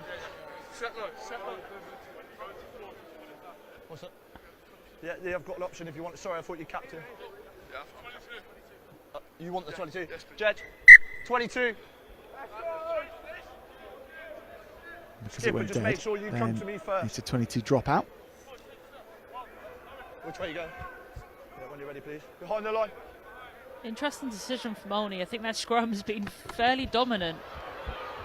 So it could have been an opportunity to potentially get a penalty in this bottom corner and relieve pressure a bit more. Instead, they've allowed Rosslyn Park a little glimpse of light back in this game. And Rosslyn Park don't give up on this opportunity too soon. They're close now. Benini and then Grisdale a metre away. Park Release! have the ball coming back on their side. Numbers are loaded in their favour here, and if they can make it work, which they do. Ball was down first. They've conjured a try out of seemingly nothing. It'll be scored by Leo Kirpinen after a charge down from a 22 dropout. the most unconventional of routes to the try line, but they are taking everything they can get right now. They have to keep this cup final alive. They almost had 3 chances to try and score that then, each time being their own worst enemy, but their defensive effort got them another opportunity to get back in that game. Again, like you said, unconventional in terms of the dropout on the charge down, but they made the most of it. 3rd time lucky. Now this feels really important. Cook to bring things to within 7. He struck it nicely. He struck it very nicely.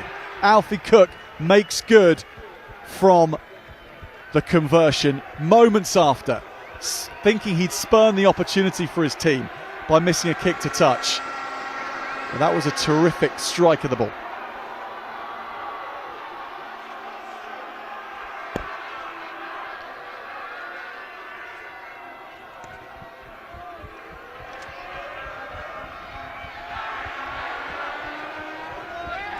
Good take from Grisdale. But there's just too much pressure all over that ball. 5 and 2.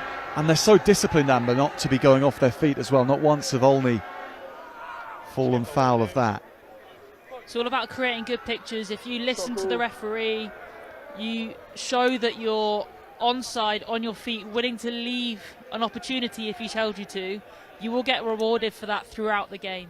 And I think their tacklers are rolling away again, which paints a really good picture for that referee. And it's just allowing them to turn the tide a little bit. I think Rosslyn Park have got themselves back into the game, but now this just takes the sting out of what they felt like they were building back into it.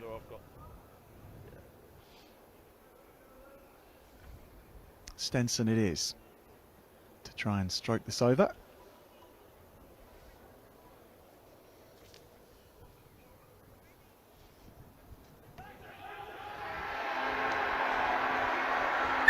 The large Olney contingent at Sixways Stadium give the cheer for Bo Stenson. That was on target. And once again, he makes a telling contribution to this final. 20 points to 10 now. Park have got the kickoff. Louis Johnson claiming it in the end, their captain. 18, let it come, thank you. Here's Essin. Oh, he's shunted backwards unceremoniously. Cook. Singlehurst. Cook again. There's not such an aggressive defensive line here, although once into contact, and Fasanya does get aggressive, but he's penalised for a high tackle. Lovely high hand kick from Alfie Cook off the restart. They need to get this ball back, and that's the perfect way to do so. But Rosslyn Park's attack is just starting to get that 2 waves back in, playing flat to line, ball out the back. Now that has gone right on the money, this time from Alfie Cook. He didn't go for the conservative option, did he? After the last one, he's been brave with that, but if you're going to win a cup final, you need to put it all on the line, and he's definitely done so there, and he's earned his team a 5-metre line out. Yeah, good. Stayed. Olney scored 2 in quick succession in the first half. Rosslyn Park might just do the same here. Kirpenin needs to find his man. It's to the front and to Grisdale. They all pile in and they get going now. Olney going backwards. Park are close again, and they're over the line for that second try. Rosslyn Park rising at Sixways.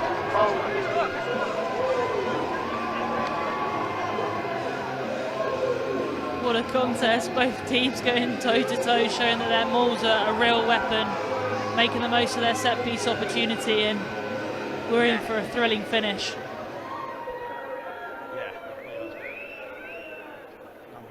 Yeah, I had that one pocket in it. But yeah, good. To take them on as well at that part of the game which Olney have been bossing, really. Really is a feather in the cap for this forward pack from Park. Cook needs to do likewise. Another good stroke, but it's pulled to the left slightly. So 20 points to 15 now. 15 minutes remaining, there or thereabouts. Our clock is not in sync with the referees precisely. The last two kickoffs from either side, they haven't been able to retain possession and be able to exit safely. See if Rosslyn Park can do so now.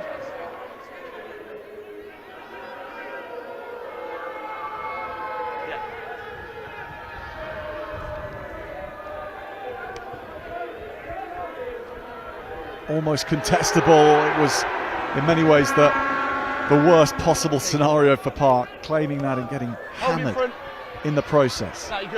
Maxton Hubbard is right at the back for Olney, and then he jinks his way forward and then swaggers his way for a few more meters. Charlie down. Move 21! Stenson off the side of the boot. No one really on his wavelength there. Cook has support. Needed it there. It was Austin Cross who was with him. It's a big collision.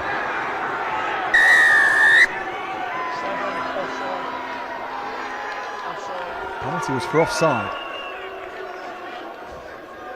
Potentially looked like it could have been more in that tackle. Legs flying up in the air, but Rosslyn Park have got the ball now and a chance to exit downfield.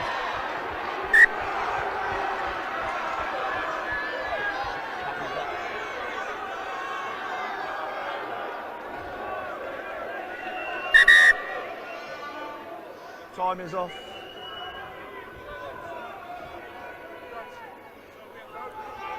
He's part of the line out. So there's a break for players, there's a break for fans, there's actually time for players to gather their thoughts. This is shifting again, this final, and it's Rosslyn Park who are benefiting from that shift in momentum. Came out of nowhere when they scored that try, but they've made the most of things since then. They really have. You alright? You okay? Quick as you can, as we've got an interchange. If you can see the Olney fans on the far side in the stand, they've been stood up for this whole game so far. And they're getting behind every big hit, every big carry that's going on this pitch. Yeah, in the very best traditions of the Worcester Warriors faithful, that type of support here. Park cleanly taken by Laurie Benini. Cook under a lot of pressure here, needs to find a way to release that, and this is the best possible way. Seb Essin rampaging the lock forward, who's now playing in the outside channels. Really, so much shifting around of positions that Park have had to do in this match. Into Abington's hands, Jasper Abington.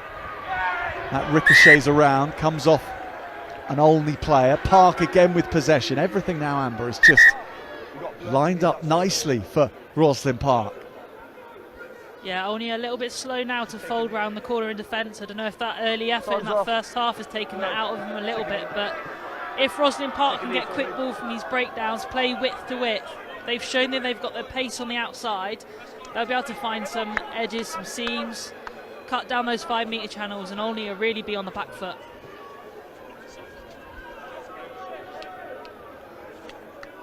They were denied 9 days ago by Guildford at the Stoop for winning the Harlequins Cup. And they did pick up the Surrey Cup before that. And they're playing against a team who have only known success this year. East Midlands League and East Midlands Cup champions already, Olney. And plenty of their number have had success with the Northampton Saints Academy too. But doing it in club colours, something very, very special.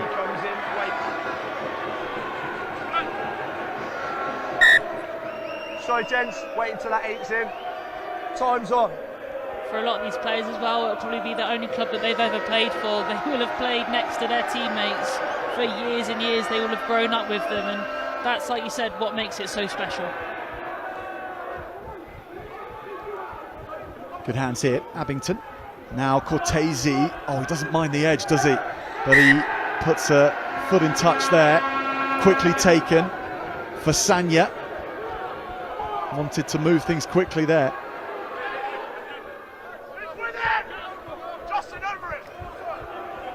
Line straightened by Stan Allen, the captain for Olney.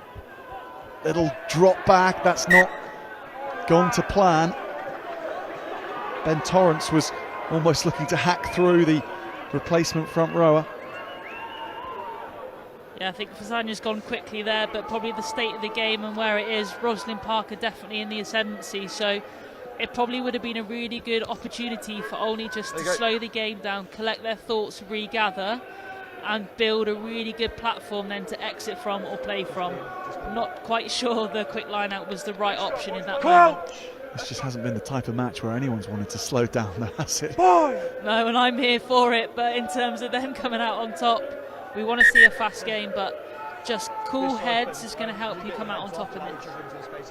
Let's go. And we are in that end game right now. I think a player that's really come alive in the last few minutes, Jasper Abington for Rosslyn Park, working off his wing, again in that 15 position as well, getting his hands on the ball, and he's got some pace to burn, and he's causing a few problems for that Olney defence. Chiarotti. Here we come. Up we come.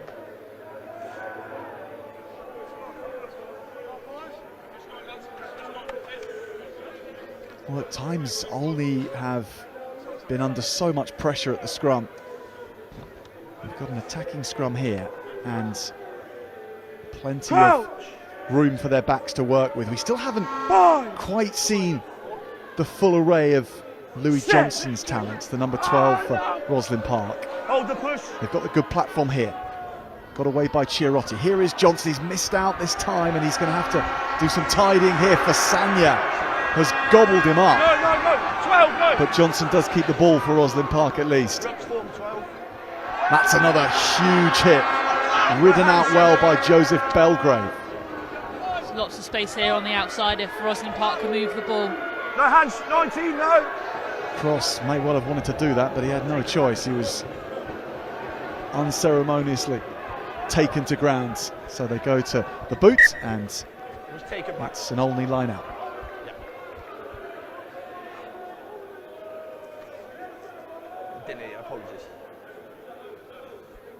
Really smart bit of play by Alfie Cook. We've seen him put the ball in this corner a couple of times, and Olney have struggled to get out. So can Rosslyn Park keep building this pressure?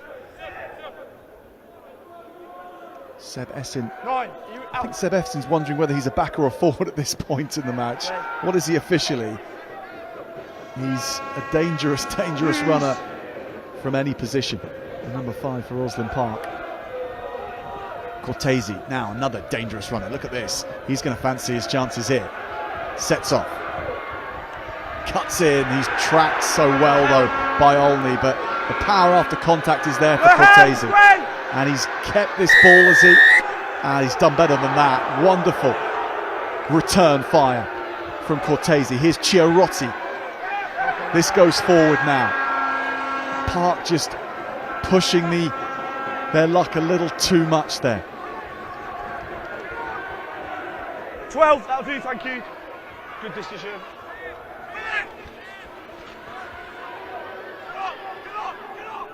Advantage over. Sammy Inman with a long kick forward. Abington. It's come off the side of his boot, out on the full. So it's Olney who come out much the better from that exchange, and they still with this 5-point lead.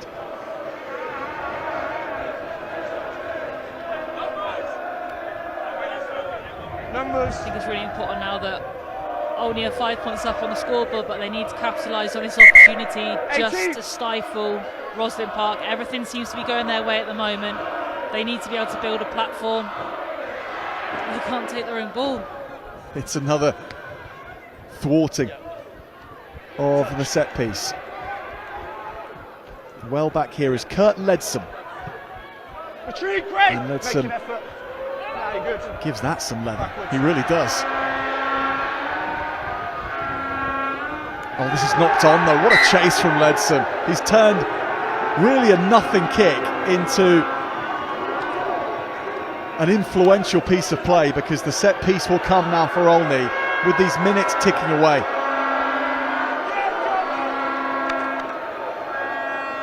Yeah, everything that was sticking for Rosslyn Park a couple of minutes ago just seems to be going out of their grasp.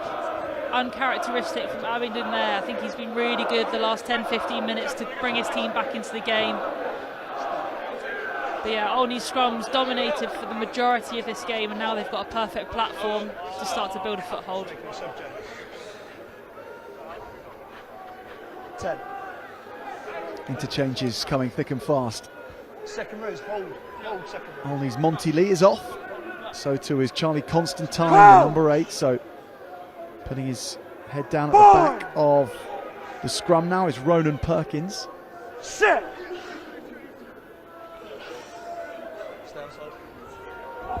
In man. For Sanya. Taking that ball off Owain Harris. And then Stenson. And they look to expand to a wider channel with Perkins. There's Reed. Haven't seen so much from him with ball in hand right now, but he's been creating space for others with that pass. And for Sanya, looping over here, this is Henry Walker, who started this half racing into the corner for an important score. Reed. In man. Stenson. They're coming onto this with great speed, Olney. They look to be hitting their straps once again. Maxton Hubbard.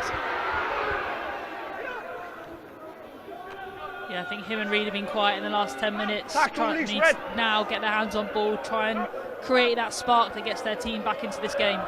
Hubbard takes a second ball, and he takes it that close to the line and can shift the point of attack so well. He avoids the first tackle. 12.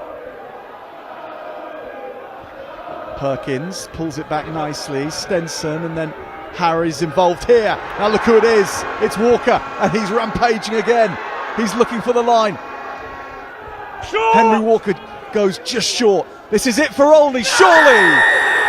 That will seal the dub. Olney from close range with the score that will surely see them win the cup now. They were so clinical in that first half. Every time they had an opportunity to score in that Rosslyn Park 22, they took it. But for the majority of this second half, the last 30 minutes, they just haven't had that territory to be able to impose their game on Rosslyn Park. They've kept them out so well, but they've just got too much firepower when it comes down to it. Short line at the line. Great patience. And like you said, that probably seals the game.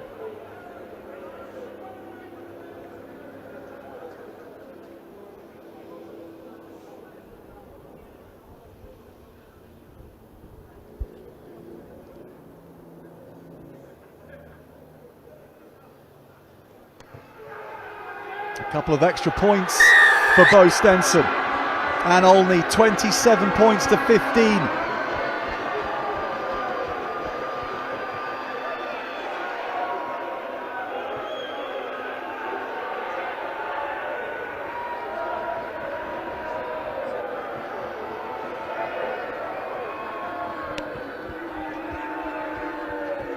Rosslyn Park kick off, and they need to move quickly here.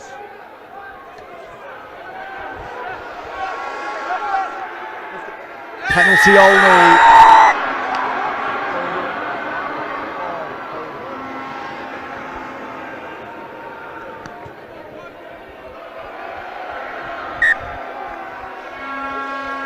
Bo Stenson gladly hammering that towards the touchlines.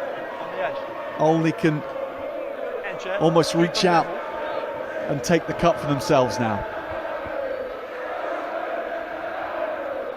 What a 2 weeks it's been for Olney Rugby Club. And this side have wrapped up the East Midlands Under-18 League and Cup in the last 9 days, and now looking for the National Cup. Peeling off the back, here's Fasanya. Good defence though from Alfie Cook. 16 away. The fly half coming out the line and making that tackle. Reed. Pop to the left, and in the form of Stan Allen. Tackle! He's trapped, good work. Fasanya. Perkins.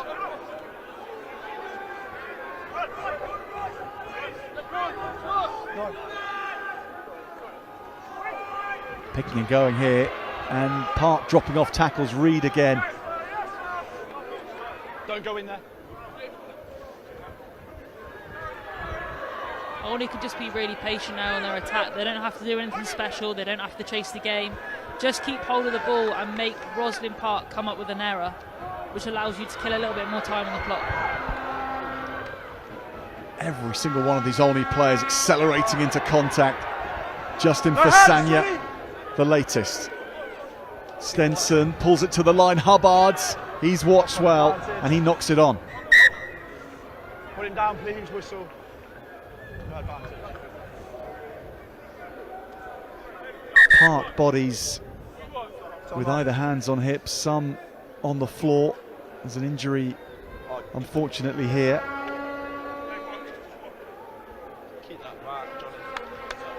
There's no fault in any energy, commitment, effort that any player from either team has put in today. It's been a phenomenal match. Played at a ridiculous tempo throughout, and it's been enjoyable to watch. Just over 4, lads. Gents, just over 4 minutes. Okay, just over 4 minutes.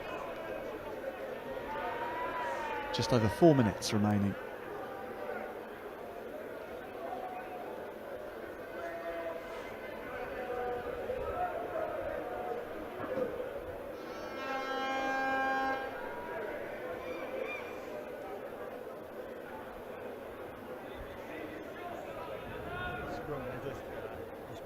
Other than half-time, this is the longest break we've had in the match.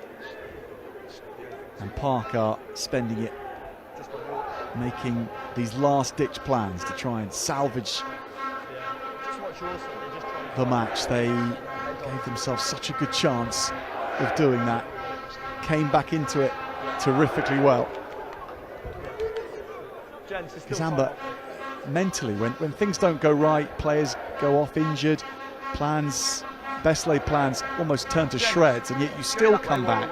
It says a lot about you as a team, doesn't it?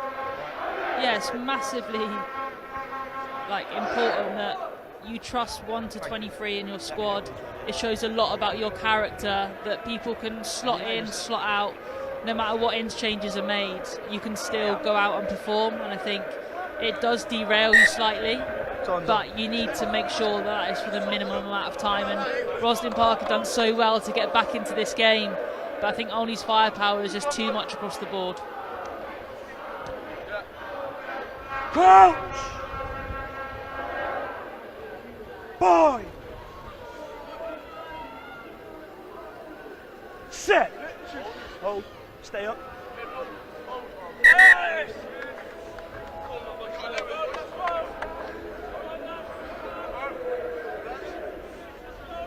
Longer binds for me. That's both for you. Longer binds.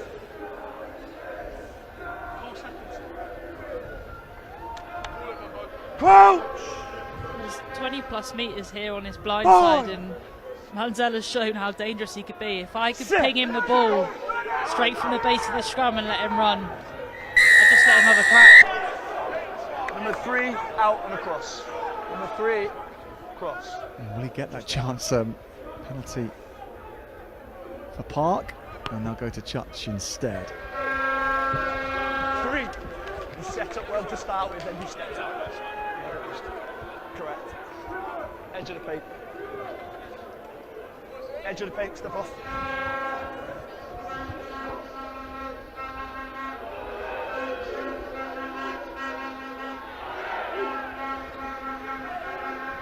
Another good line out from Park. Louis Johnson, can he conjure something? Ships it on, Abington. Tackle. No hands. Backwards. Goes to the floor. Not gone forwards though. Cook does a good job tidying up. No, Jack 3. Leach tackling for Olney. Park though, breaking free here. Wonderful break upfield. This is from Belgrave. What a run. No. Good transition as well. Supporting pass from Cross over the top to Essin. Seb Essin goes through the first tackle. He's hauled down about 10 metres away from Olney's line. Park with a great attack here. Torrance passes it down the line. Burfitts.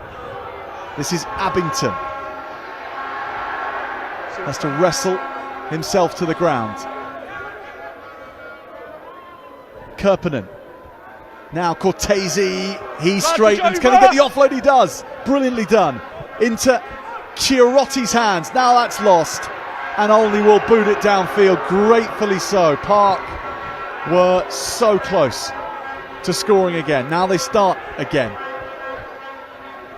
Abington has got back well. Tackle, release. 19. And he's got to ground well. Use.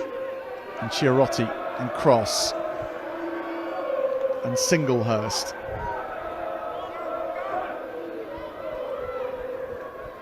Torrance, tap on the foot from Johnson. It doesn't bounce for him. It bounces for Olney. And soon the whistle will blow for Olney as well, but not before Park have another crack at this. And their endeavour from minute 1 has been so good to watch. Lovely pass, Cortese, but it was forward. What a shame, Amber. What a shame. He's looked dangerous every time he's touched the ball on this side, and I thought Rosslyn were going to go and give us a grandstand finish by scoring up that top end, but Olney, they've defended well throughout this game. Both sides have put their bodies on the line, and I think just coming up clutch, and because they're up on that scoreboard, because they got that buffer, all they have to do is keep kicking it back downfield. And Rosslyn Park is demoralising when you're so close to that line, so close to scoring, and then you're having to work 50 metres back to then go again, and they had to do that 2-3 times in that passage of play. And you can't say that they haven't given it all in this game, but Olney have just been a little bit too strong. But you can look at the Park players and they're still geeing each other up, still backslapping each other. Despite the way the match is, it's good to see. There's a strong bond within this team. Just wait till he leaves the field. I can guarantee you that all those Rosslyn players down there will still believe that they can win this game. 2 scores in it. Again, the time is definitely against them, but none of them will be thinking about that. They'll all be thinking about the next big impact they can make for their team. Now, Alfie Cook, unfortunately, is off on the sidelines with his arm wrapped in his shirt. So instead at 10, Louis Johnson slides in, the captain. Only ball. Perkins down the blind side, throws away Winterbottom. Can't reward you, 8. Inman. No hands, please. Inman and Leach.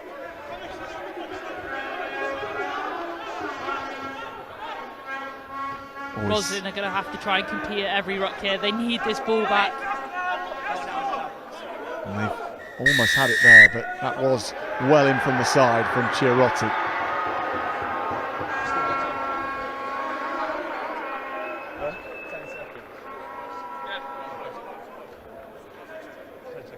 Yeah, shot called. Shot called.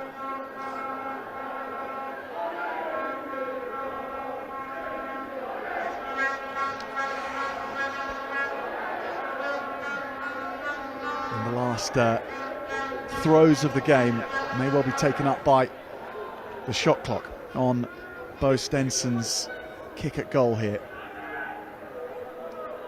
If it goes, yeah.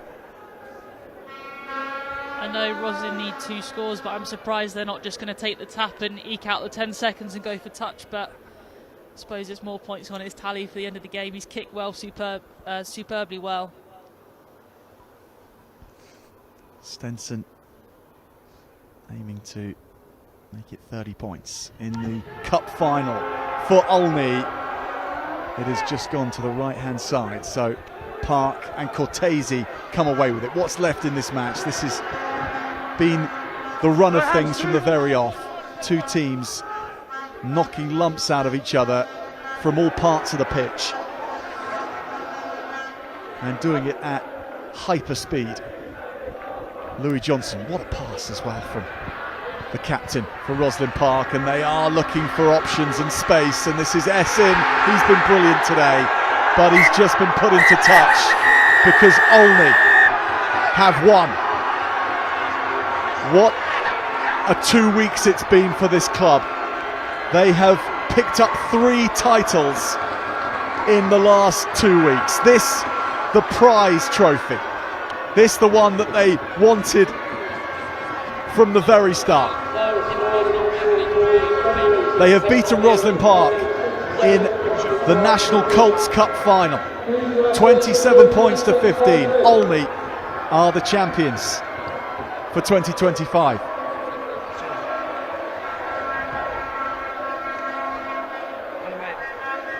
And Amber, much deserved for those boys in pink and grey. What a game. I'm surprised they've got any energy left to celebrate. I think they came out firing. The 2 quick tries definitely stunted Rosslyn Park and shocked them a little bit.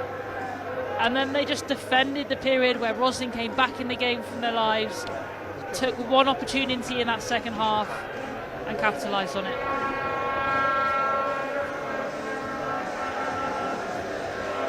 First try scored by Charlie Down off the back of that rolling maul, and after a movement which started well back, right from kickoff, from that first try they scored a second.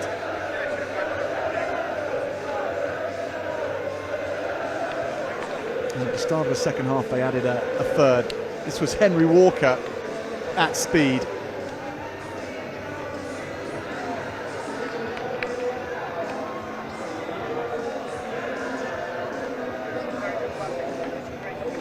Rosslyn Park, though, made sure that there were plenty more lines to be written in the match, and this was the start of their comeback.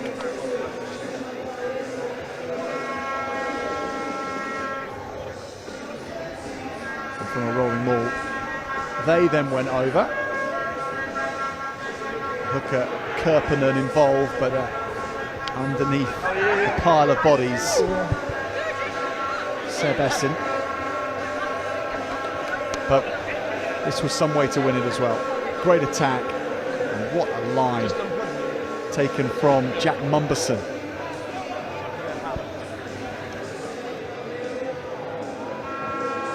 And at the end of a long season, at the end of a long cup competition, and the frenetic final that we've seen here, Olney, the champions.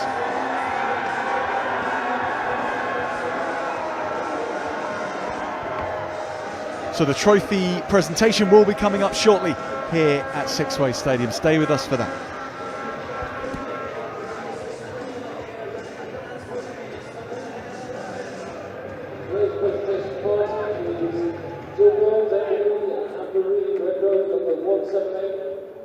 Please give a huge round of applause to our today's match officials.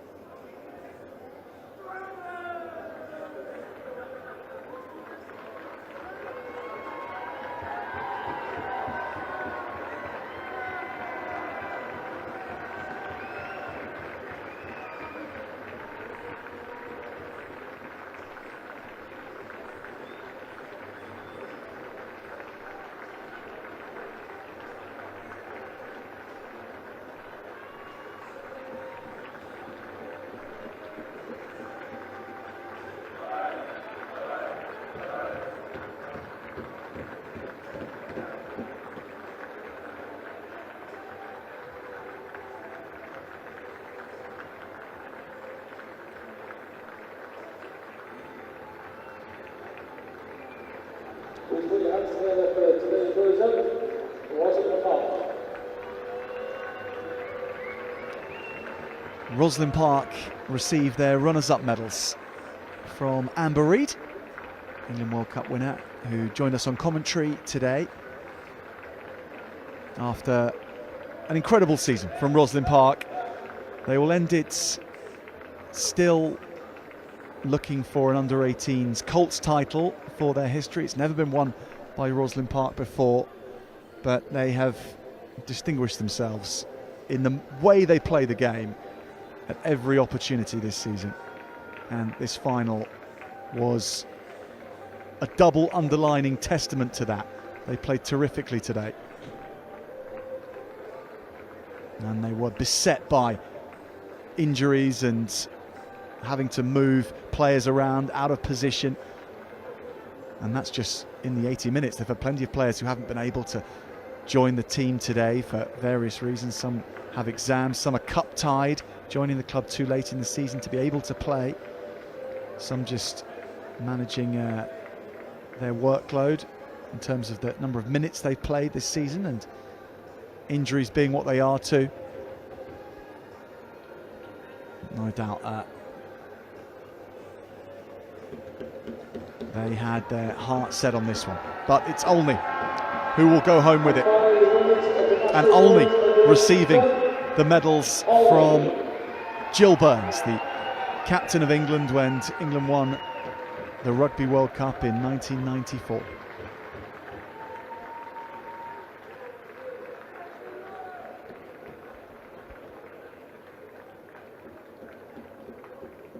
Maxton Hubbard, the fullback, receiving his medal. Really impressive performance today, as did Charlie Constantine, the number 8. Across the 22, there were so many impressive performances, but they were so cohesive as well. When things weren't going their way, when Park were the team in the ascendancy, they found a way back into it.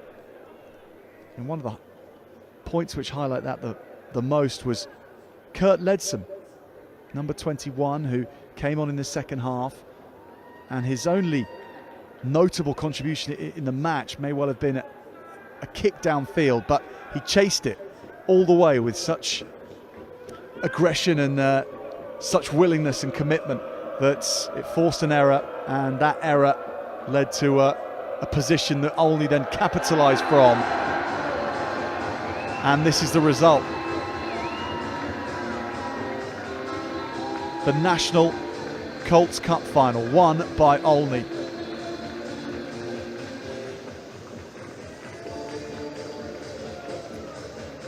Many, many congratulations, young men, to Olney and to Rosslyn Park.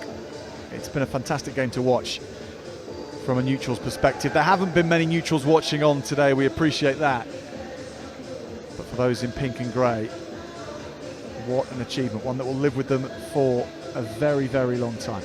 And Rosslyn Park's efforts today should live with them as well, because they were no less heroic in a whole many number of ways. So well done to them as well. And we'll leave you with the pictures of the Sixways Stadium pitch here in Worcester. It's been a terrific day of rugby. Thank you very much for watching on from wherever you've been joining us from around the world. It's been great to have your company, and we look forward to what this wonderful competition has in store for us next season as well, in this club competition, which so many want to win, but only one can. And that year for 2025, it is Olney.